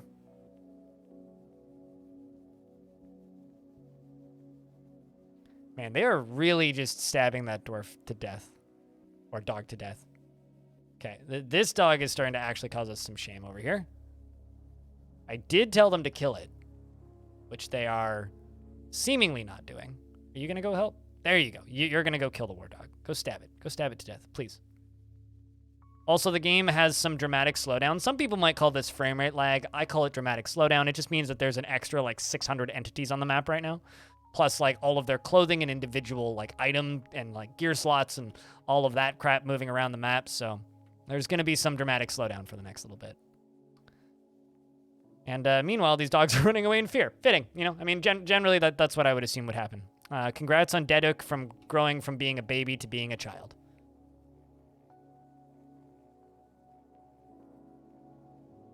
Carry a lot of anger in you. You do your damnedest to be calm, but certain things, they get to you, and you hear them, and you can't get it off you. Like, the expression blood boiling is easily exactly how it feels like. It's like writing it. Lessening it now a little. You know, it's funny. Sometimes, Stone, people come into the chat, and they're just like, having a rough day, and I won't vent about it. It's like, if you're having a rough day, please vent about it, because it usually makes people feel better. Especially if you're one of those people. Please vent about it. Because, like, honestly, like, that's not a negative thing. You're off to turkey dinner. Have fun at turkey dinner. I hope you have the address. I was trying to make a joke out of that, but I don't think it landed. It definitely wouldn't land because turkeys aren't very good at flying. Hi! And back from the turkening. Good stuff. We're under siege by humans. Perfectly normal. Which means that they attacked us with an army of humans mounted on yaks, camels, horses, and a big old pack of war dogs. As for why, I don't know. They also sent a lady consort in their midst, so there's like theoretical royalty attached to this siege.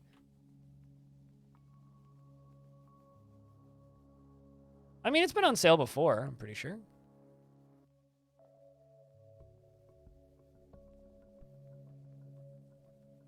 And most of them are just like hanging out right here. Oh, they're moving slowly towards the fort.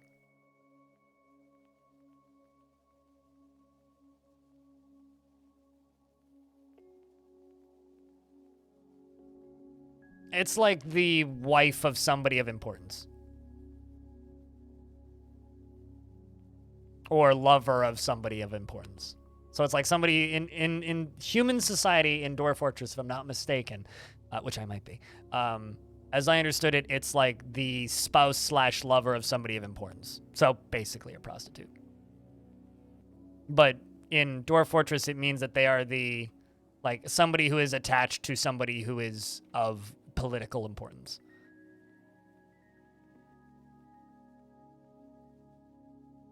Yes, but last time I checked, we don't live in a society in a world called the continent of budding. Do you live in the continent of budding?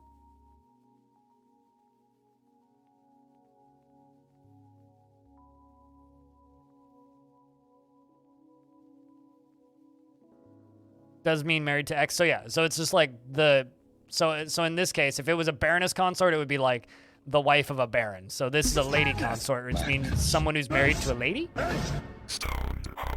Or like I think it's just like she's just the wife of somebody of importance. Speaking of somebody who's definitely not the wife of somebody of importance, how's your turkey day going, Hobo? How's thing? Married to a lord? There you go.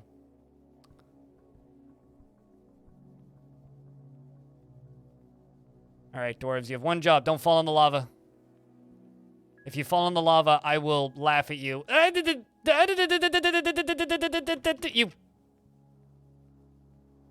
fucker. It's trying to train a stray Crundle.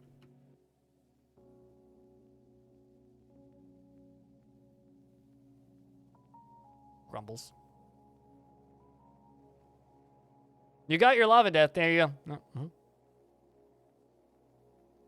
Dwarf died due to idiocy. You know, it's probably for the best, right? You know, if you want Darwin to get the Darwin-y dwarfs really quickly.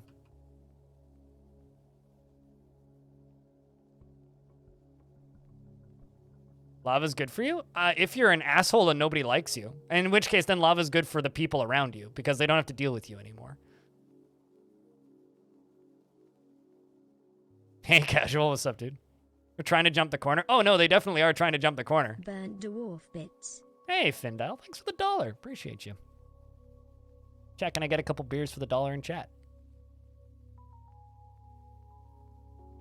Come on, Dwarf. Stab the doggos. You got this. Just wait until we burn the camels. It'll be great.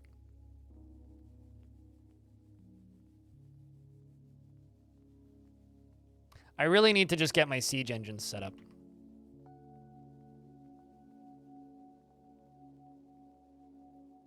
Let's just try and get these dwarves off of this area here. Because that is something I'm planning on doing, is having siege engines probably up at the top, but maybe at the bottom. I might just put them in this wall down here so that they can shoot, like, ballista arrows up this way. The problem is also, like, it'll just be a massive waste of materials, but, you know. But we can go down and get the arrowheads back.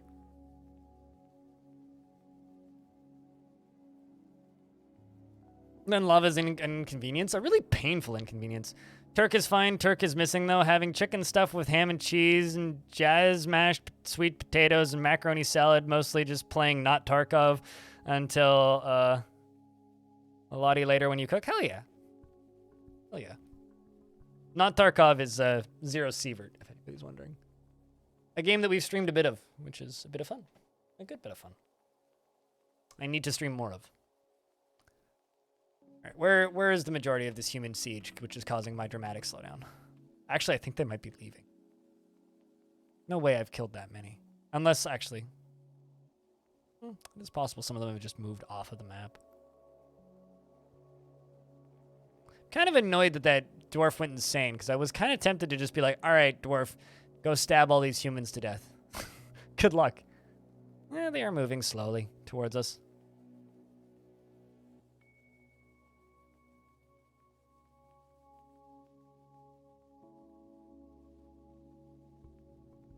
I should really clean up this trap, but so kind of don't want to.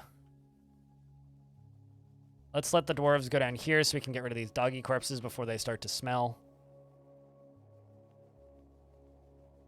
Game's gonna be real slow for a little bit.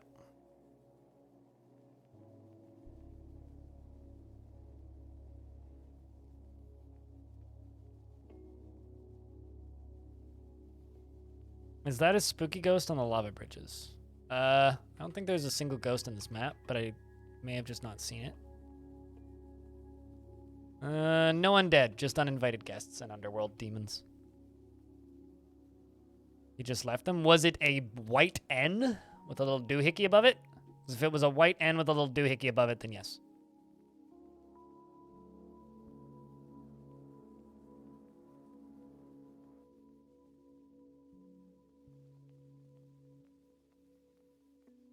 Also, apparently somebody donated $2,500 to the hot potato.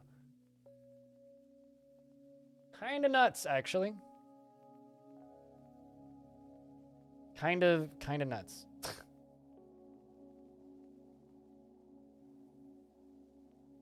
But yeah, if it was a little N like Phoenix just put into chat, then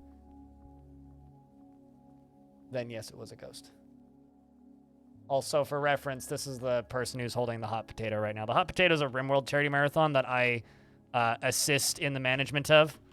And so right now, while I'm streaming, I'm currently doing roll call and troubleshooting for people that need help that are going to be in the hot potato today. So that's the person who's currently holding the potato. And how much have we raised in the back end currently? $25,000 since yesterday? That's like $1,000 an hour. Pretty good. Last year we did, it was like $80,000 by the end of the 5-day stretch. So, and I'm going to be harassing people as once Dwarf Fortress is out to maybe like help me set up a hot potato for Dwarf Fort. Because, you know, who wouldn't want that, right? Let's let this dwarf go get food. And the siege appears to have left. Well, Although, we do have a forgotten beast named Gustak has come. A huge scaly spider. It has a spiral shell, and it is ravening. It's chocolate. Yummy. Its chocolate scales are small and overlapping. Beware its poisonous bite. Chat, correct me if I'm wrong, but weren't we earlier talking about chocolate spiders? Like, wasn't somebody telling me that it was like, if you like barbecue crickets, you should go get chocolate spiders? It's actually somewhere I can't get to. It does not have access to my fortress. Because I haven't gone into this cavern layer at all. I found it and sealed it.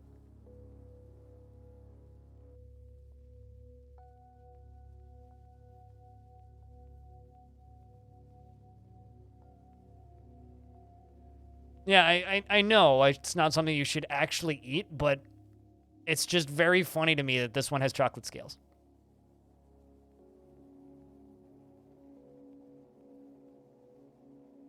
Which is the color of its scales. I wonder if that humanoid's still alive down here. There was that web-spitting humanoid. There's this spoder.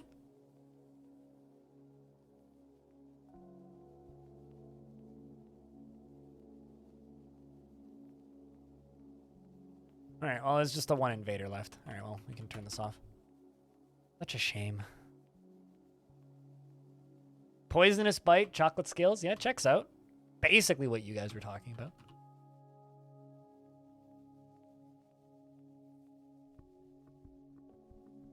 So are you a legendary climber? I mean, you are a spider. Where does this lead to?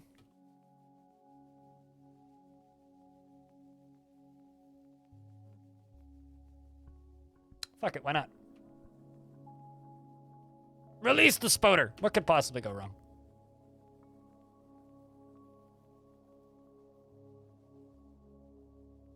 This is gonna do some really fucky things to my pathing. Assuming they actually can even get there. I don't know if they can even get there. Actually, you know what? Let's just assume that Spider has good pathing and dig out this one, priority number 1.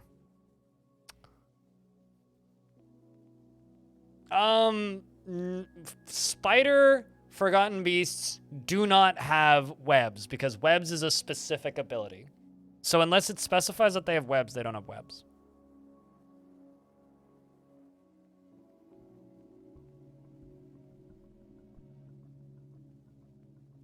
But I would also assume that they are probably pretty good at climbing, because spider.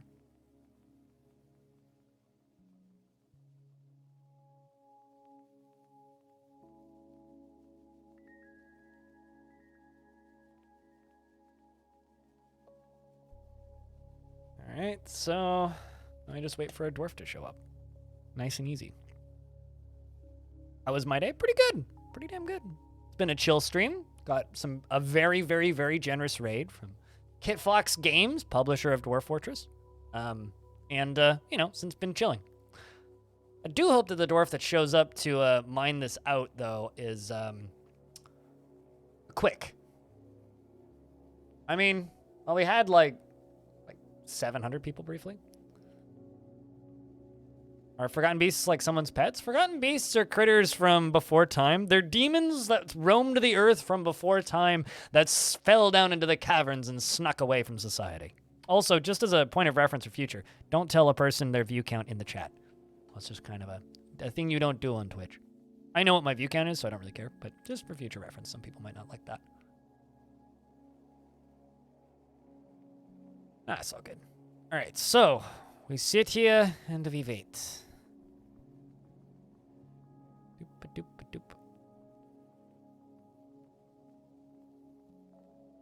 We sit here and we wait. Yeah, so no, Forgotten Beasts are just creatures from the time before time, you know? They're like dinosaurs, basically. They're critters that should be extinct but aren't. For strange reasons. Reasons terrifying. Dark and terrifying.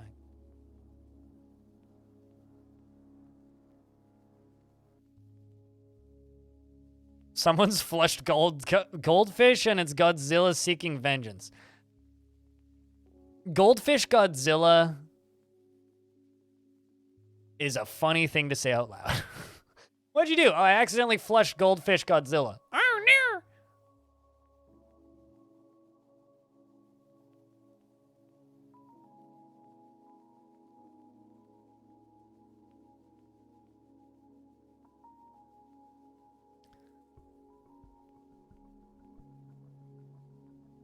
I'm sorry, what?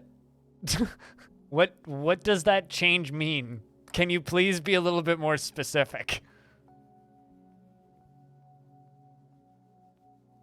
Does this mean that you can't kill Igor? Is that what it is?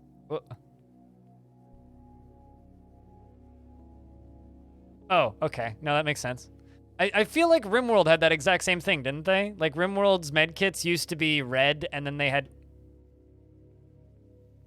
Oh, right, yeah, the dwarf that fell in lava. Like, the medkits used to be red, and they were changed to blue? I think? Dwarf Fortress at year 5 starts at what age? Oh, what do you mean? Dwarf Fortress at year... Like, how old is the world actually? That depends. You have no specific stating. Because, like, there are dwarves that are alive in year 1, right? Like, on Earth, we started counting our calendar, not in the first year of Earth, but the first year that we were smart enough to count the calendar. It's the same with Dwarf Fort. I just saw a spoder run by. Zuglar, the mayor's been reelected?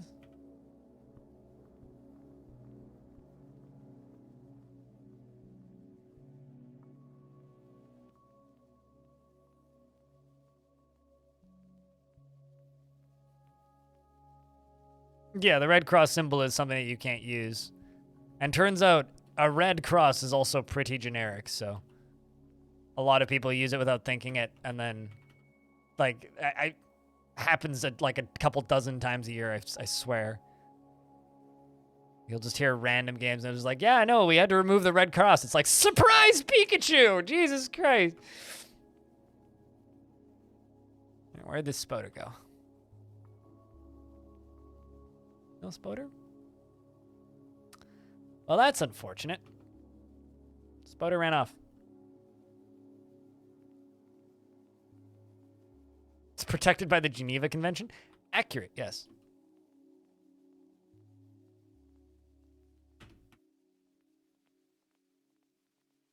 Oh, little Osan mined through that wall and is running.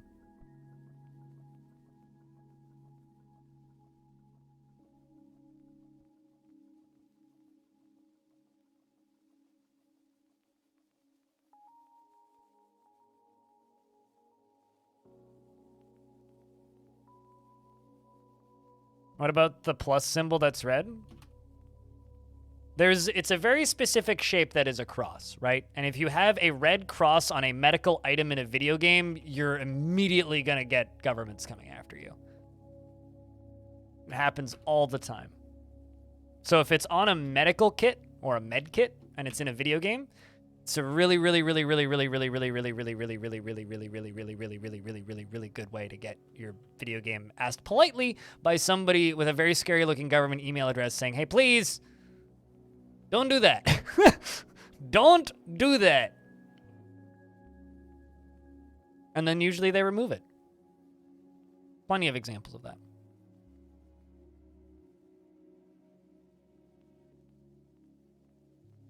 No, it's totally fine. You're all good, Abermallow. Just because, like, I go, I don't like that, and I choose to ignore it, doesn't mean that you have to, like, feel bad. It's all good.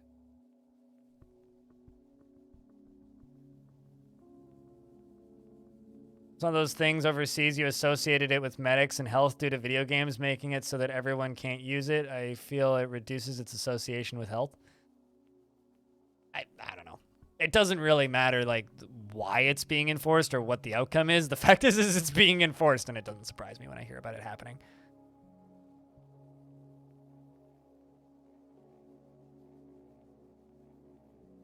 Yeah, so either this spider doesn't have particularly good climbing skill, or it's just chosen to leave the map instead of fighting with me, which is kind of okay. But we are waiting for this construction to come through. So there you are. Do I like my hair up or down? Does it matter? You do what you want to do. The command's there for a reason. It wouldn't be there if I didn't like it. Anybody who's watched me for any length of time will learn that if there's something there, I don't mind. If I minded, it wouldn't be there anymore. Just lost a fort due to digging under an ocean. Woo! Happens to the best of us. So if it's a green action saying that they're socializing, it means that they're enjoying socializing. If it's a pink action, it means they're really enjoying socializing. It's like the difference between being like, I'm in a good mood, and I'm great! It also means that it's harder for them to cancel it, so they don't want to stop socializing. Which is useful until, like, your broker really wants to socialize instead of trading. And so they socialize for 4 months straight because it's just what they felt like doing.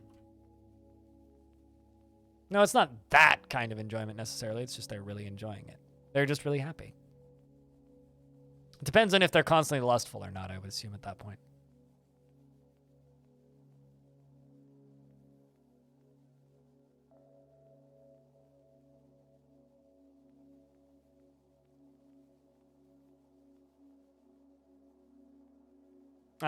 Do you see a thing that says siege up in the top left? Because if no, then yes, the humans left. If you still see it, then it means that the humans have stuck around.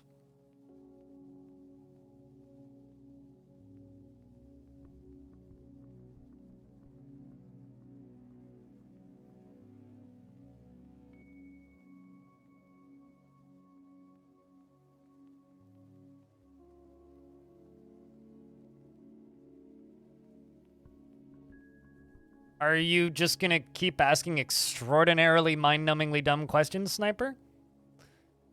I'm still on the same planet as the rest of the world, you know that, right? And also, we live in a very globalist world where most things are available everywhere.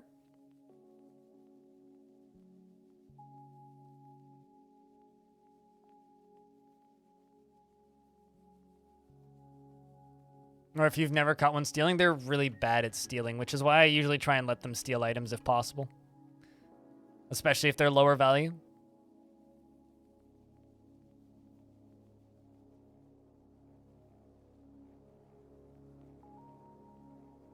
Like, there's some questions I can answer, like, honestly, and then there's sometimes I'm like, are you actually asking me that? And this is one of those. You really just ask me that? What the hell? Almost exactly the same as any Western country.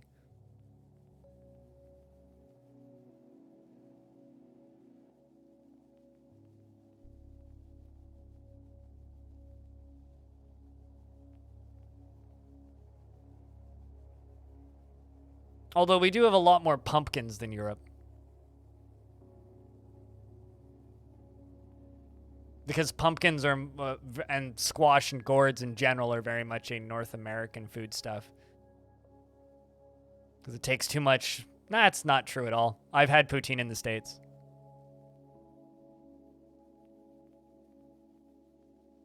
It's just more common in Canada.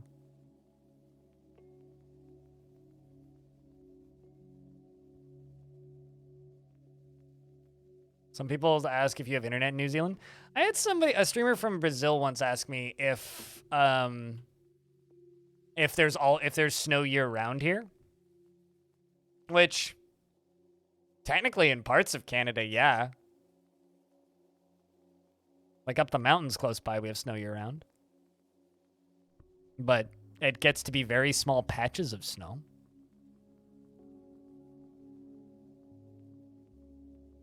So we're going to try and get these beasts out.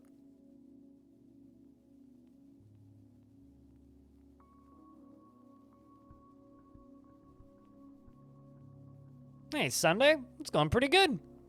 How's things, man? How goes life? How's work? Hopefully you're taking time off once a year. So because of your location, I hope that you're having a solid giving of thanks. As I follow this dwarf to see if they get their head taken off by a spider.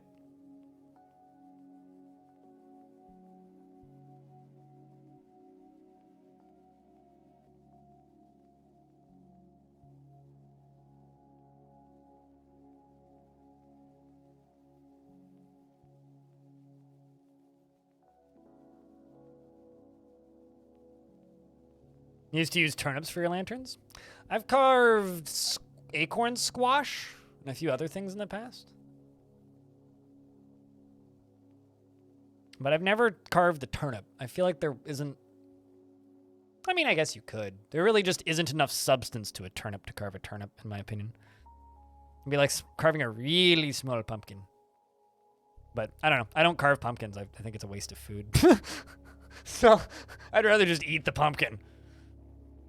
Which is why I made pumpkin soup for Halloween instead of, like, you know, carving a pumpkin. It's not like children are going to come to my door. I live in an apartment, so there's no point.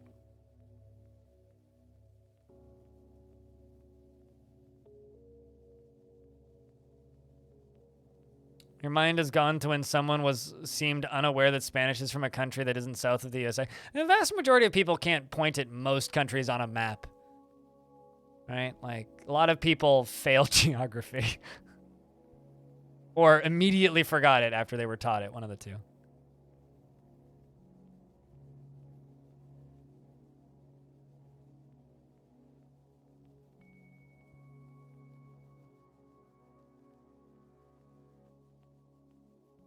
I've never asked a moose, so I couldn't tell you. But, like... Fuck, what are the name of those things? Deer absolutely love eating this one plant that I have all over my building to the point where we call it deer lettuce, and you can't have them anywhere if there are deer close by. Hostas. Hostas we call deer lettuce because of how much deer love them. All right, so now these forgotten beasts have a direct route into the fort. Let's just wait for a second.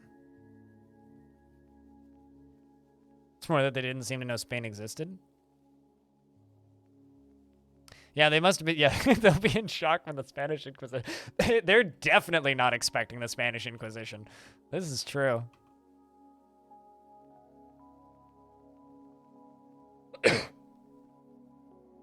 Right, so Spider ran off this way. Like, I realize that Forgotten Beasts have a habit of being really weak that are bugs. But I wonder if it, like, climbed a tree and fell apart. Actually wouldn't be too out of character for insect beasts.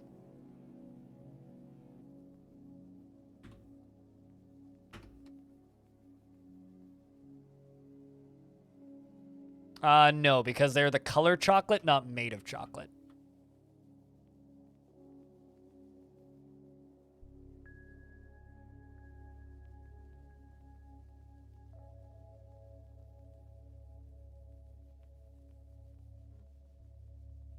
Yeah, unfortunately. Okay, I'm sending my 2 squads down here.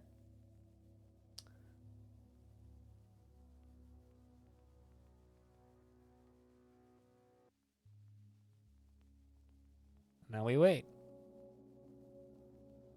The reason I'm watching down here is because I want to see this Forgotten Beast if it shows up, like, immediately. We're hunting. We're hunting spiders, Chad.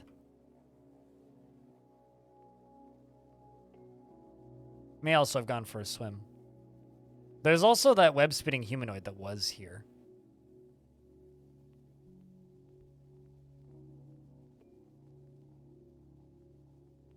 Shout outs to this dwarf up front who's, you know, fully equipped in their military garb, but also carrying beakers and more. A copy of it. The rollers are made from limestone, and written on the item is a manual entitled Beakers and More, authored by Talden. Board punches, and it concerns the construction and use of the beaker. It's amateurish.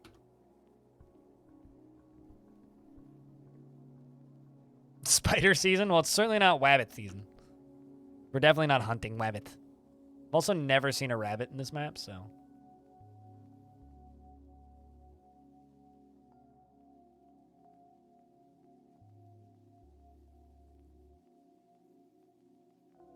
Is strangely orange?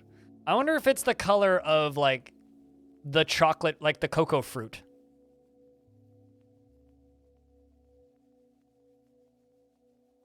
That sounds like some quackery. Christus? Well, no more uninvited guests, my god.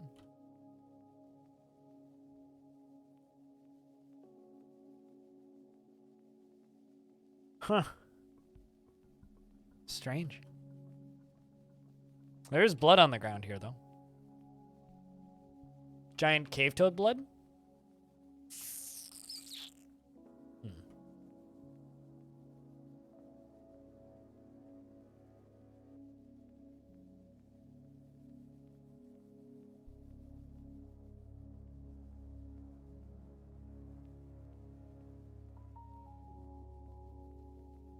Is it just you?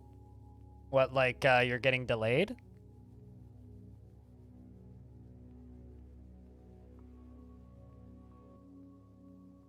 No way I could tell you that without Googling it, Uncle Gus.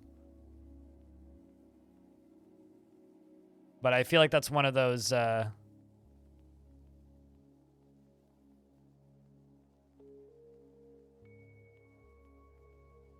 if you don't understand the reference questions, then you're not going to get at things, if I recall correctly.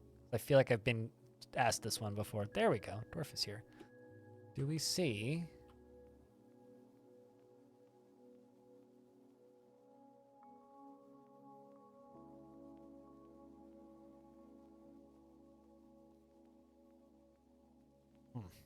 I like how one dwarf just shows up before anybody else does. Where are the rests, Ficod? You're speedy.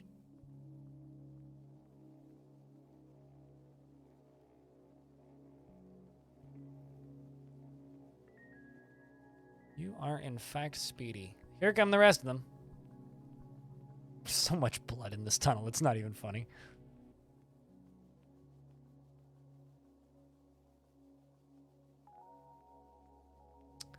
I think I saw it go up this way.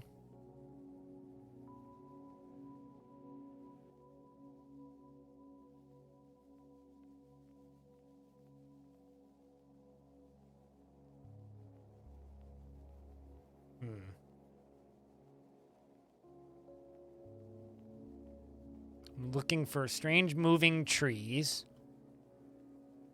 and forgotten beasts. Shout outs to all these dwarves who are just like, yeah, I ran all the way down here with a book and oh no, I should go put it away.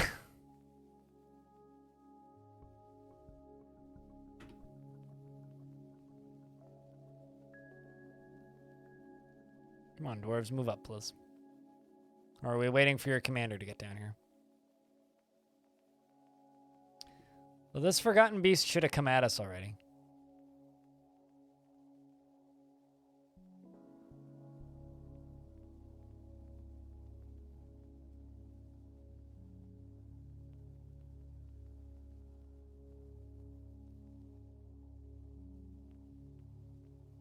Those library fees. True. But considering scholars can like show up, take one of your books, and then leave for multiple years before coming back without getting a fine or a crime in Dwarf Fort, I'm pretty sure that Dwarf Fortress like library fees are pretty mild.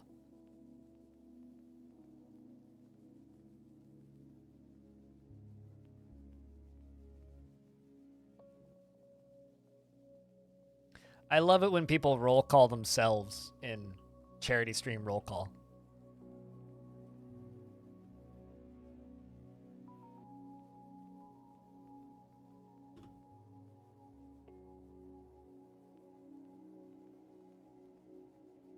right, so they won't move until their captains get down here.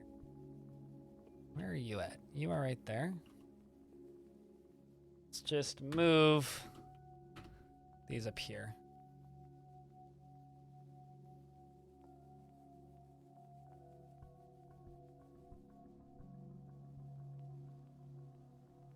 Kind of curious, why are you guys refusing to move? You guys petrifiedly terrified of the caverns for some reason?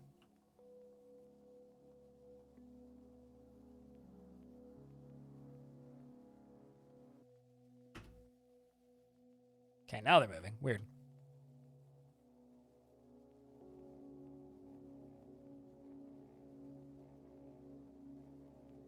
Let's try shipping them up and over that. Path block? It's not blocked. Otherwise, it would have stated that they didn't have a way to that location. Which it didn't.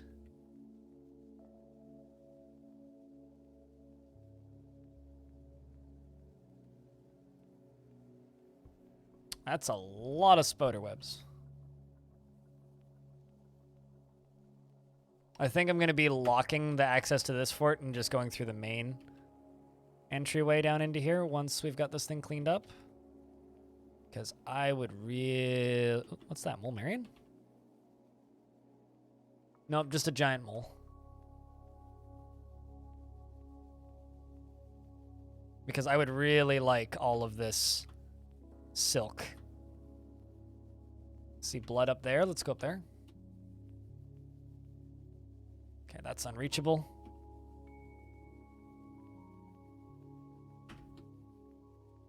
Is reachable?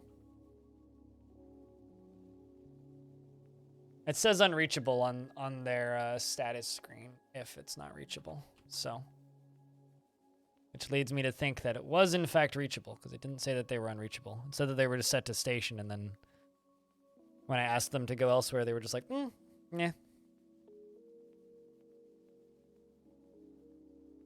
Gonna be discovering a lot of stuff in a few seconds.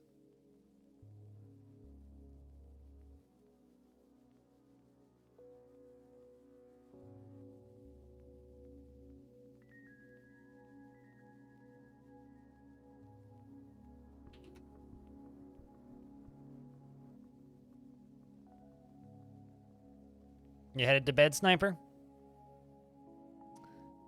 All right.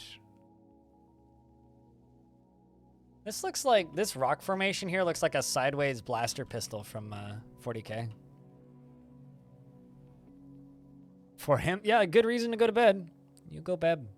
Go sleeps.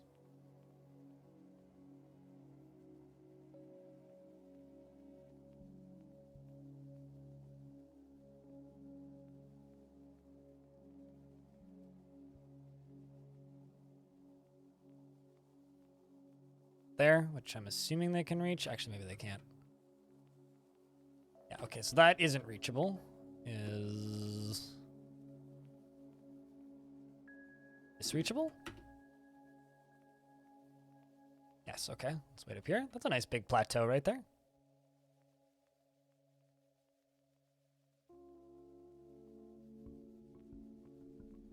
You ended up asleep around 4 yesterday near when Cheese Runner started? Oh boy.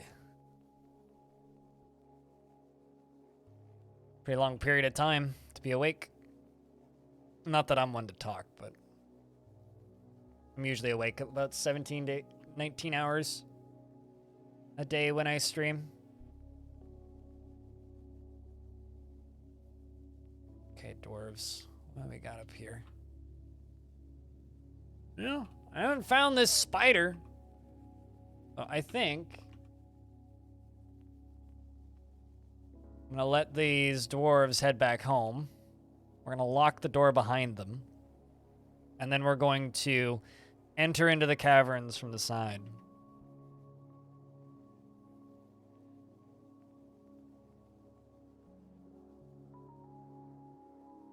Because I would like to have access to these caverns.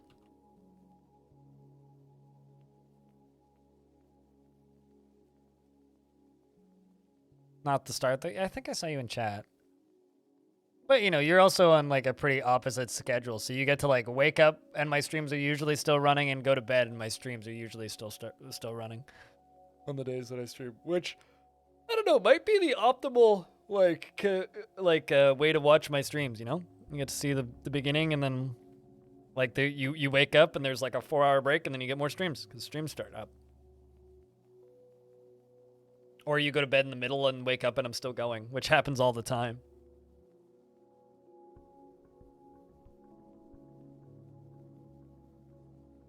All right, so seems like they're all out. Just gonna go seal that off. Let's go up to this.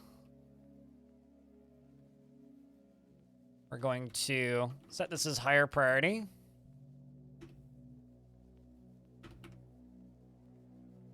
And let's channel all this out. Or not channel, but dig all this out.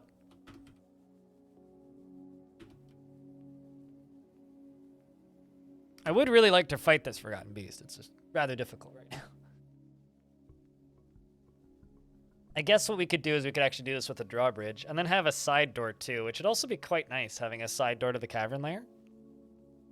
In case Forgotten Beasts come out, then we can like release them out the side door.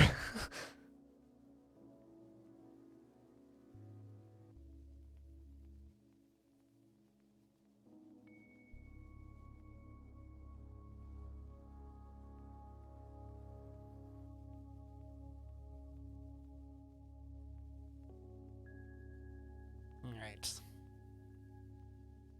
The dwarves are going to mine through this. We're going to build a little drawbridge there, raising drawbridge, which I can pull a lever to seal. And we'll put a lever in the tavern to seal it.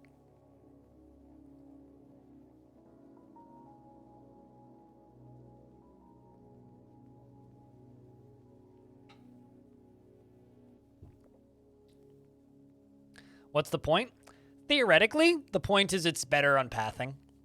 They have less directions they can choose to go while it's pathing from point A to point B, which theoretically should increase frame rate. Does it actually? Shrug? It's just kind of force of habit at this point. What's up, Omegaloth?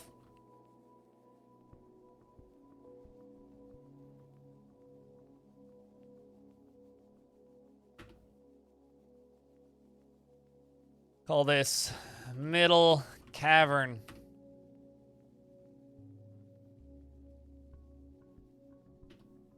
Apparently we are fighting with armadillos.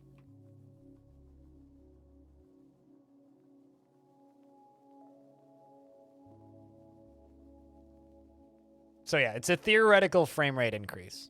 That's the point of it.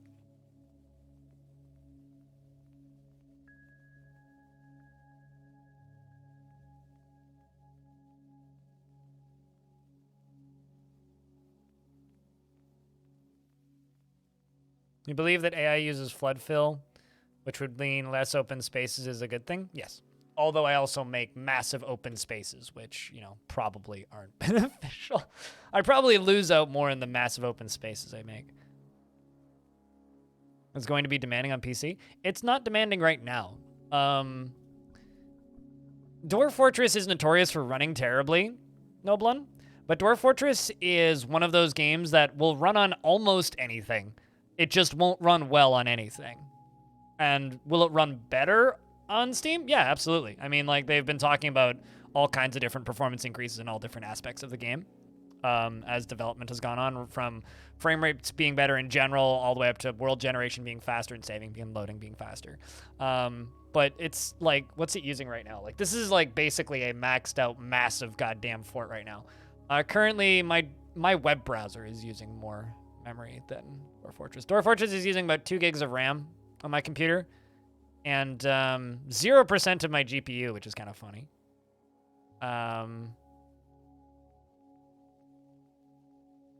Power usage is very high. It's using 14% of my CPU. But like Discord is using more of my CPU at time. Oh, sorry, not Discord. My bot is using more of my CPU when you guys type a lot of emotes in really quickly fucking Dwarf Fortresses. So it's like it's using 14% of my CPU and 2 gigs of memory. It's like it's not that crazy.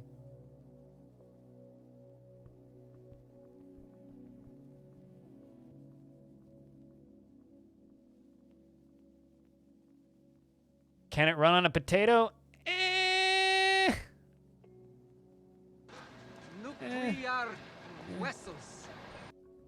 All right. Still hunting pigs. Nuclear resources acquired? Wait, what? Where did my dwarf go? There you are. Zephon, we're following you. What was that sound? That was pilot using the nuclear vessels sound. All right, so now that you're done, we jump back up to tavern.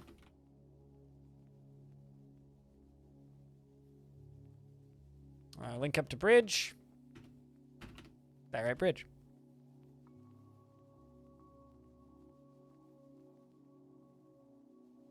Heal, damn it. Heal, damn it.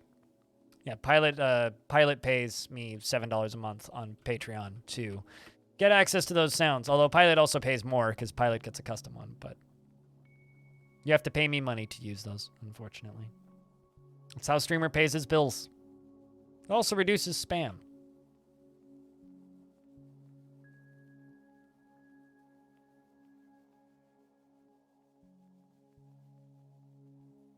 All right. Once again, I forgot to unpause the game. Yeah, that's Pilot's custom sound. That there.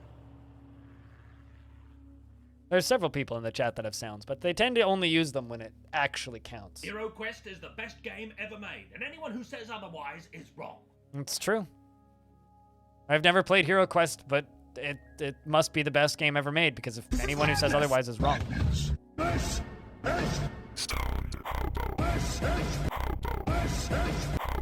Yeet. Big subs sound off. Yeah, no, it's how Streamer pays his bills. You gotta hustle sometimes when you're not a huge channel.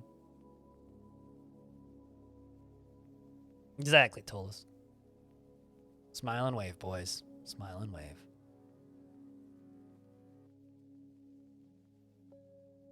Not per sound, gosh. No, you get access to them all, minus the custom ones. If you want a custom one, that's $25 a month. $7 a month just for the list on the soundboard that was up there. Or tier 2 on Twitch.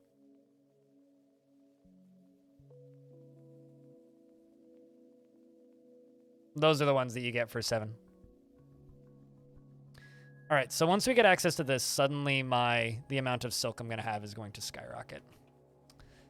The Forgotten Beast silk is nice, but this will be nicer. How am I associated with the Jupiter Hell game? Well, I'm in the credits. No, I just streamed a lot of it, and I'm friends with the dev.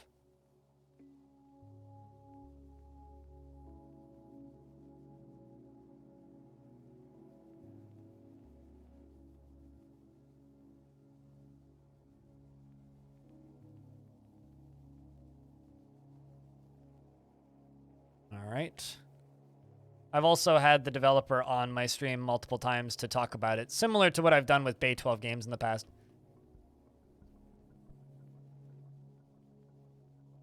Like, it's, as we joke around these parts, it's a game that I liked enough that I made a movie about it. There's like a full-length documentary-style set of interviews on my YouTube channel about that game. All right, I'm still just like keeping an eye out for this Forgotten Beast, so if I seem like very cautious about going in here, that's why. Cool, I'm seeing dwarves making cloth already. Already a good sign. Quite like this plateau down here. Cool, good spot.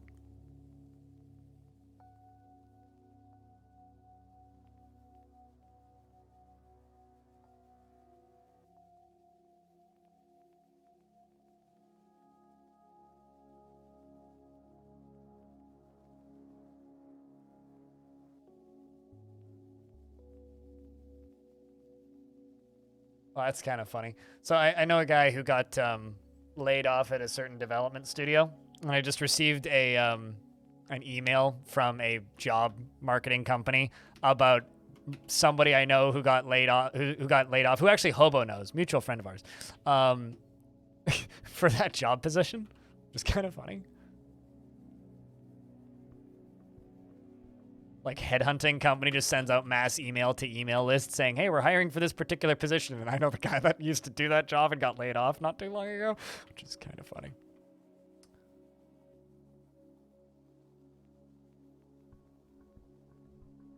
All right. Still not seeing this Forgotten Beast, man. I'm starting to get convinced that this Forgotten Beast just like went off and died. Definitely possible.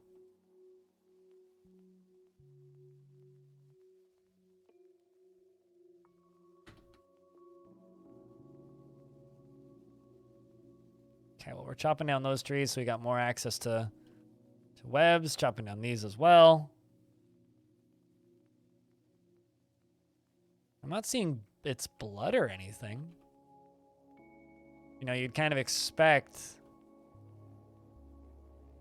or in this case, I guess it would be Spider's ichor. Yeah, I keep checking the unit list, but I'm not seeing it. Because unless it's like, unless it's exposed, I don't have sight of it. And currently it's not. I don't have sight of it.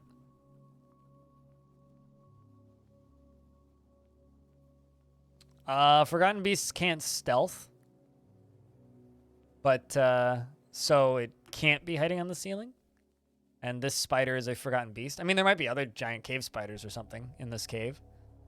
Those could be stealthed on the ceiling. But in the case of this beast, no.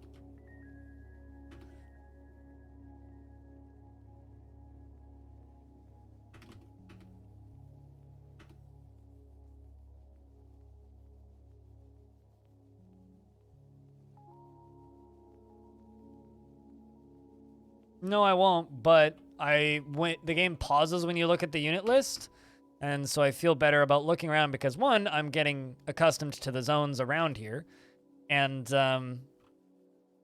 remembering where things are, so if the camera teleports me down here, I have an idea of where I am. And also, if it appears and disappears, and I see it, that's better than, you know, hitting this button and it have already been gone, so.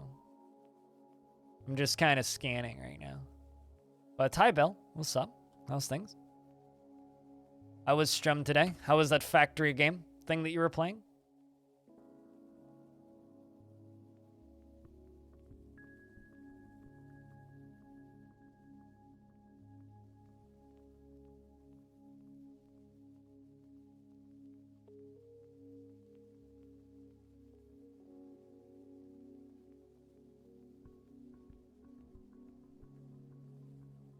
Bit short on content. I get you. I mean, it's a brand new game, though. Steak. You know what is really fun and not short on content, though, Bill? It's Dwarf Fortress. I'm not suggesting that you should start playing Dwarf Fort again, but, you know, I mean, since it is getting kind of a major release soonish, I mean, now would be a good time to get that hype train rolling, you know what I'm saying? Feel like I'm barking up the wrong tree. Also, chat, you guys should go follow Bell. We'll be streaming Dwarf Fortress when it releases. I heavily recommend that you give Bell and Air a follow. There's never better bet. Yeah, dwarves will be able to make underwear in this next update. I'm hoping that dwarves have their own style of underwear instead of it just being the same underwear. Still get Fox to send us keys faster. Trust me, I've been asking to the point where, like, I did this. Just like whenever she's in my chat, bang, bang, bang. Also, Bellinaire, if you know anybody who's planning on modding Dwarf Fort, tell them to email Alexander. There's a post about it. Because they are now accepting mods for the workshop early. I doubt it comes with an early copy of the game, but you know.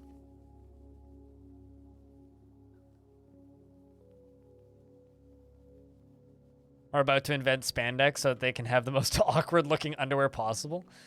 I spent many years of my life wearing spandex when I was in kayaking. It was great for kayaking, terrible for everything else.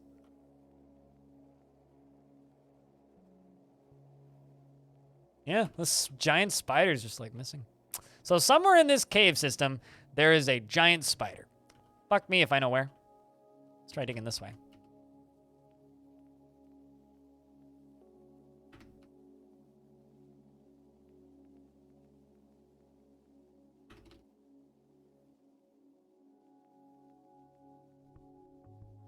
Yeah, everybody should vote for Dwarf Fortress as the labor of love on Steam Awards.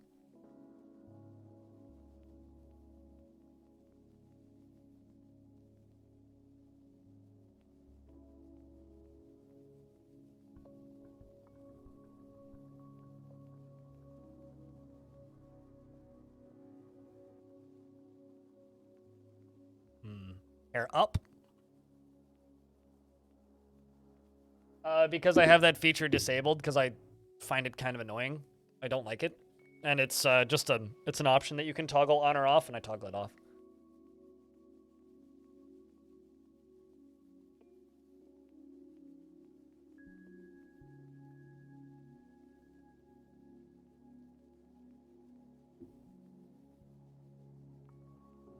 That's why my water doesn't show depth, because I disabled the feature. But it's 7 of 7. If I hit look, I can look at it.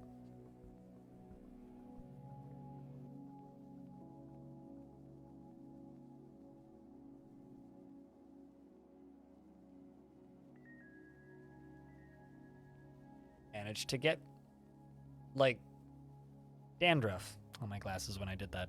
Cool.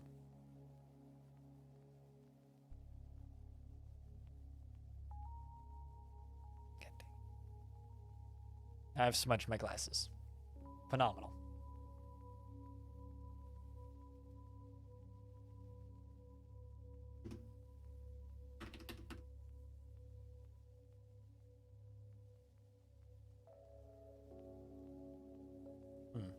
Well, this will give us a pretty good view, if nothing else. Just gonna come over here and plop that down.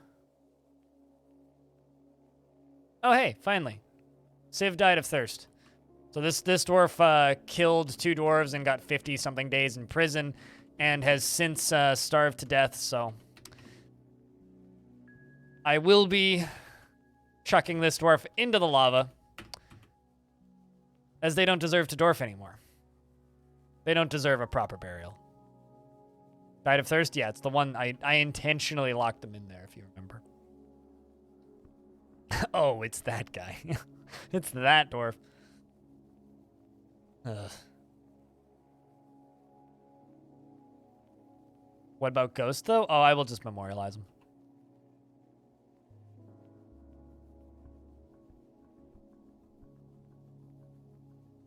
Time to witness the Viking funeral of Civ. Bam, bam, bam, bam, bam, ba-dam, ba-da-dam. It's gonna fall into the lava pit. We were gonna just burn him when he got out of prison, but he went berserk first, so I guess, you know, is what it is, but you reap what you sow. You kill your own, and you get thrown into lava. Goodbye, dwarf. How deep is this? 2 of 7? Still needs more filling.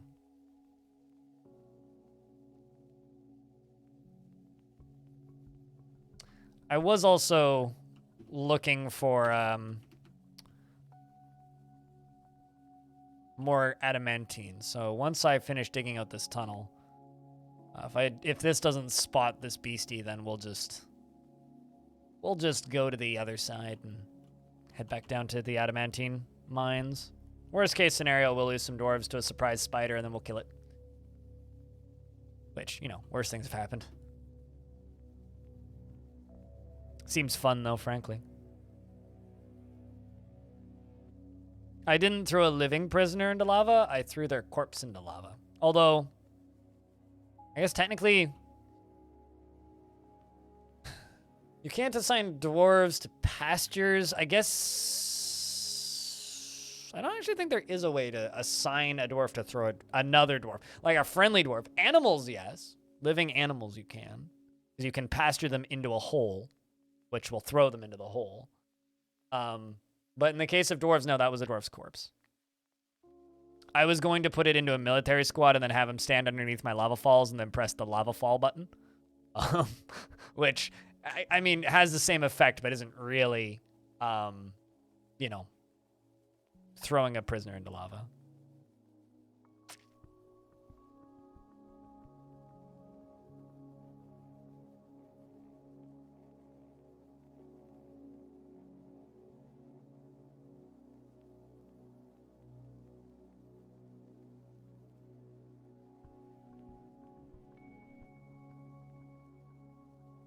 Also doing potato stuff in the background.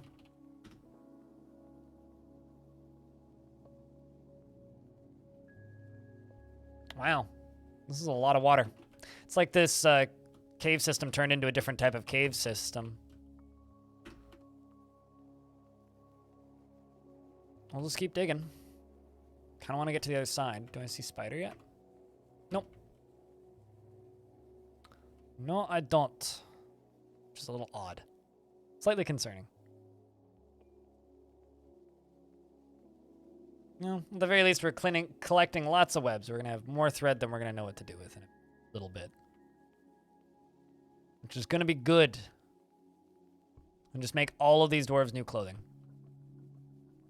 Expose more of the map. Still nothing. Still nothing. You know, with the frequency that I'm showing this, I'm kind of surprised more people aren't commenting by the fact that there's literal just like underworld demons on this menu. Sometimes I get lots of comments when I just have like an exposed hell, but sometimes I just don't, and it appears to be one of those times.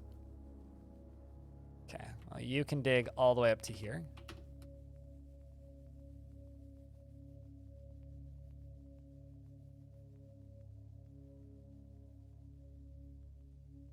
All right, so you dig over there.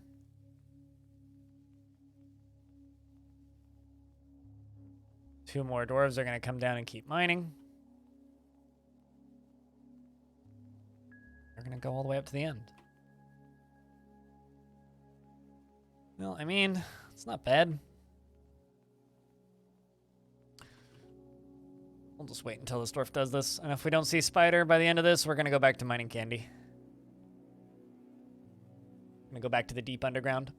Also, I got to say a real big thank you to everybody who stuck around from the big raid earlier. It means a lot. It really does.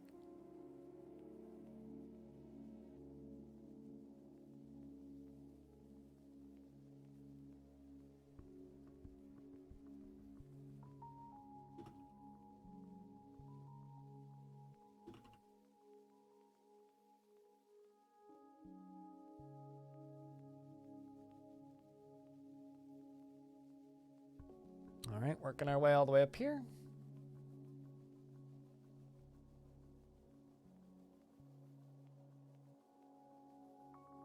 Oh God, Hacky's doing well in the pot potato. We're there until your internet crashed? Well.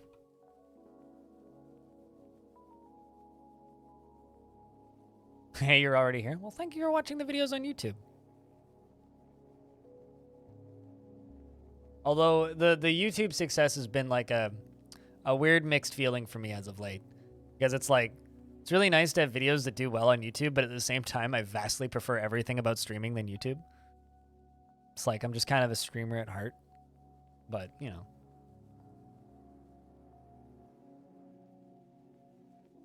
Faffing about on the internet. Faffing is a good word that doesn't get enough use. Doesn't get enough use. So for me, like, the YouTube is very much like a side hustle to promote the Twitch. It's just like, you know, it's just be successful, YouTube, so that Twitch can grow alongside you.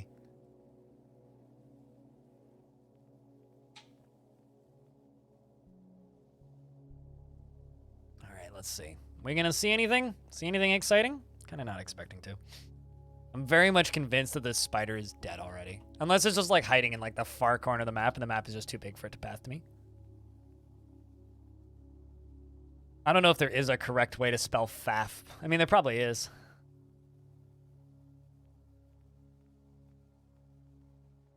I don't have a preference, and I've done both.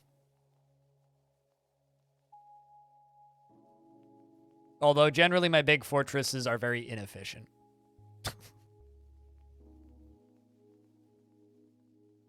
the fuck is faffing? Fooling about, messing around, screwing around, being a silly idiot. Old word. Something my grandma would say. All right, let's see. No. Well, I will just simply assume that that is it. I guess theoretically I could also dig out to here. Oh, there's a bunch of bodies over here. Ooh. Maybe we're getting closer. Because Lathy, I think was the name of it.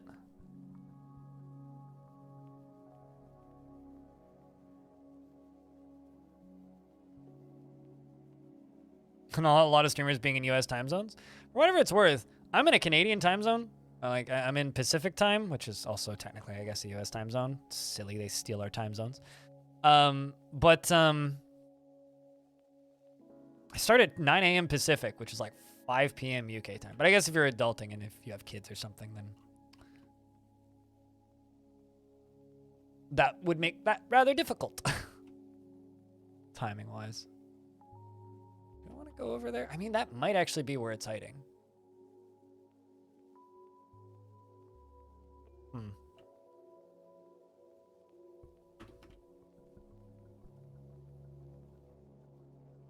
Yeah, let's just do this.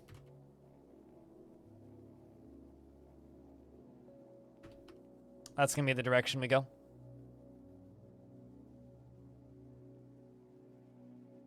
Can't wait for DF Premium. It's been a long time. Yeah, absolutely. Are they gonna have Charles? I have no idea. And honestly, I don't give a shit. I mean, we don't have, I mean, this loonies aren't gold. Whatever it's worth. They'd be much heavier.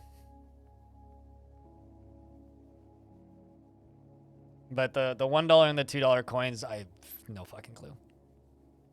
No fucking clue. If they do, cool. If they don't, also cool? I'm not a coins person. Like, I have a loony on my desk just to show random people who have never seen a loony before. But frankly, like, I couldn't actually tell you the last time I used cash for something. That's not true. Last time I used cash was the last time I bought weed. Because the place I buy weed from, they're legal. They have a license to sell. But let's just say that I don't pay taxes if you pay cash. So, about the 1 ounce coins, I have no idea. You mean like the limited edition collector's ones? I've never paid attention to those. Also, as a Canadian, the fuck's an ounce? I speak grams.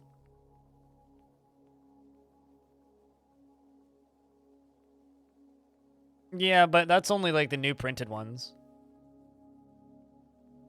So you'd have to like go to the bank to get them.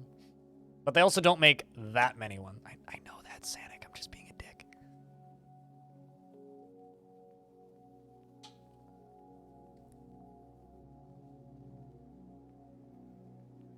Also, we got more blood. I think it's behind my camera, though. Troglodyte blood. Well, probably for the best.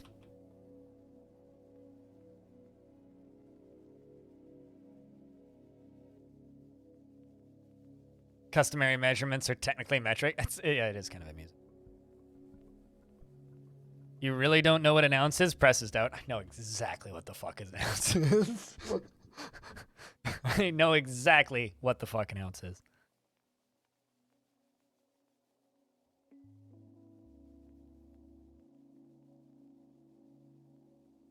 One of my mods carries cash everywhere. And insists that it's good. And I'm like, you're nuts. There's so many webs here. They're all cave spider silk webs. Dead troglodytes. I love stumbling upon like old fights in Dwarf Fortress. It's like there's dead people everywhere.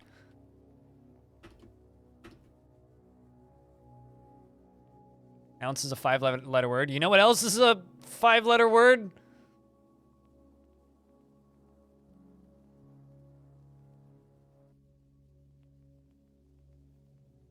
There you go. For bus fare? You've got lots of coins on your desk for bus fare? Yeah. Here you just pay with a tap. Debit or credit, no matter. Tap your card, get on the bus.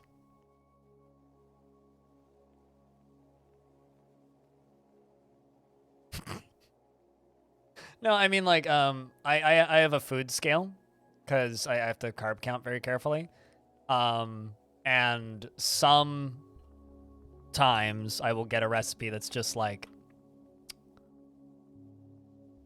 ounces. I'm just like, what the fuck? Who wrote this goddamn recipe? So I set it to ounces. Yeah, I'm pretty well aware of what ounces are. I remember there was one time I broke into the cavern layer of a fort, and there was like easily 1,000 dead creatures, multiple forgotten beasts, many dead cave dragons, and other things. Just ever. Oh, hey, look at this. So I found that humanoid, the silk spinning humanoid's corpse. This was a forgotten beast that we had show up yesterday, which I just didn't fight with because I was like, that looks scary. But over here, there's our spider. Seems like they killed each other.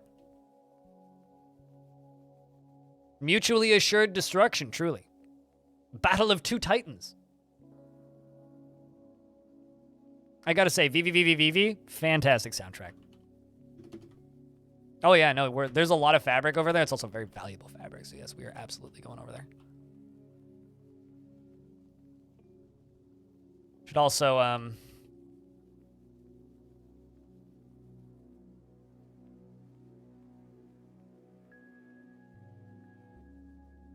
Rumbles.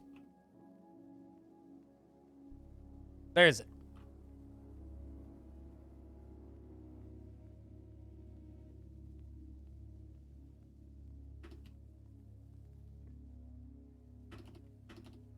Actually, you know what? Let's not do that. Let's do this way.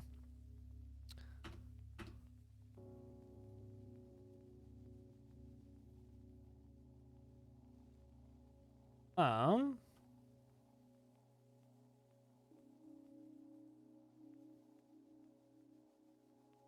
we are. Silk socks for everyone? Oh, damn right. No, this whole cavern layer is full of silk.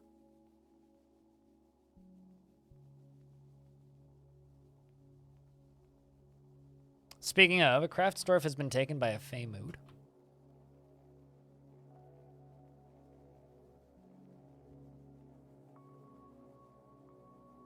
So I hope you're building the floor and not that wall.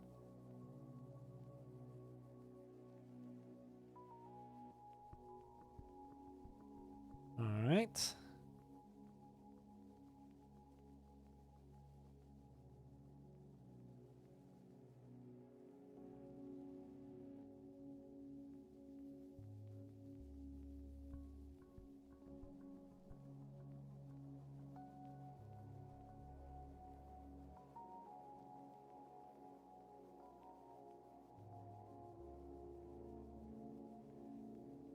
So we're going to mine up here.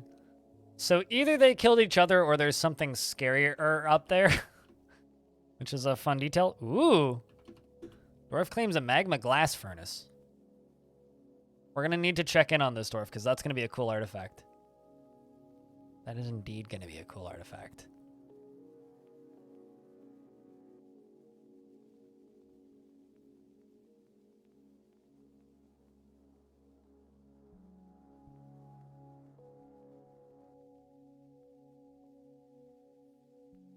Let's let you finish digging all the way to there.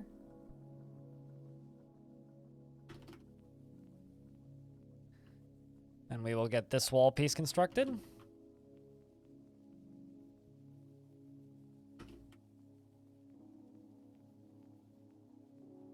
was kind of hoping you would go do... Okay, you're going to go get water. Or not water. Booze. You're going to go get yourself a drink.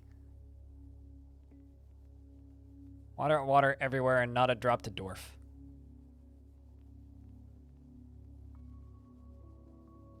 Yeah, glass artifacts can be nice.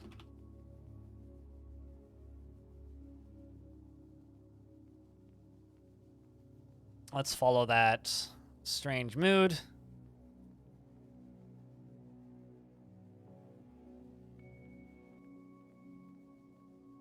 instantly running straight down. Where are you going? Raw adamantine, maybe? Nope. Okay, well, it's not going to be... Maybe raw adamantine? What would you be running down? What would be down here? From the artifact? We don't know until it's finished. Nope, you're going the wrong direction for adamantine. Why the fuck are you going all the way down here, though? Please don't tell me you came all the way down here to get a very specific rock.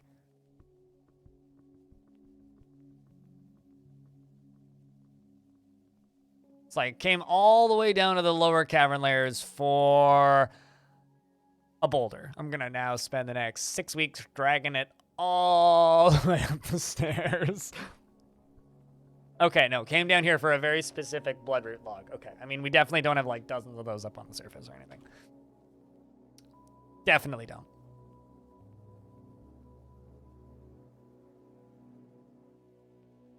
But yeah, we're going to get some fancy, expensive, legendary item made out of glass is what we're going to get.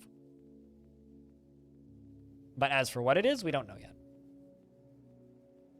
They needed that one. I mean, that was the only one that would work, right?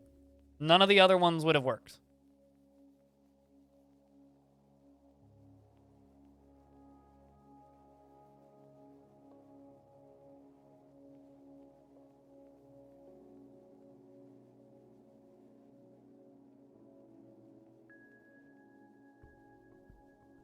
Glass and bloodwood cabochons? Pretty much.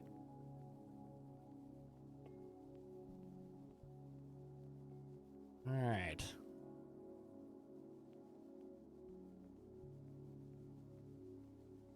Also good wins diamond, as well as stone.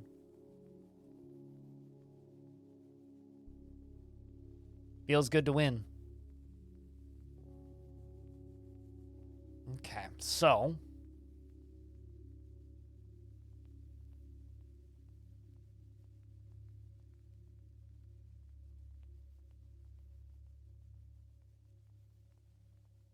So now that that's ready to go, got a dwarf coming to dig it.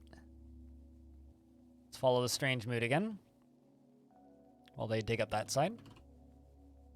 So dwarf finally gets back with their specific log. The dwarves also haven't prioritized adamantine yet, which makes me sad.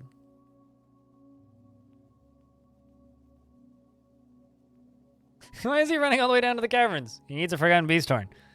Fortunately, dwarves don't get that specific. Okay, see, now that's much smarter. Let's go get the rock that's right above you. What's up, Bones?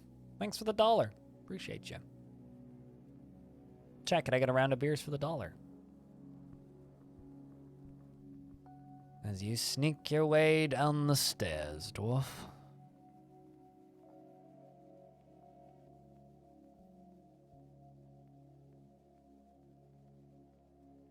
Also got...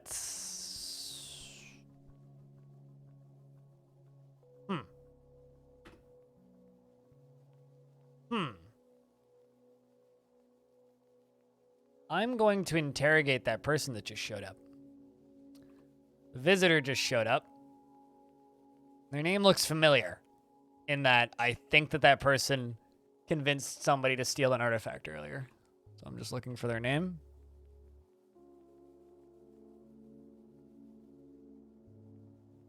When I find them, we are going to give them a little chit-chat. This person. Although I wonder if we can even speak with them as they're a demon. Mandated the construction of certain goods. What? Figurines? 1 figurine. Dwarf goes over here and grabs... gold? Gold? Gold bars. Me like. A little gaudy, but...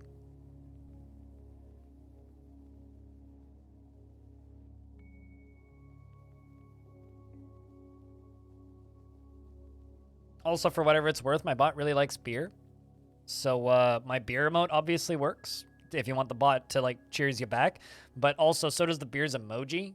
HS cheers the beer emoji, which are 2 separate emojis, as well as the word beer in many different languages. Obviously, not every language is supported, but I do have a lot. Gold cabochons, potentially. Spikes. Many things. All right. You seem to be getting what you need. Bunch of dwarves are coming down here to dig.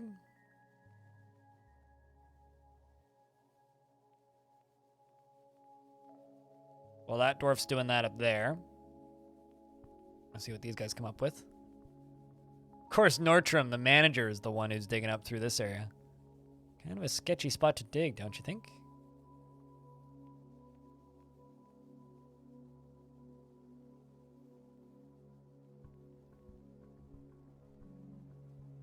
$29.2 million ounces of silver maple leaf in 2014. Well, I mean, limited is just a marketing tactic, right? How do you think limited editions of games sell so well? Also, yeah, you are correct. That does not sound very... Wait, since 2014 or ins 2014 specifically? But yeah, no, I think my dad has one of those. My dad has several. Actually, I can tell you that for a fact. Been watching you on YouTube for about 2 weeks now, and you found my Long Death series, and you're currently finishing episode 2. Okay, well, if it took you 2 weeks to finish episode 2, I guess you have content for the next 6 years then.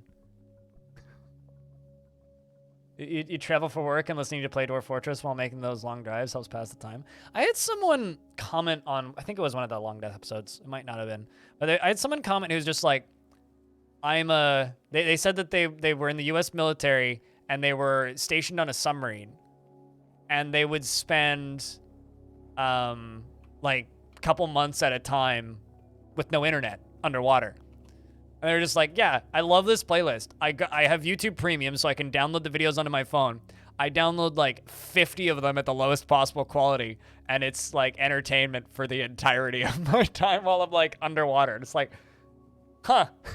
Like, if I'm underwater for, it's, like, 90 days or whatever, he's like, I'll download 90 of your videos, and it takes me, like, 6 months to go underwater again. It's like, I only gotta do this 4 more times. It's kind of great. It's just kind of an interesting thought. Let's follow our strange mood again. But, this is a report of 2014. Wow. Okay. Fair enough. Diamond, you have a good night as well, I'm assuming. That reads like you're going to bed, and right now is around the time you would go to bed, so good night, Diamond. But, welcome to the YouTube channel, I suppose. Well, Bones. And thanks for swinging by to the Twitch stream. It means a lot.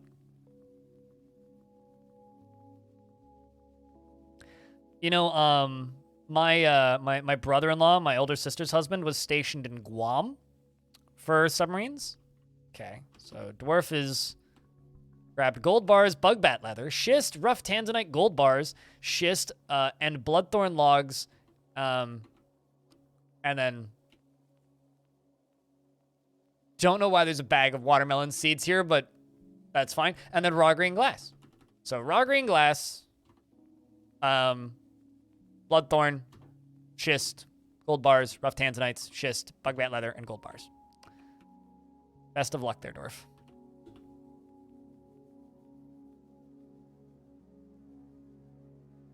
Bullion is like it's like a large coin, is it not? I was under the impression that they were large coins. Bulk pure metal. Oh. Shows how much I know about coins, which is... Actually, I can tell you exactly all that I know about coins. This is a coin. It has a value. I mean, I know more than that, but... Whoa! I know, you just learned something.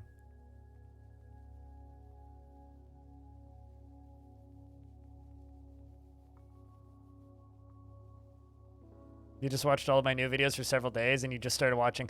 Okay, so Tuesday you started watching Long Death. Gotcha.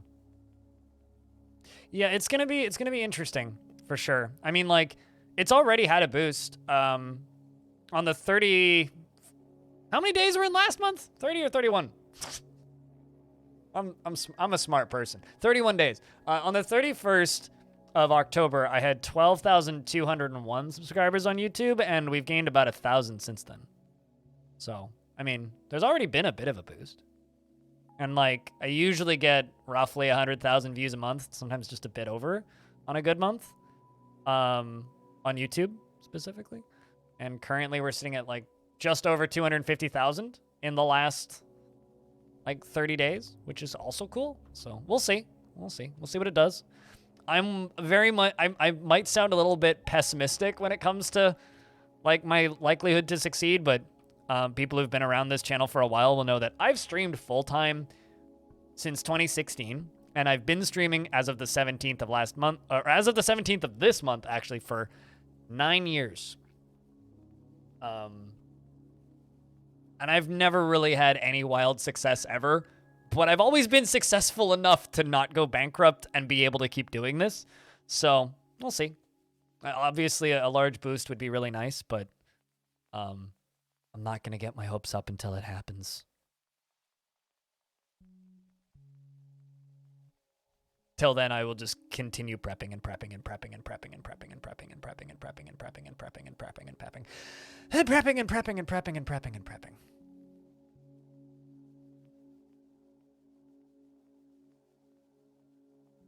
First, we have to fix capitalism, and I don't expect that to happen.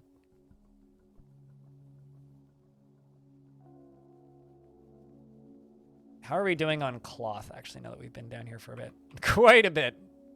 Quite a bit more. Cave spider silk cloth has gone up by quite a bit. All right, let's just start making stuff out of silk.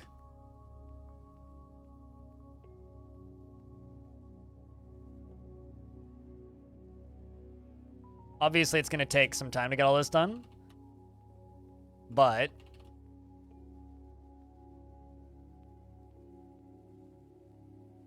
I can speed it up a bit with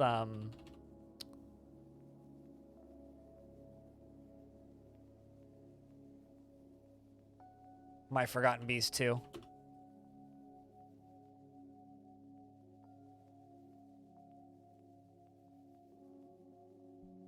Actually, let's go. Let's also do leather hood.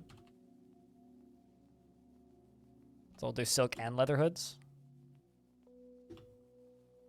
Let's do cloth socks. And leather shoes. Kind of self-respecting dwarf walks around in a silk shoe. Kind of wish dwarves could make wooden shoes. Or humans could make wooden shoes or something. Will I be prepared? Depends on when I get key. If I get key the morning it comes out, nope. If I get key days before it comes out, probably.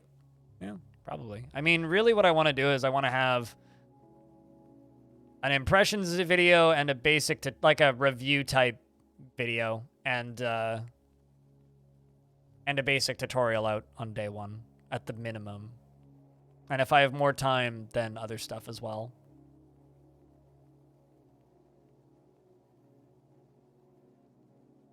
Surely we can just get a toggle for the Dwarven economy off.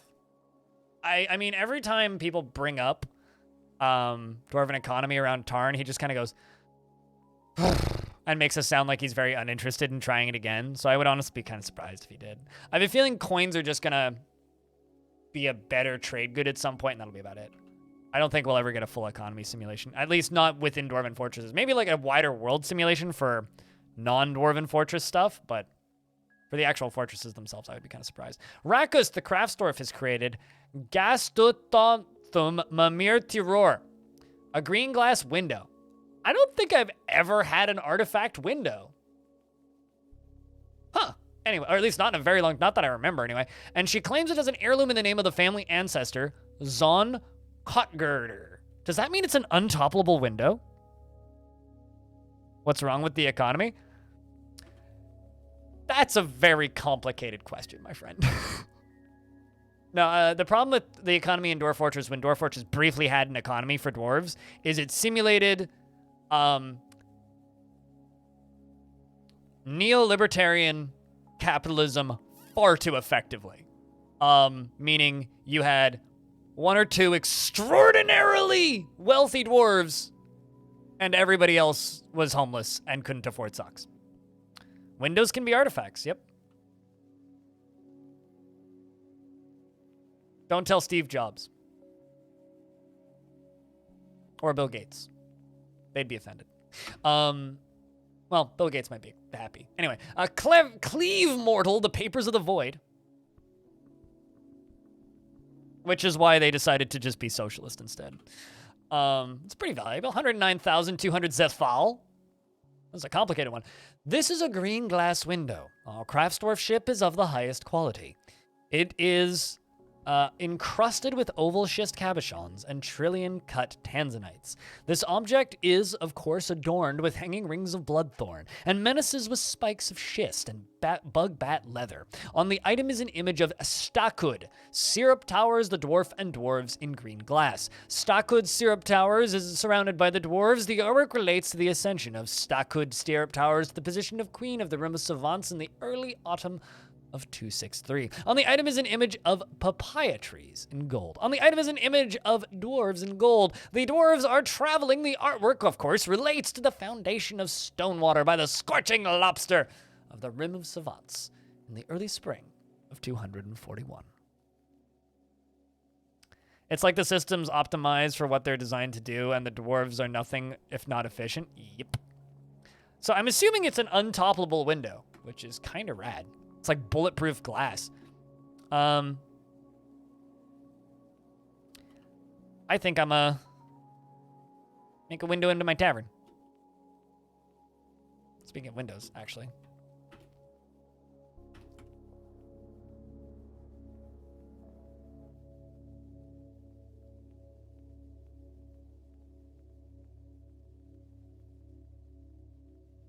But yeah.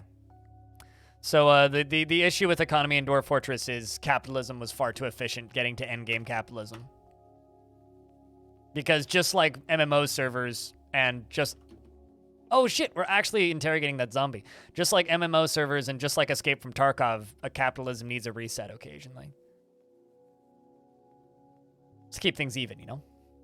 Be that like a raising of the level cap, printing more money, or delete everybody's account, start from the beginning. You didn't even know this game had Windows? Well, I mean, it certainly doesn't have Macs, so... Or Linux, by that frame of reference. But no, I mean, these are Windows. These are gem windows. Windows made of gems. This is a win. These are windows. This is a window. And they are destroyable. They are destructible. They can be shattered. Gemdos, yes. All right, we are about to gain access to this spot with all the spooky critters on it.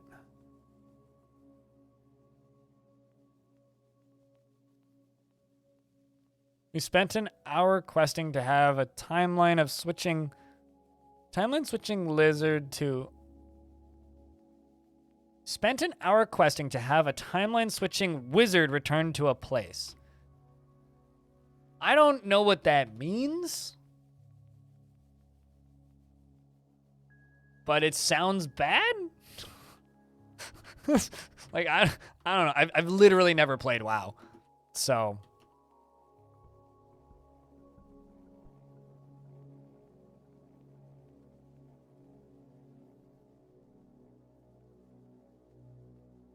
What? I don't like MMOs. They were never really something that caught my interest. And WoW was expensive. So, nope. Papa Lurk, what up? Good to see you. Hello. Zones can switch between two timelines or instances, which is a pain in the ass. Okay, fair enough. All right, let's see how our interrogation of this human bard zombie went. Ooh. Love it when they admit crimes. The subject, we met with the subject. Aquafunkalistic Bootywap, the exalted luxury and captain of the guard of this fortress of Stonewater, met with the subject and made flattering remarks in order to elicit information. The subject naively complied. The subject revealed that Shibith Crostoamber is in fact an assumed identity. Shocked Pikachu. Subject's tree name is Twaki? Twaki. Appear lashes. The subject revealed that in the late winter of 174, the subject plotted to infiltrate the halls of defending in order to steal treasures and prepare a coup under the influence of an unidentified creature. Okay. They also revealed that in the year 225, the subject plotted to infiltrate the ancient bard in order to steal. So, the ancient beard. So, this is kind of interesting. The defending order is one of my previous groups. In mid-autumn of 225, the subject plotted to infiltrate the ancient beard, which is the local site government for one of my previous fortresses called Hotbeards. Okay? The first fortress I played in this world started in the year, like, 150. We're now in 265, obviously. Yeah, and I don't like MMOs, so... No, well, not generally, anyway. I enjoy MUDs and multiplayer games, but I don't generally like MMOs. I generally find them to be big, empty, and boring, and that's what WoW's always looked like to me. In the early spring of 228, the subject corrupted an identified creature in order to have an agent and threat dweller, another one of my previous fortresses. And the subject met with an unidentified creature and made a threat. The unidentified creature spurred the law and agreed willingly. Subject revealed that in the spring of 228, they plotted to steal the Brazen Obstinance under the influence of subject. Okay, so this guy's been stealing shit from me for a very long time. Over multiple timelines. The subject also plotted to infiltrate the Scorching Lobster in 259, that's us right here, in order to steal treasures and prepare a coup under the influence of an unidentified creature. The subject corrupted Vutok Truthcraft in order to have an agent in Stonewater, and the subject met with Vutok Truthcraft and made a threat. Vutok Truthcraft was too afraid to not comply, and despite valuing the law. And the subject revealed that in the early winter, or early autumn, of 263, Vutok Truthcraft plotted to steal Cindertalk under the influence of this subject. Is more into massively single player. Massively single player. It's so single player, your friends don't want to talk to you anymore. It's not just single player, it's massively single player. All right. Well, so you admitted to crimes. Got him. We also have 2 counts of espionage. Where's Vutok? Vutok.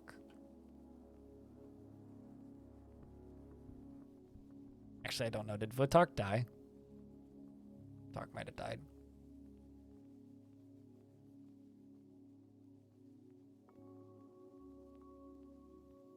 Oh, there you are.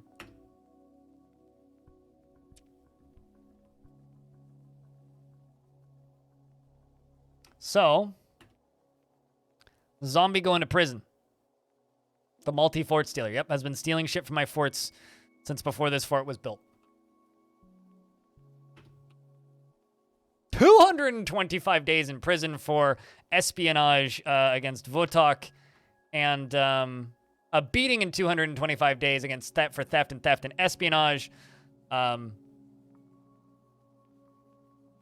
the zombie. Unfortunately, the zombie's getting the beating because the zombie's not going to notice very much, or mind. And this is all just because I remembered that dude's name and interrogated him. This game's pretty cool. I really hope more people use the Captain of the Guard and the espionage systems. How does the law system work? You commit crime, you go prison. If we catch you. I don't know what you mean by how does the law system work. Although it only works if you have a Captain of the Guard assigned.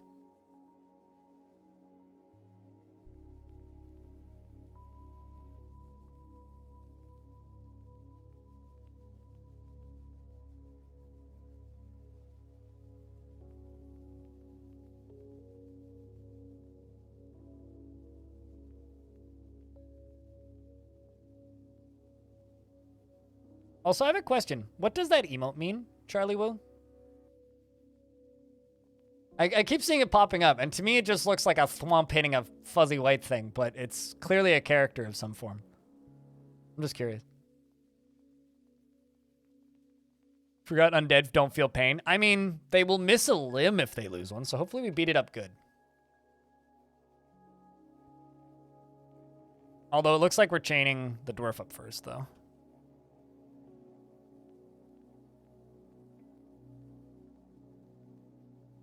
Feels funness after making a friend. I made friends with Durvad. I'm feeling so fond. And by the way, you're going to prison for 200 days. I almost feel bad. Feed him to the Crundles? I was just going to lock him in there permanently. It's a jellyfish character laughing, and the kanji literally means grass.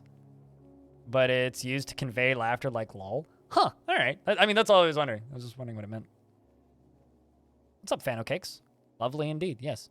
You know, made friends and then prison! Just when you think things are going well, turns out they ain't.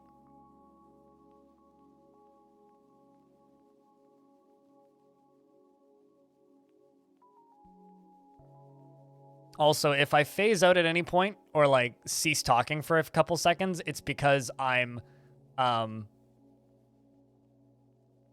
helping run behind the scenes administration for the Hot Potato Charity Marathon. So if I tab out and just like vanish for a moment, it's because I'm like doing something. So making sure roll call's going through okay for the next participant right now. 200 days is how many dwarf years? Well, a dwarf month is 30 days, and there are 12 dwarf months in a year.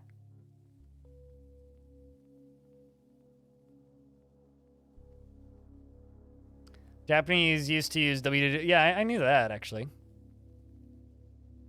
I watch a Japanese weather channel on Twitch sometimes, which gets restreamed to Twitch for some reason. I see that a lot. Just because they play like lo-fi beats and it's nice background noise. It's like I don't understand a word they're saying, but it's like chill jazz and people speaking about weather. Although I think they spend more time like looking at their Instagram accounts than they actually spend talking about weather. It's a strange channel. If anybody wants to know what I'm talking about, give me a sec.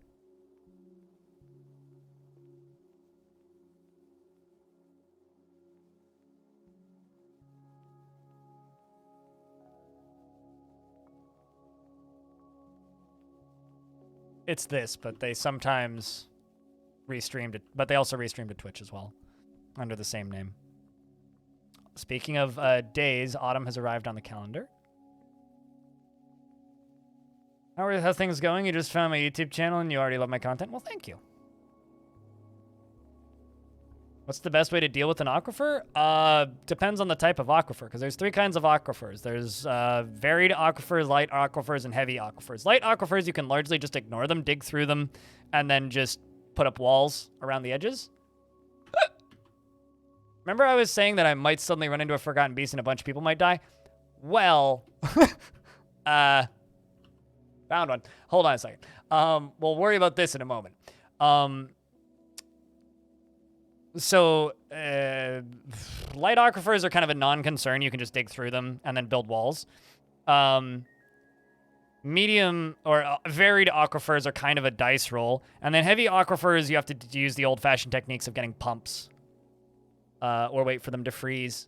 Anyway, so the critter we have here is Lathi Fafrifa Etheni Piwe, who is an enormous one-eyed caddisfly. It has a round shell, and it belches and croaks, and its amber exoskeleton is rough and cracked. Beware its webs. I'm going to lock all the dwarves inside. Like right now. And hope that this dwarf runs real quick. And then we watch this beast.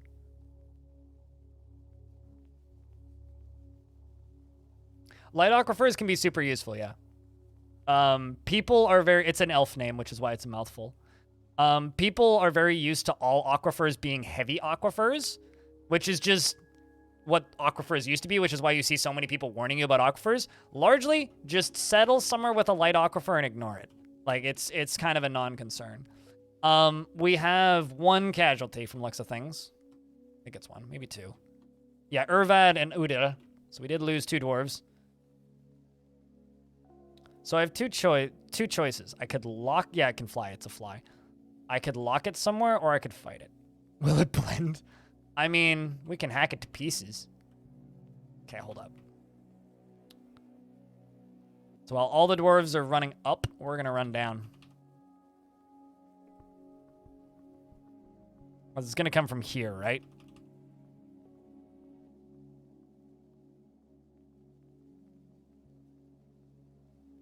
We want to fight it from above. Don't mind all of the demons in the underworld, okay? They just live here. It's fine. Get the zapper. We need a swatter. The scary part is that it has webs. Webs are just a guaranteed stun lock. Also, hey, Nino Panda. I am in Canada, so Turkey Day was last month, but back at you. Happy day, indeed. Perfectly normal day here. It's not even a holiday here.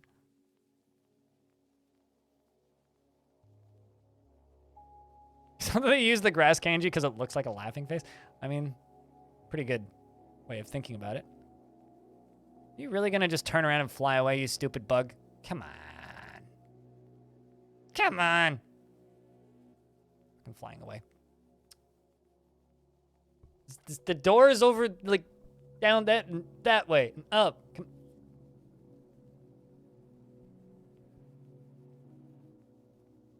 Really do need the zapper, jeez. Not only do we need the zapper, but we need a bug trap. This thing's also pretty beaten up. I mean, look at it. It's got a lot of old injuries.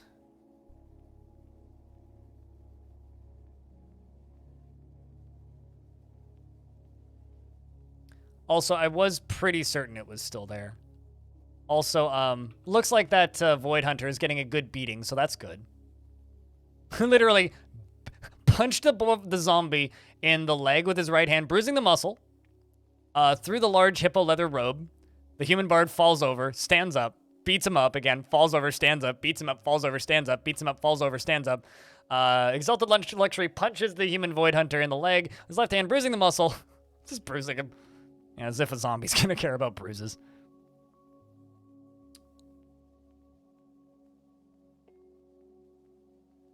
He's as annoying as a regular bug. Yep.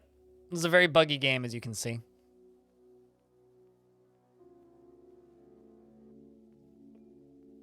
But yeah, as far as aquifers go, like, generally, my advice is just don't worry about them. They're nowhere near as big of a concern as they were a couple of years ago. Yep, is as annoying as regular bug. All right, well, shit.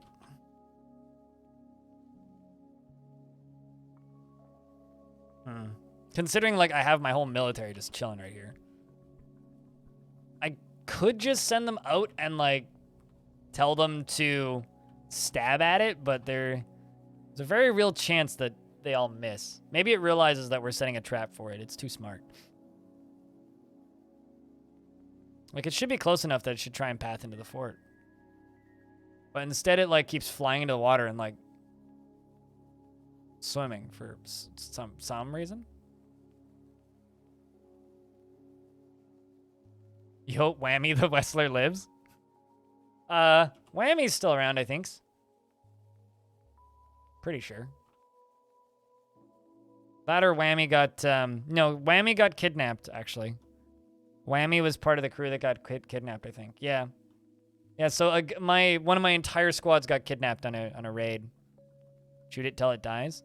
Stab it to death with adamantine spears. So, you might still be alive. Or you got eaten by a demon.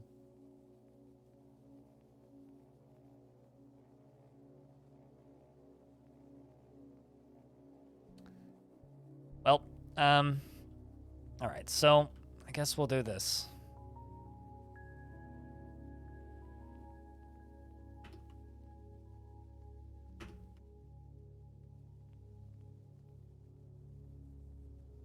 Come get me. You big dumb beastie.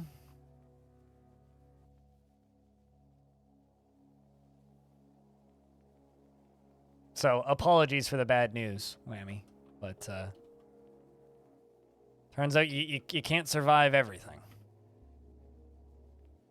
Not even Whammy can. This thing really is just an annoying bug, isn't it? Dang it.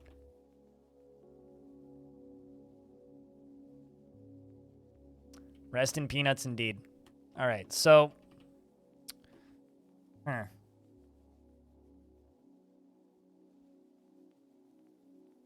I guess I'm going to just let the military go back. We're going to pull the lever. Lock the side door here. And we're going to dig a new way in for it.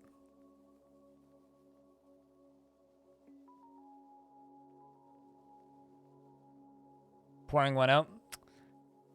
Well, I mean, he might still be alive. I don't know, weirder things have happened.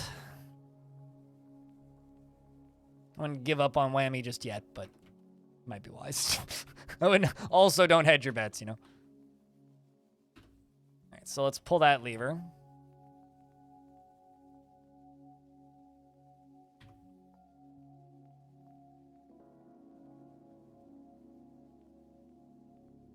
Man, those dwarves got back up there quickly.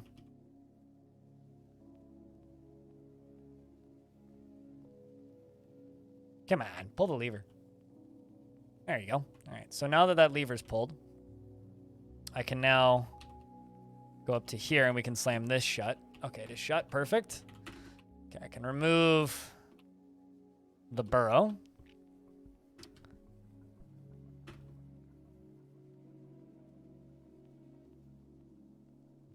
And I can do this.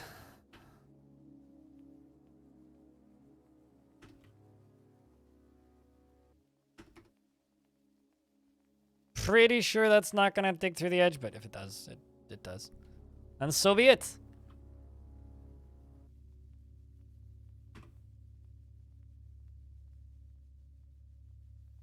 Oh, never mind. Time to do something completely unrelated. A vile force of darkness has arrived. Appears to be goblins. Crud. Okay. Let's fly back down. Actually, you know what? Let's just turn this back on. So we've got a vile force of darkness. I see beak dogs and goblins. It's got to be our goblin friends again. On the bright side, it means like we can burn some goblins to death.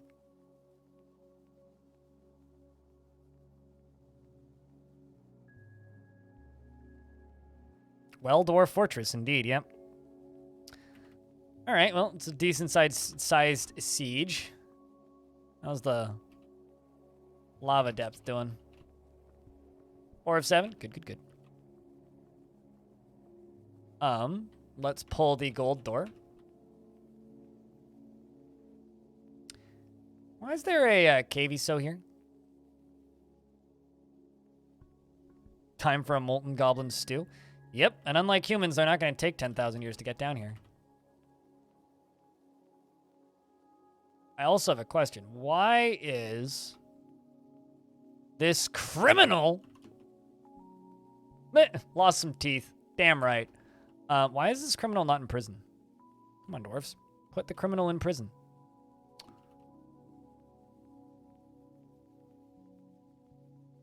It's like dealing with one threat, suddenly have to deal with a completely unrelated different threat. Oh my god.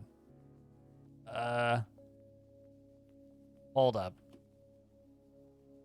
There's a small chance I might just book it down to the caverns and die. Uh-oh. Oh no, a dwarf's been missing for a week. Well, that's a shame. Okay, no, they're not. Phew. It's good. They are going where I need them to go. They are going over this way.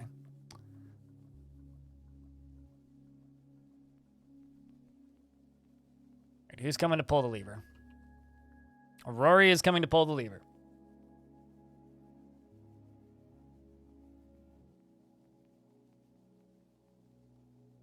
Rory is, in fact, coming to pull the lever. At least today's been exciting, you know?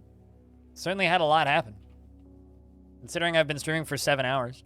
We've had a lot happen. I think after this siege, I'm going to go do my lunch break, though. I'm getting a little hungry. Okay. Pop. Pop up this. And I'm going to jump this.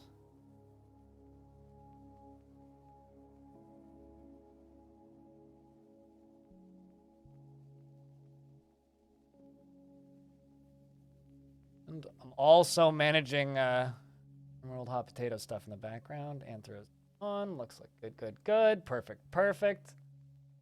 To see. Also, I just want to say shout outs to the Hot Potato Charity Marathon for raising $27,000. $27,800 in like just over 24 hours for Doctors Without Borders. Drew's doing good work so far. 4, 5, 6, 7, 8. Okay. 6:15 is my next roll call. 4 right now, so I got lots of time. All right, goblins go this way. We've locked the door, meaning this dwarf now lives in here. Rory's just gonna live here now.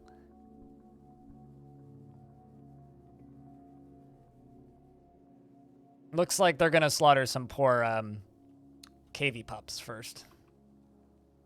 Wonder how big of a goblin siege this is gonna be. The beak dogs are only just starting to spawn from the looks of things. I love that there's just like goblin and troll blood everywhere right here. It's just kind of amusing to me.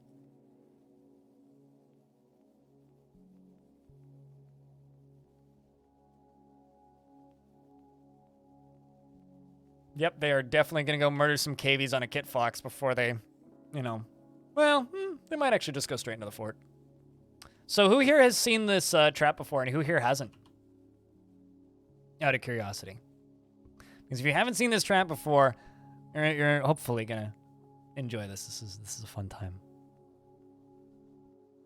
Do they dig through your walls? No, they stand on the surface and go, where are the dwarves? It is completely 100% absolutely possible to just make a completely sealed off fortress that has no real threats outside of like your own dwarf's sanity. It's quite pretty. Hell yeah. We'll have to put on the siege music pretty soon. Can't have a siege without drink and industry. Sorry, why are they all... Oh, shit. There's dwarves, too. That's kind of interesting. Okay, where are these guys from, actually? The Curse of Diamond. Oh, hey, it's those other goblins. The Curse of Diamond. I haven't fought with these guys yet. It's a rendition of the maligned tusk, a finely crafted image of a mango tree. The image is a symbol of the Curse of Diamond, a goblin civilization. This is the civ that captured a bunch of my soldiers, which is also like partially enslaved a good chunk of my faction. Which is kind of sad because it means these dwarves that we're fighting, you know, it's very likely that they are members of my faction in some respect. It's also taking them forever to actually attack. What the fuck?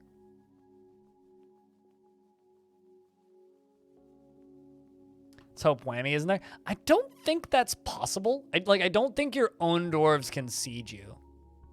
And if it is, I've never seen it.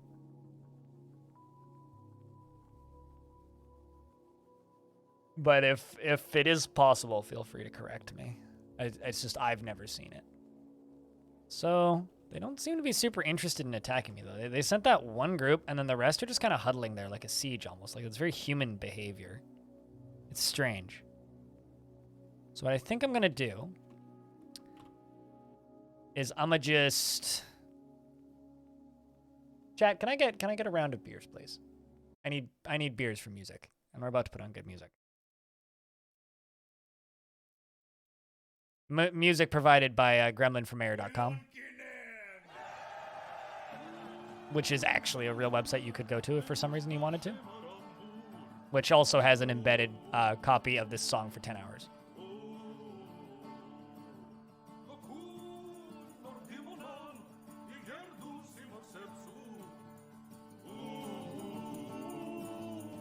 Here it goes.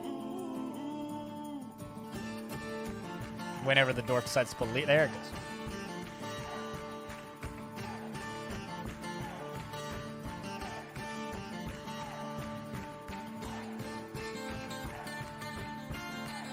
I mean, I didn't kill anybody. The lava did. Don't you tell me that I'm committing murder. I haven't murdered anybody. Just because the lava happened to fall on their heads when they were standing there does not mean that I did it.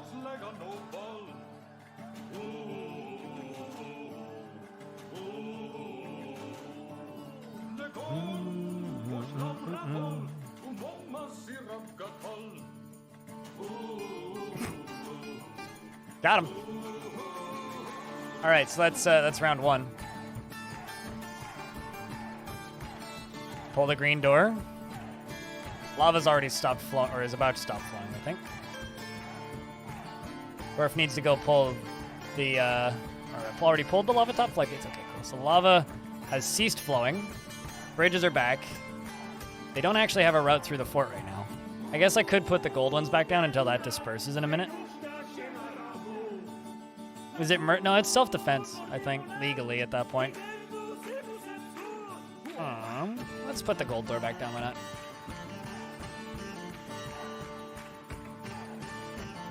Alright, goblins and dwarves. You guys want to come attack me now?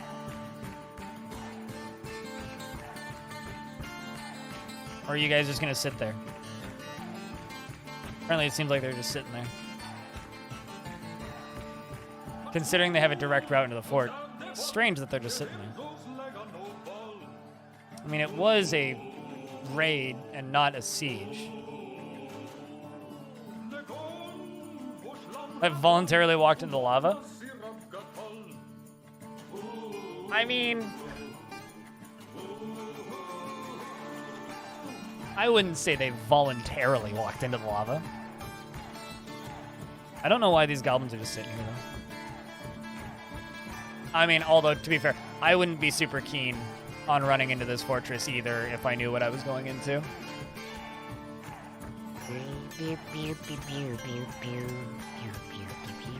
Oh, are they leaving?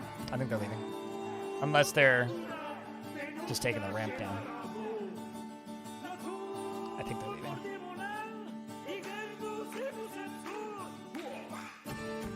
Unless they're going up. They're definitely moving. It's hard to tell. They're just kind of moving around on that platform. They do have a way to path down there, so it's not a pathing issue. Well, I mean, the lava does stand up, so... Uh-oh. I almost let a beak dog in.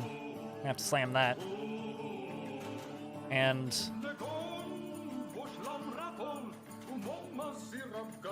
Dwarf, I need these levers pulled stat. That's one.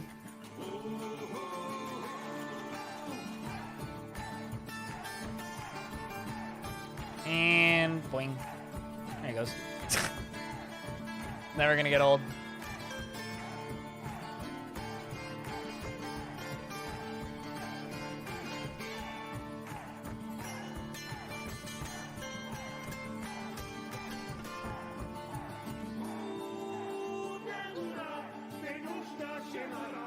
So now I just have this beak dog sitting here.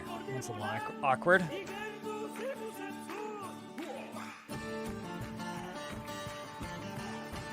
Just imagining Vidal's styles of NPC merchant driving the wagon, knowing full well what's about to happen, but unable to do anything about it because it's a video game. Oh, probably, yeah. Very much so.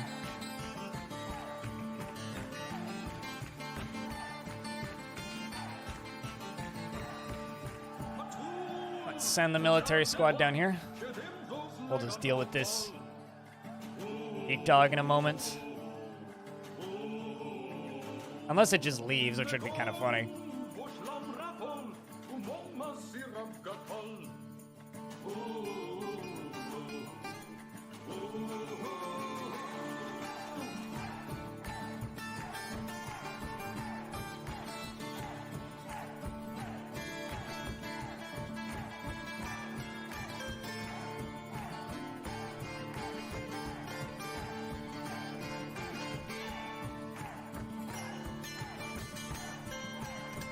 Alright. Big dog coming in. Dwarf's coming down.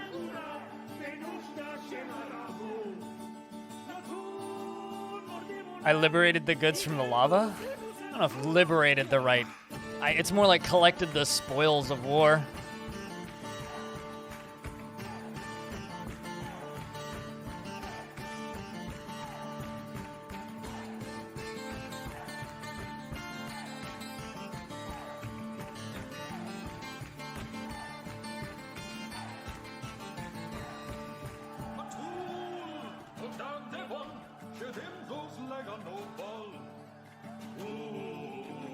All right, there goes 1 and 2. Means the squad can go back, and let's check in with the main siege. I don't know what's up with these guys. You know, they might just be trying to pass down to the caverns. And you know what? If they want to go fight with that Forgotten Beast, so be it.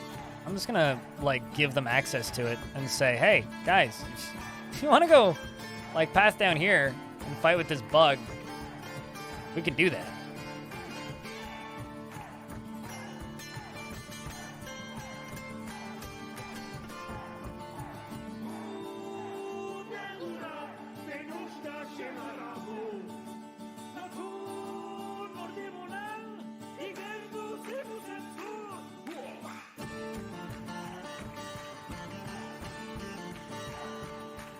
You know, I'm suddenly starting to think we might be stuck up here, but like, there's definitely a way for them to pass down. All right, let's check in on that bug. Assuming it's still on my map and hasn't fucked off again. It's fucked off again. Suboptimal. All right, I'm gonna turn off this epic music.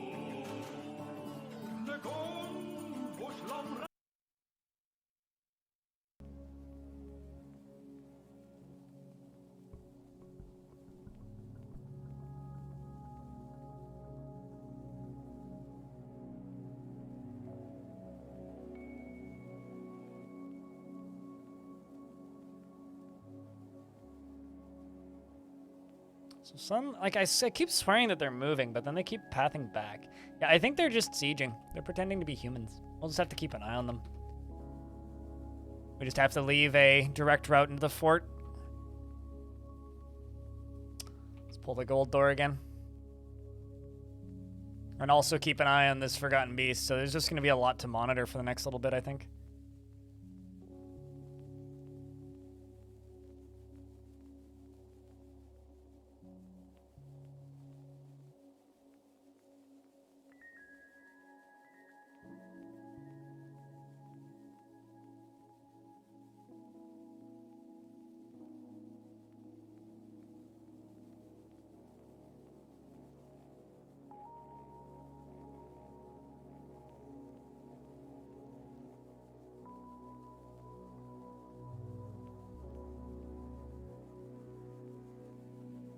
Okay.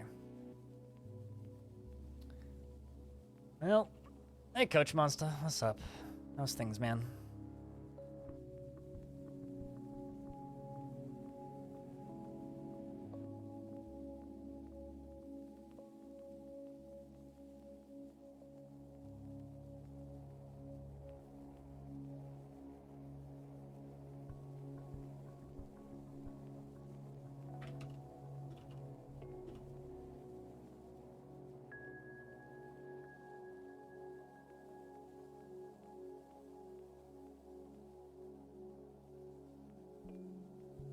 I'm convinced that maybe they're just like having a hard time pathing down, but like they should be able to.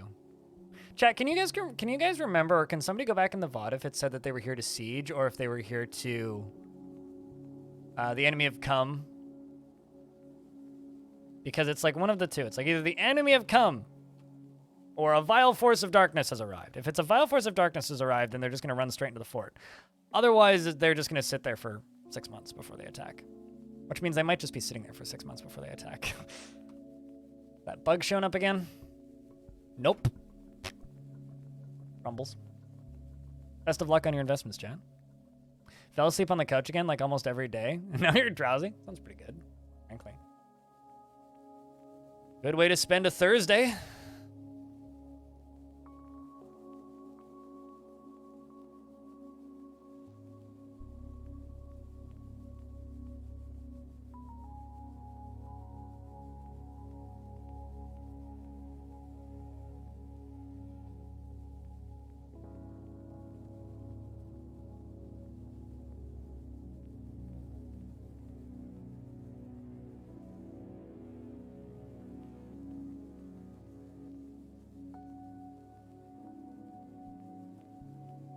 I really need to stop staring at this squad. I could probably just send my military out to kill them, though, because how many is there? What? Half a page is 1, 2, 3, 4, 5, 6, 7, 8, 9, 10, 11, 12. So there's like 90 of them? Yes. I mean, I could fight that. My dwarves could fight that. I just kind of don't want to, because many reasons right now. I was kind of hoping they would just go down into the caverns, or that the beastie would just come out of the caverns and go after them, but it doesn't seem like we're getting either of those options. And it certainly is starting to feel like it was a siege, because it's starting to look like a siege. So in that case, I just need to pay very, very, very close attention to them while we work on mostly in-fort things. Speaking of, something I can do, if it's not, is I can assign this area to be in the burrow, which it's not currently. So let's put this area in the burrow so they can keep making clothing. We'll hopefully give a bunch of dwarves stuff to do.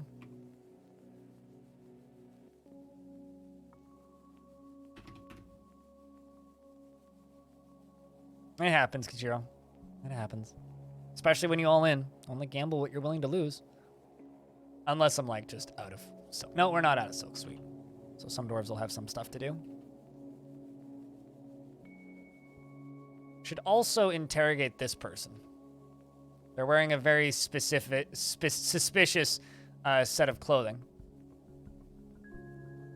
But I'm going to interrogate another person.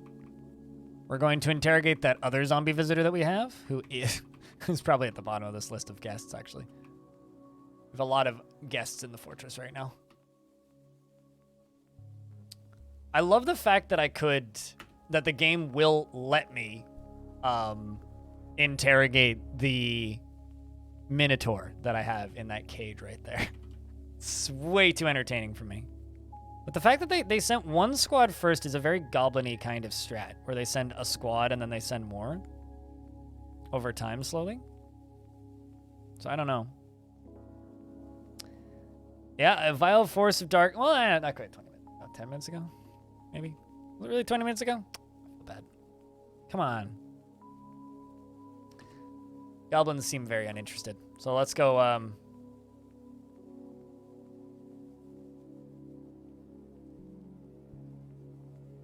Watch one of my other dwarves do stuff. Wait until this guy gets interrogated, because zombie's very sus. He will in fact take him out of a cage, yes. It is a bad idea to interrogate a Minotaur. I mean, the game will let you queue up interrogations for anything, even ghosts. Although I've never successfully interrogated a ghost. I have tried, however. I tried to interrogate a ghost to see if I could figure out who killed them. But unfortunately, the attempt was not successful.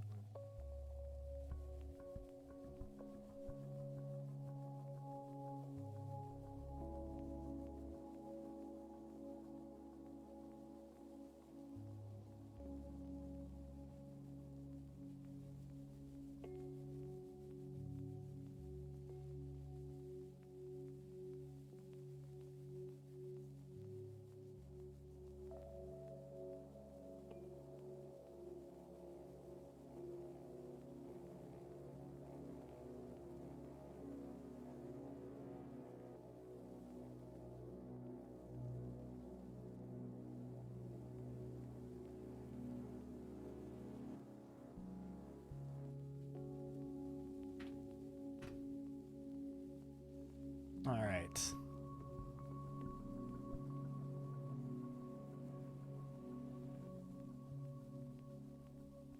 So, there's stuff going on behind the scenes that I'm also trying to manage, which isn't helping this. I had ghosts slapping the crap out of your residents. Yeah, they'll do that. A ghost volunteered information about your misdeeds once. Wait.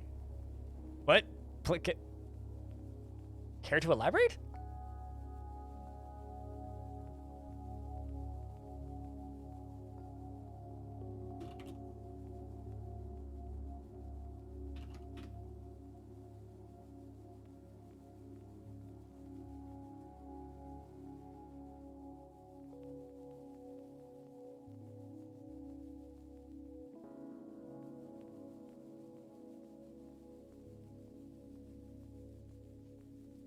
All right, so at least we can, at the very least, be giving dwarves better clothing while we're doing all this crap. I was really, really it would be really, really nice if that beastie could just like fly up here and attack these goblins. Are they moving? Doubt it. Nope. Just their weird mobile platform of goblins is shifting positions slightly. But yeah, I'd be really curious to know what you meant by you had a ghost volunteered information about your misdeeds. I'm very curious about what you mean by that. The weirdest thing I once happened, I had happen with a ghost once. I had a ghost possess a dwarf, and then report to the captain of the guard about the dwarf that killed them about a year after they died. So they died, possessed another dwarf, and then using that dwarf that they possessed, reported the crime of their own murder. That one was you? Oh, really? Okay, I forgot which dwarves were involved. But, yeah, that was kind of crazy. I thought you were saying you had a similar event happen in the game. And number one, I was sitting here going like, I didn't realize that you played this game. You were the murder. Okay. I just remember the event happened. I don't remember the names. Which is still to this day one of the weirdest things that's ever happened to me in a Dwarf 4 run. Is having that dwarf be like, oi, this dwarf killed me. Like a year after it happened. Which really makes me wonder about the possibilities of ghosts. Also kind of makes me wish that like friendly ghosts were more common in Dwarf Fort. Like I think it would be really neat if it wasn't like if you had a dwarf that you really liked as an example, if you could just like have dwarves that you really liked, right? Find out if they're going to be a nuisance or not as a ghost, and then maybe let them hang around. Because I've seen some stories on the subreddit about people that had dwarves and their dwarves just became accustomed, had dwarves that died and became ghosts, and then their population just became accustomed to seeing ghosts everywhere, and eventually they stopped freaking out. See if you can create a new fort again. You just booted up your last fort and thought it was a lava lake, but then you realized it was, oh, I see. As in, like, the fort had an untimely demise that you didn't remember? Casper Fort? Sure. Yeah, Casper Fort. Well, I mean, this would be kind of mean, but I could tell one of my dwarves to go stand up here. Go up here and try and tempt him.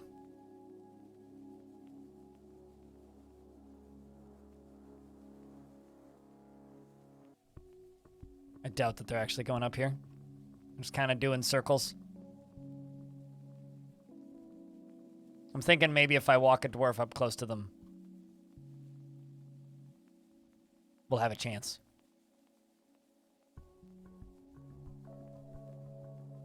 Need to hit L. That's what I'm looking for. Dwarf, go get a drink. Let's also pull this lever. Oh, don't cancel it. Pull that lever. Something military? Sure. Do you have any preference? What's up, Winter Parking? Or Winter Park, hello. No preference? Okay. Military it is. Maybe not the best time to be put in the military, but considering we have a giant web-spitting bug in the basement and then also a siege outside. Vutok, the militia commander, is going to be Tour.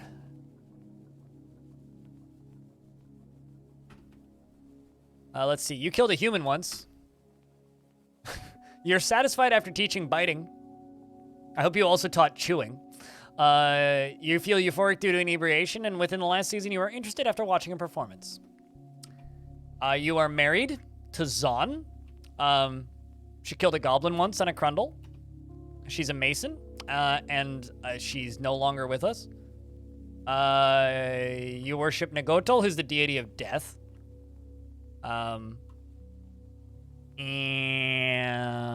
let's read about you. You're 68, 1 years off of Nice. Born on the 21st of Fell Sight in the year 197. His gold eyes are incredibly close set. His sideburns are clean shaven, and his very long mustache is arranged in double braids. His very long beard is neatly combed, and he has very long hair and a ponytail. He has a broad chin, and his ears are extremely narrow. I mean, it does make sense, doesn't it, Winter Park Girl? His very long beard is neatly combed, and his very long hair is tied in a ponytail. He has a broad chin, and his ears are extremely narrow. His eyelashes are quite long. His hair is pale chestnut, and his skin is brown. He is unbelievably strong, basically unbreakable, and extremely agile and slow to tire. He likes marble, bronze, fortification, ogate, and water buffalo leather, quivers, coffins, and donkeys for their stubbornness, and saltwater crocodile men for their strength, and when possible prefers to consume giant koala, hagfish, and horse cheese, and garden cress, tuber beer, and chestnuts, and absolutely hates roaches. I gotta just say, I like the fact that you're a Croc fan, you know? It's a modified version of Craig Smash's tile set, but it is based on Craig Smash's tile set. Same font and whatnot. Personally believes that the idea of war is utterly repellent and would have peace at all costs. Believes that it would be a fine thing if all time were leisure time, and finds romance distasteful.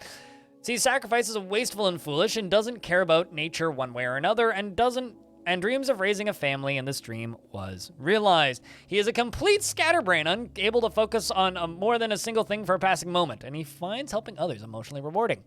Though he wishes this were not the case, he finds altruism foolish. He lives an orderly life, organized and neat, and acts with compassion.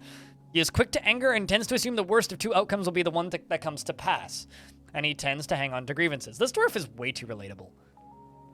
He tends to consider what others think of him, and is currently more shameless. He likes a little excitement now and again, and could be considered rude. He has a sense of duty, and he's grateful when others help him out, and he tries to return favors. He has an active imagination, and slouches when he's bored and needs alcohol to get through the working day, and doesn't really care about anything anymore. That dwarf's very relatable. Adamantine short sword, adamantine helm, steel gauntlets, and iron armor.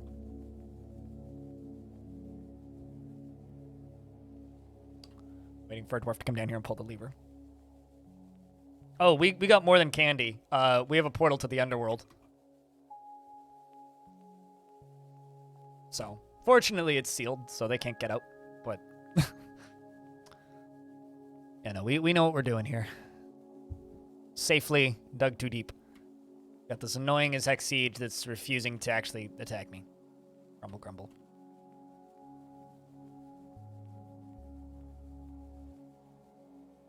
You've only beaten the clowns once?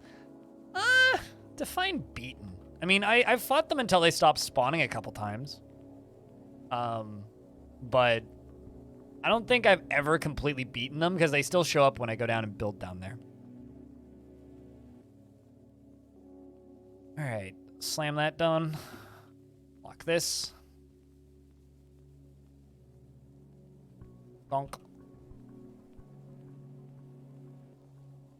You dropped a mountain on the tidal wave? I mean, okay. True. So I've completely killed the initial wave a couple of times. But it's when I go down into hell and start like constructing in hell that usually a second wave comes, which I've never actually defeated.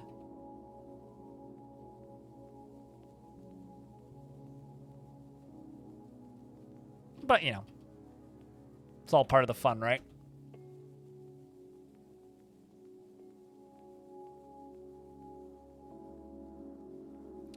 So where's that dwarf stationed? Where are you? So this spear dwarf is going to hopefully go and tempt them. It's an empty void? Yes, I mean, it's kind of like a pretty empty cavern lair. Is mostly all it is.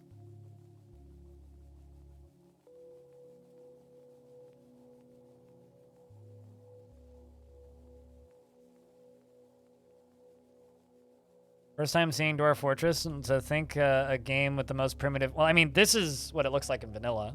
So this is the exact same setting, but in vanilla. This is what it looks like. Because I'm using a tile set to make it a little bit easier for newbies to know what's going on. But this is what the game actually looks like.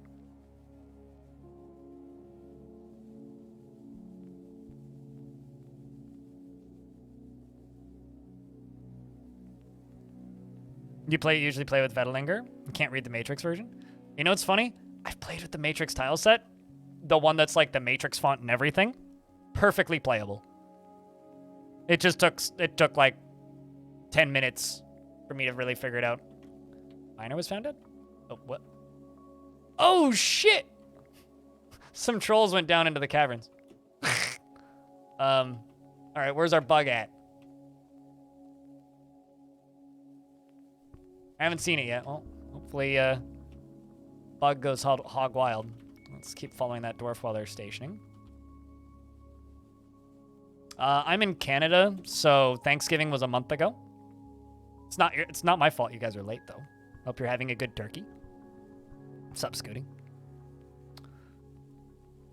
Stone Sense is still a thing, and so is Armok Vision.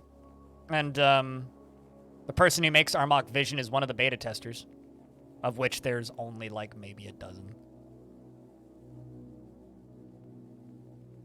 And thanks for the raid, Scooty. Cheers, man. Keep the raid train rolling. Well, someone's got to. Looks like there's a goblin there, so let's, run this dwarf back. Maybe they're actually coming for me now. Never mind. You gotta run, bud. Run! Run! Run! Okay, you know what? Here, let's turn you on. Let you fight for a sec.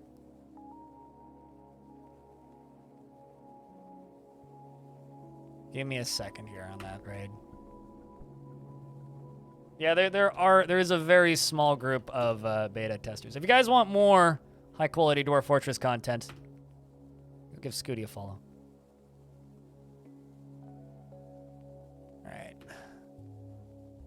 We're gonna need to get these old. Never actually played Dwarf Fortress, only heard stories from forts. Well, here's the thing. If you've read and heard stories, you've played Dwarf Fortress. I mean, there's a reason why Zach and Tarn Adams for years have said that the people who play Dwarf Fortress are the people who read stories about Dwarf Fortress. The people writing the stories are the beta testers. How many more dumb questions are you gonna ask? Guess. I don't have an answer for you. You know what I mean. Like, there is people doing QA on premium. But they're a very small group of people.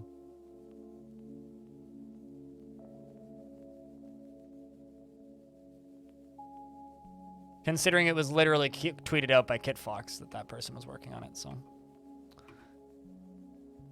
The rest of them decide to hang out there? Of course. Big meanies. I know what you're talking about, and I'm also not playing your game, Uncle Gus. So if you want to use my terminology, you can. Or if you want to ignore my terminology, that's fine too. I don't care. There's beta branches of updates. There's beta branches for Dwarf Fortress on Steam. Okay? And people need to test those beta branches and make sure that they work. So yes, Dwarf Fortress is an alpha. Dad. Yeah, I'm being an egg back to you. Be an egg, get an egg, as they say. Actually, I don't know if anybody says that, but I just said that now, so now somebody said it. As somebody said once, act like an egg, be treated like an egg. You egg. Where's Northern Lion when I need him?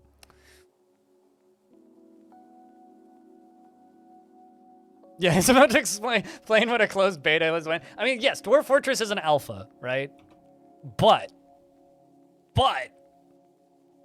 there can be beta branches of an alpha. God damn it. The freshest Canadian egg? I mean, someone has to be. I got too much hair to be an egg.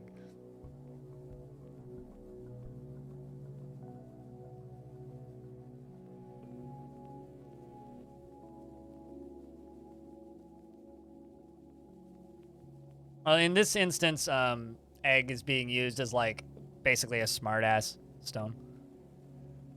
Alright, you guys can just go to space, because I don't have enough population on here for there to be any much of a reason.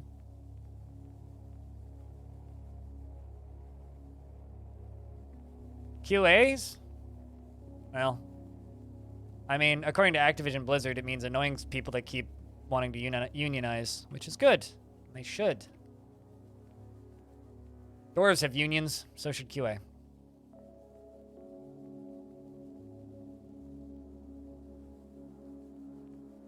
Also, there's more QA on most modern games than ever before because of how many assets most modern games have. So are they sieging me or are they hanging out there? Like, what the fuck are they up to? Well, they're mostly on the outside of the pyramid now. They're slowly moving towards. It kind of looks like they're pathing towards me. It's hard to tell.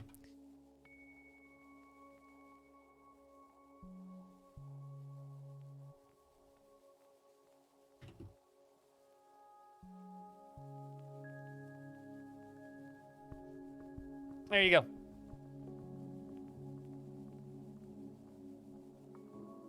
I think you will be pushing 50. Well, I have no idea how old you are right now, but last time I heard Tarn estimate out loud while thinking, he said something like 20-something years away. So I think I will be 50. I'll be pushing 50 when 1.0 hits. They're loitering? Damn right. Wish they just get on with it. Or maybe they've discovered that, like, the actual secret to this trap to not die is to just go in one by one. This is from a volcano, because I was lazy. Right there. But I did, I made the volcano interesting. Volcanoes are boring in Dwarf Forts, so I made a lake. I also have controllable lava flows. And also controllable lava flows up there.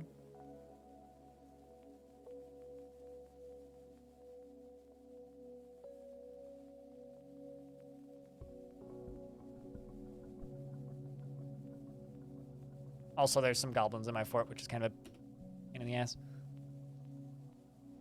Like one right there, and one right there. Hang in there, dwarfs. You guys might want to dodge. Fortunately, military close by. Here they come.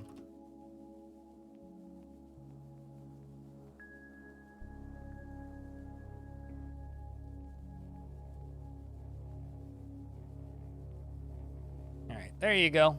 Aphid Bane. Forgotten Beast Slayer. Killed the giant aphid that attacked us a while ago. Where's that spear gob down here? Or there was a spear gob down there somewhere. I know there was one up there, but I thought that I saw one going this way. But not seeing it.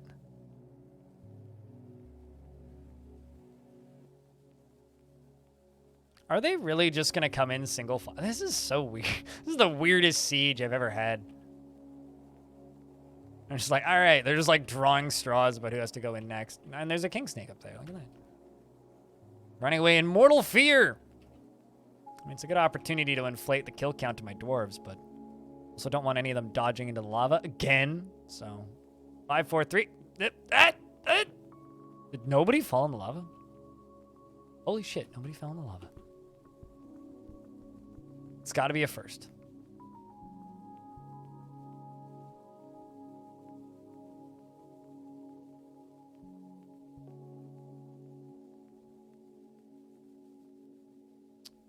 All right, let's retreat a lot of the military. Back up, guys. All right. It's kind of a miracle. I don't think I lost anybody. I might have actually. Nope, we lost somebody. Yeah, we lost somebody.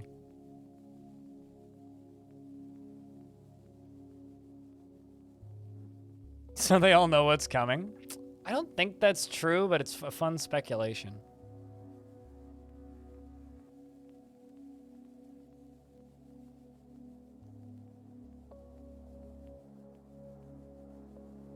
Motion sickness, brother. It's the only thing I get from that game. No rock, no stone, just uncontrollable vomiting.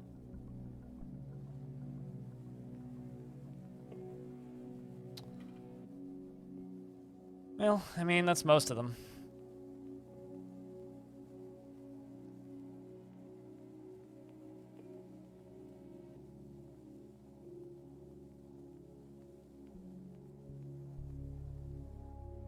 That game in particular.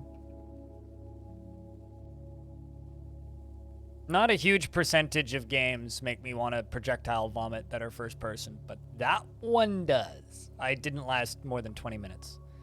Yeah, if I had $1 for every time somebody asked me about Deep Rock Galactic today, I would probably have doubled my money that I've made today.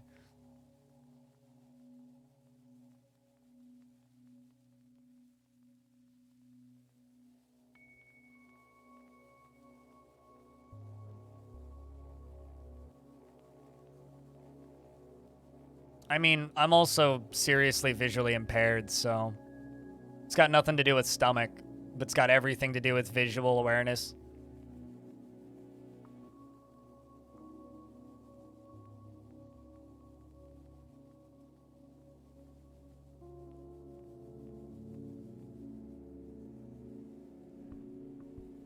All right. Well, there's one goblin coming up this way. Any more? Just like one or two goblins. Seems like they're moving. They've certainly moved because they were like most of the way up the side of the pyramid before. Frustrate.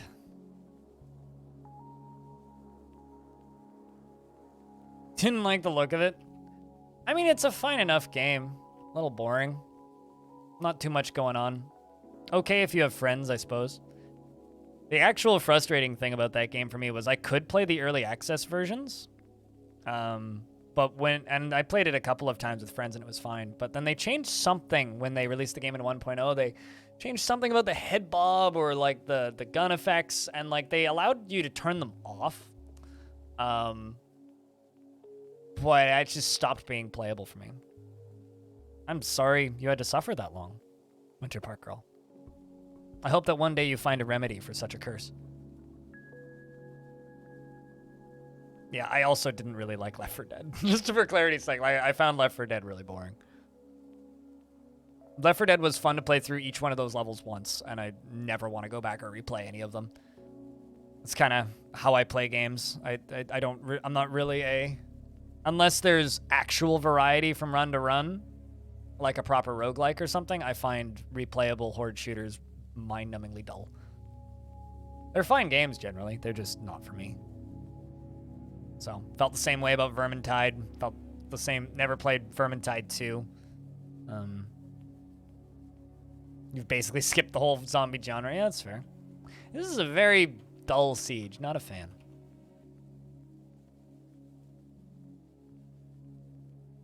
Why are these goblins and dwarves gotta be so human-like in Siege instead of just attacking like normal people?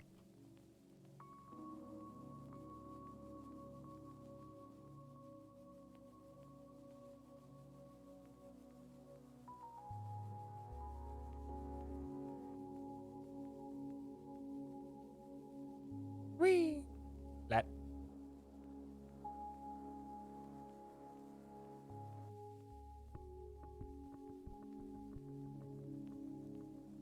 Yeah, and I ain't going to. I'm staying in my fort. They'll be waiting a while if they expect me to go to them.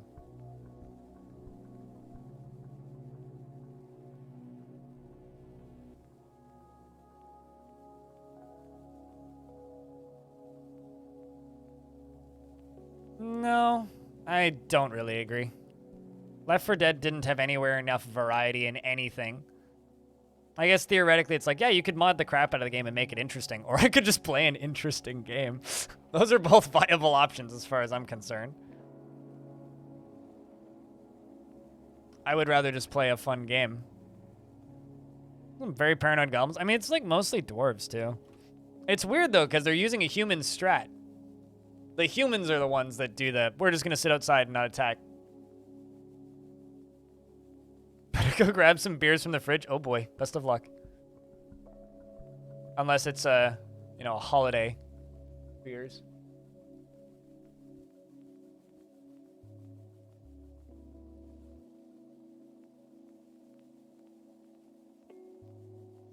All right, well then.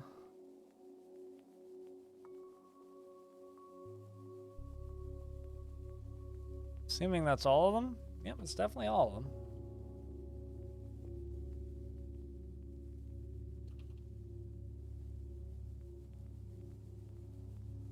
It's Friday here, so it's like slightly more acceptable to be drinking while working. Okay, fair enough. I mean, if you work in that kind of workplace, then more power to you.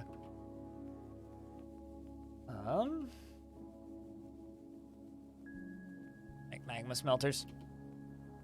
Not out of adamantine. Iron is fine.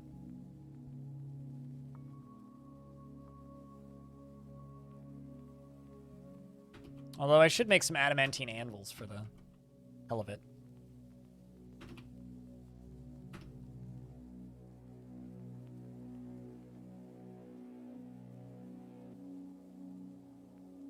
Seems like we're still making thread into cloth. Good to see.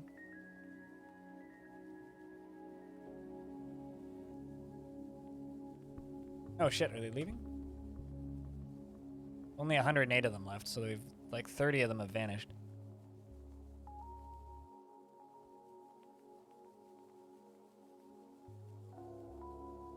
Okay. Yeah, it looks like they are migrating again. I could just send the dwarves out to fight them. Fuck it. Fuck it, fine.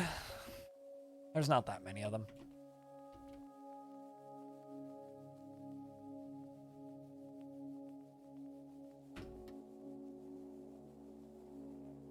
That's a good question, Koku. Because, like, I've only been sieged, like, once today.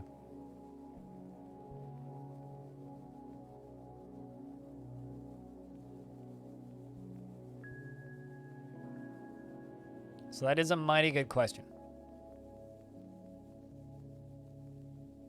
Let's see if I can get them to fight on top of the Steam logo. Mason has been missing for a week. Well, that's unfortunate.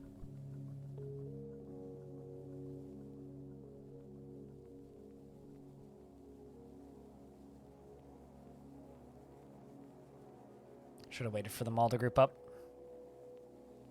Maybe you're a goblin. Is that true? Suggestible? Ouch. X.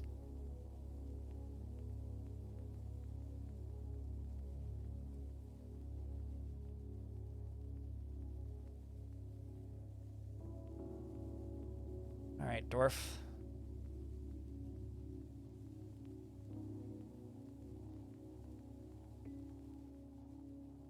Let's see how this goes.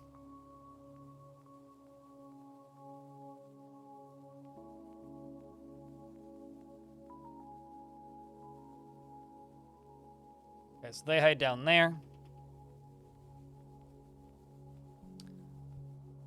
Here comes more of the military. And more of the military. Very single file.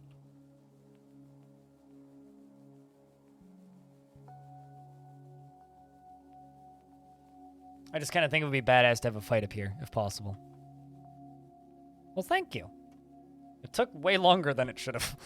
It took me like a 2 hours. I also made this, which was great, aside from the fact that it's made of, like, windows, gem windows, and all of them got knocked down twice because I got sieged twice while I was building it. I was like, I'm going to just make this and then seal it in and it'll be great. I'll be fine and dandy. And then, like, every single time, like, I would get attacked right as I was starting to finish it. I was like, God damn it.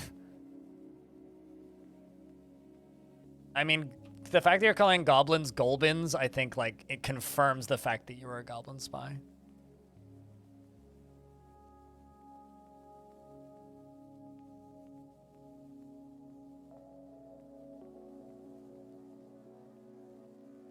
It just confirms it.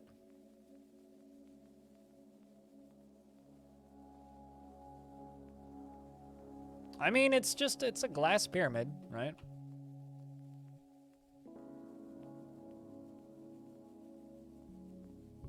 Now, the important question is, Chad, because this is a ziggurat-style pyramid, do you think that archaeologists discovering this fortress in 1,000 years are going to go, that is an ancient alien landing helipad?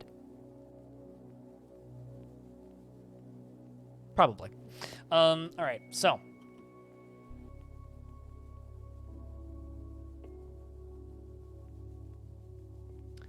Just gonna wait for a few more dwarves to group up.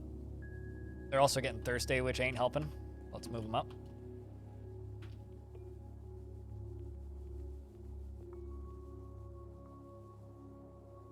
Arrows are gonna start flying pretty soon, I think.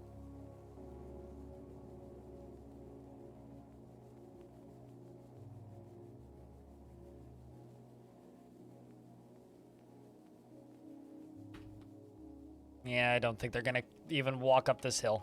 Oh, here we go. Gonna follow, Alice Run. It's flying down, fighting with dwarves and goblins. So far, so good. Seems to be a winning fight for us thus far. No one's been found dead yet. Lots of dwarves are in martial trances. Fights on hillsides are real hard to parse, but things seem to be going all right for us.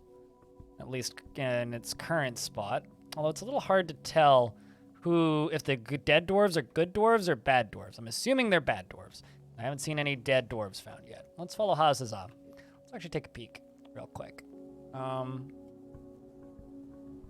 find someone who's named. Problem is there's just so many fights in there. Hard to actually discern which ones are mine and which ones are theirs. Fighting through more. Man, they're going down quick. They must have crappy gear. I mean, it does help that all my dwarves are wielding adamantine. All right, there they go.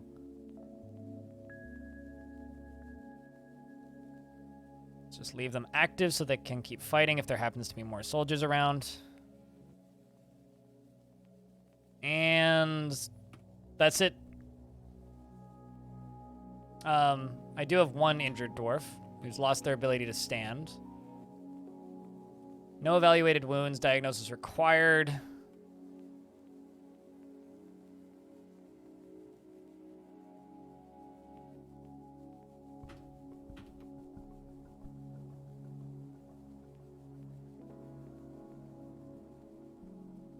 Well, let's see if you make it out. Definitely lying on a pile of bodies. Definitely killed a bunch of goblins and dwarves, so very effective. They weren't even worth the lava extravaganza. I mean, it would have been worth it for the show, but... The thing is, it's like adamantine weapons and adamantine armor is so fucking broken that, like, it's so overpowered that fights just become trivial pretty quickly. Bastet's coming to recover wounded. The fights just become trivial quite quickly. So it's one of those, like... Could we have fought that? Certainly. Earlier. We certainly could have fought it earlier. But it's more fun to dump lava on their head. It's not a dwarven civil war, no. That's a goblin faction that's enslaved the majority of my faction. It's the Curse of Diamonds, a goblin civ. They're situated right here. These guys. The Curse of Diamonds. They're captained out of this place, the Torrid of Manges, which is headed up by a demon. And this is my civ down here. And as you can see, a lot of these are goblin hillixes. But this is my civ right here.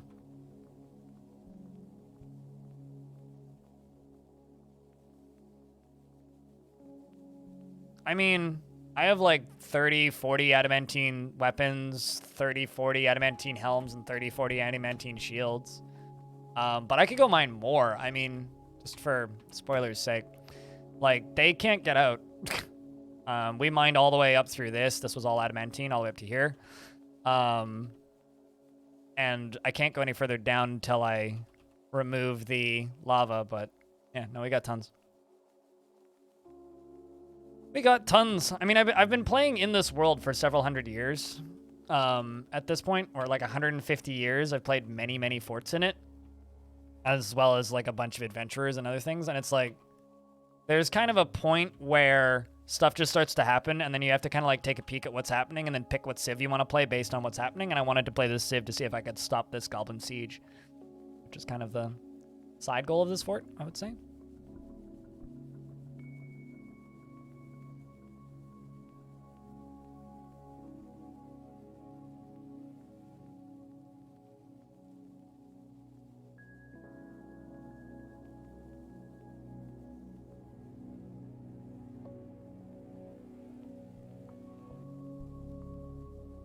You keep creating a new world each time you play a new fort. Why in the world would you do such a terrible thing?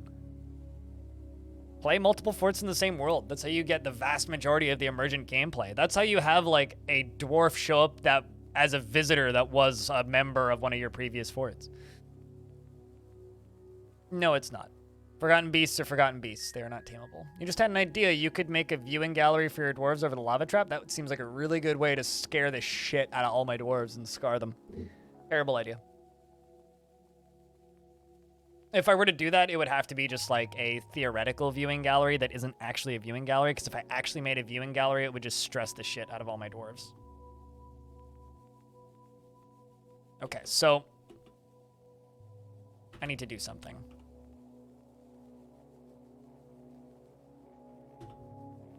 I can't let them go down there.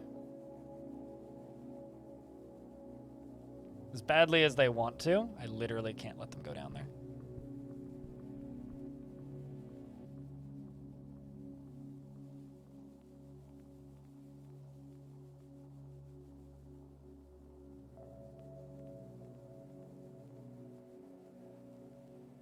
Cool. That door's moved. So I need this sealed.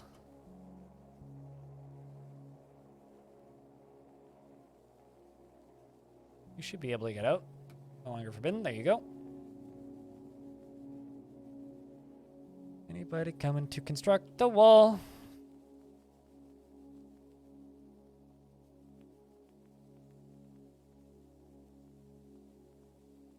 Just gonna wait until they construct that wall there, and then we can let them go.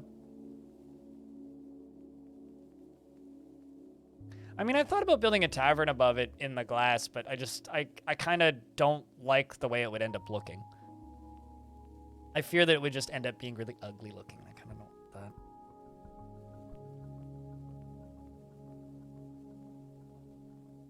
Although on the subject of fearing the way things look, I'm going to need to go get lunch in a minute. So what we're going to do is I'm going to get this thing sealed up, okay? And then I'm going to save. And then I'm going to give you guys some music to listen to for about... Amethyst Brute has given birth to a girl. Gotta love it when demons are having happy fun times in the basement while we're working up here. I'm going to be going and getting a very late lunch. It's 5 p.m. Admittedly, getting a raid of like 700 people delays your interest in eating. How long will your stream last tonight? Well, I don't need to be awake until 9 in the morning tomorrow. I mean, I've been going for 8 hours. Probably another 4 or 5, if I had to guess. I usually stream about 12 hours a day. Sometimes up to 16. But I only stream Tuesday, Wednesday, Thursdays. So tomorrow I don't stream. Right? Tomorrow I will be recording a podcast and sitting there twiddling my thumbs and hoping they send me to our fortress key. And then helping manage the hot potato stuff from behind the scenes.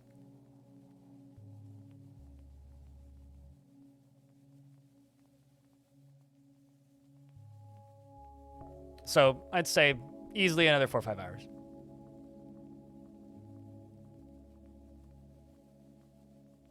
Yep, absolutely.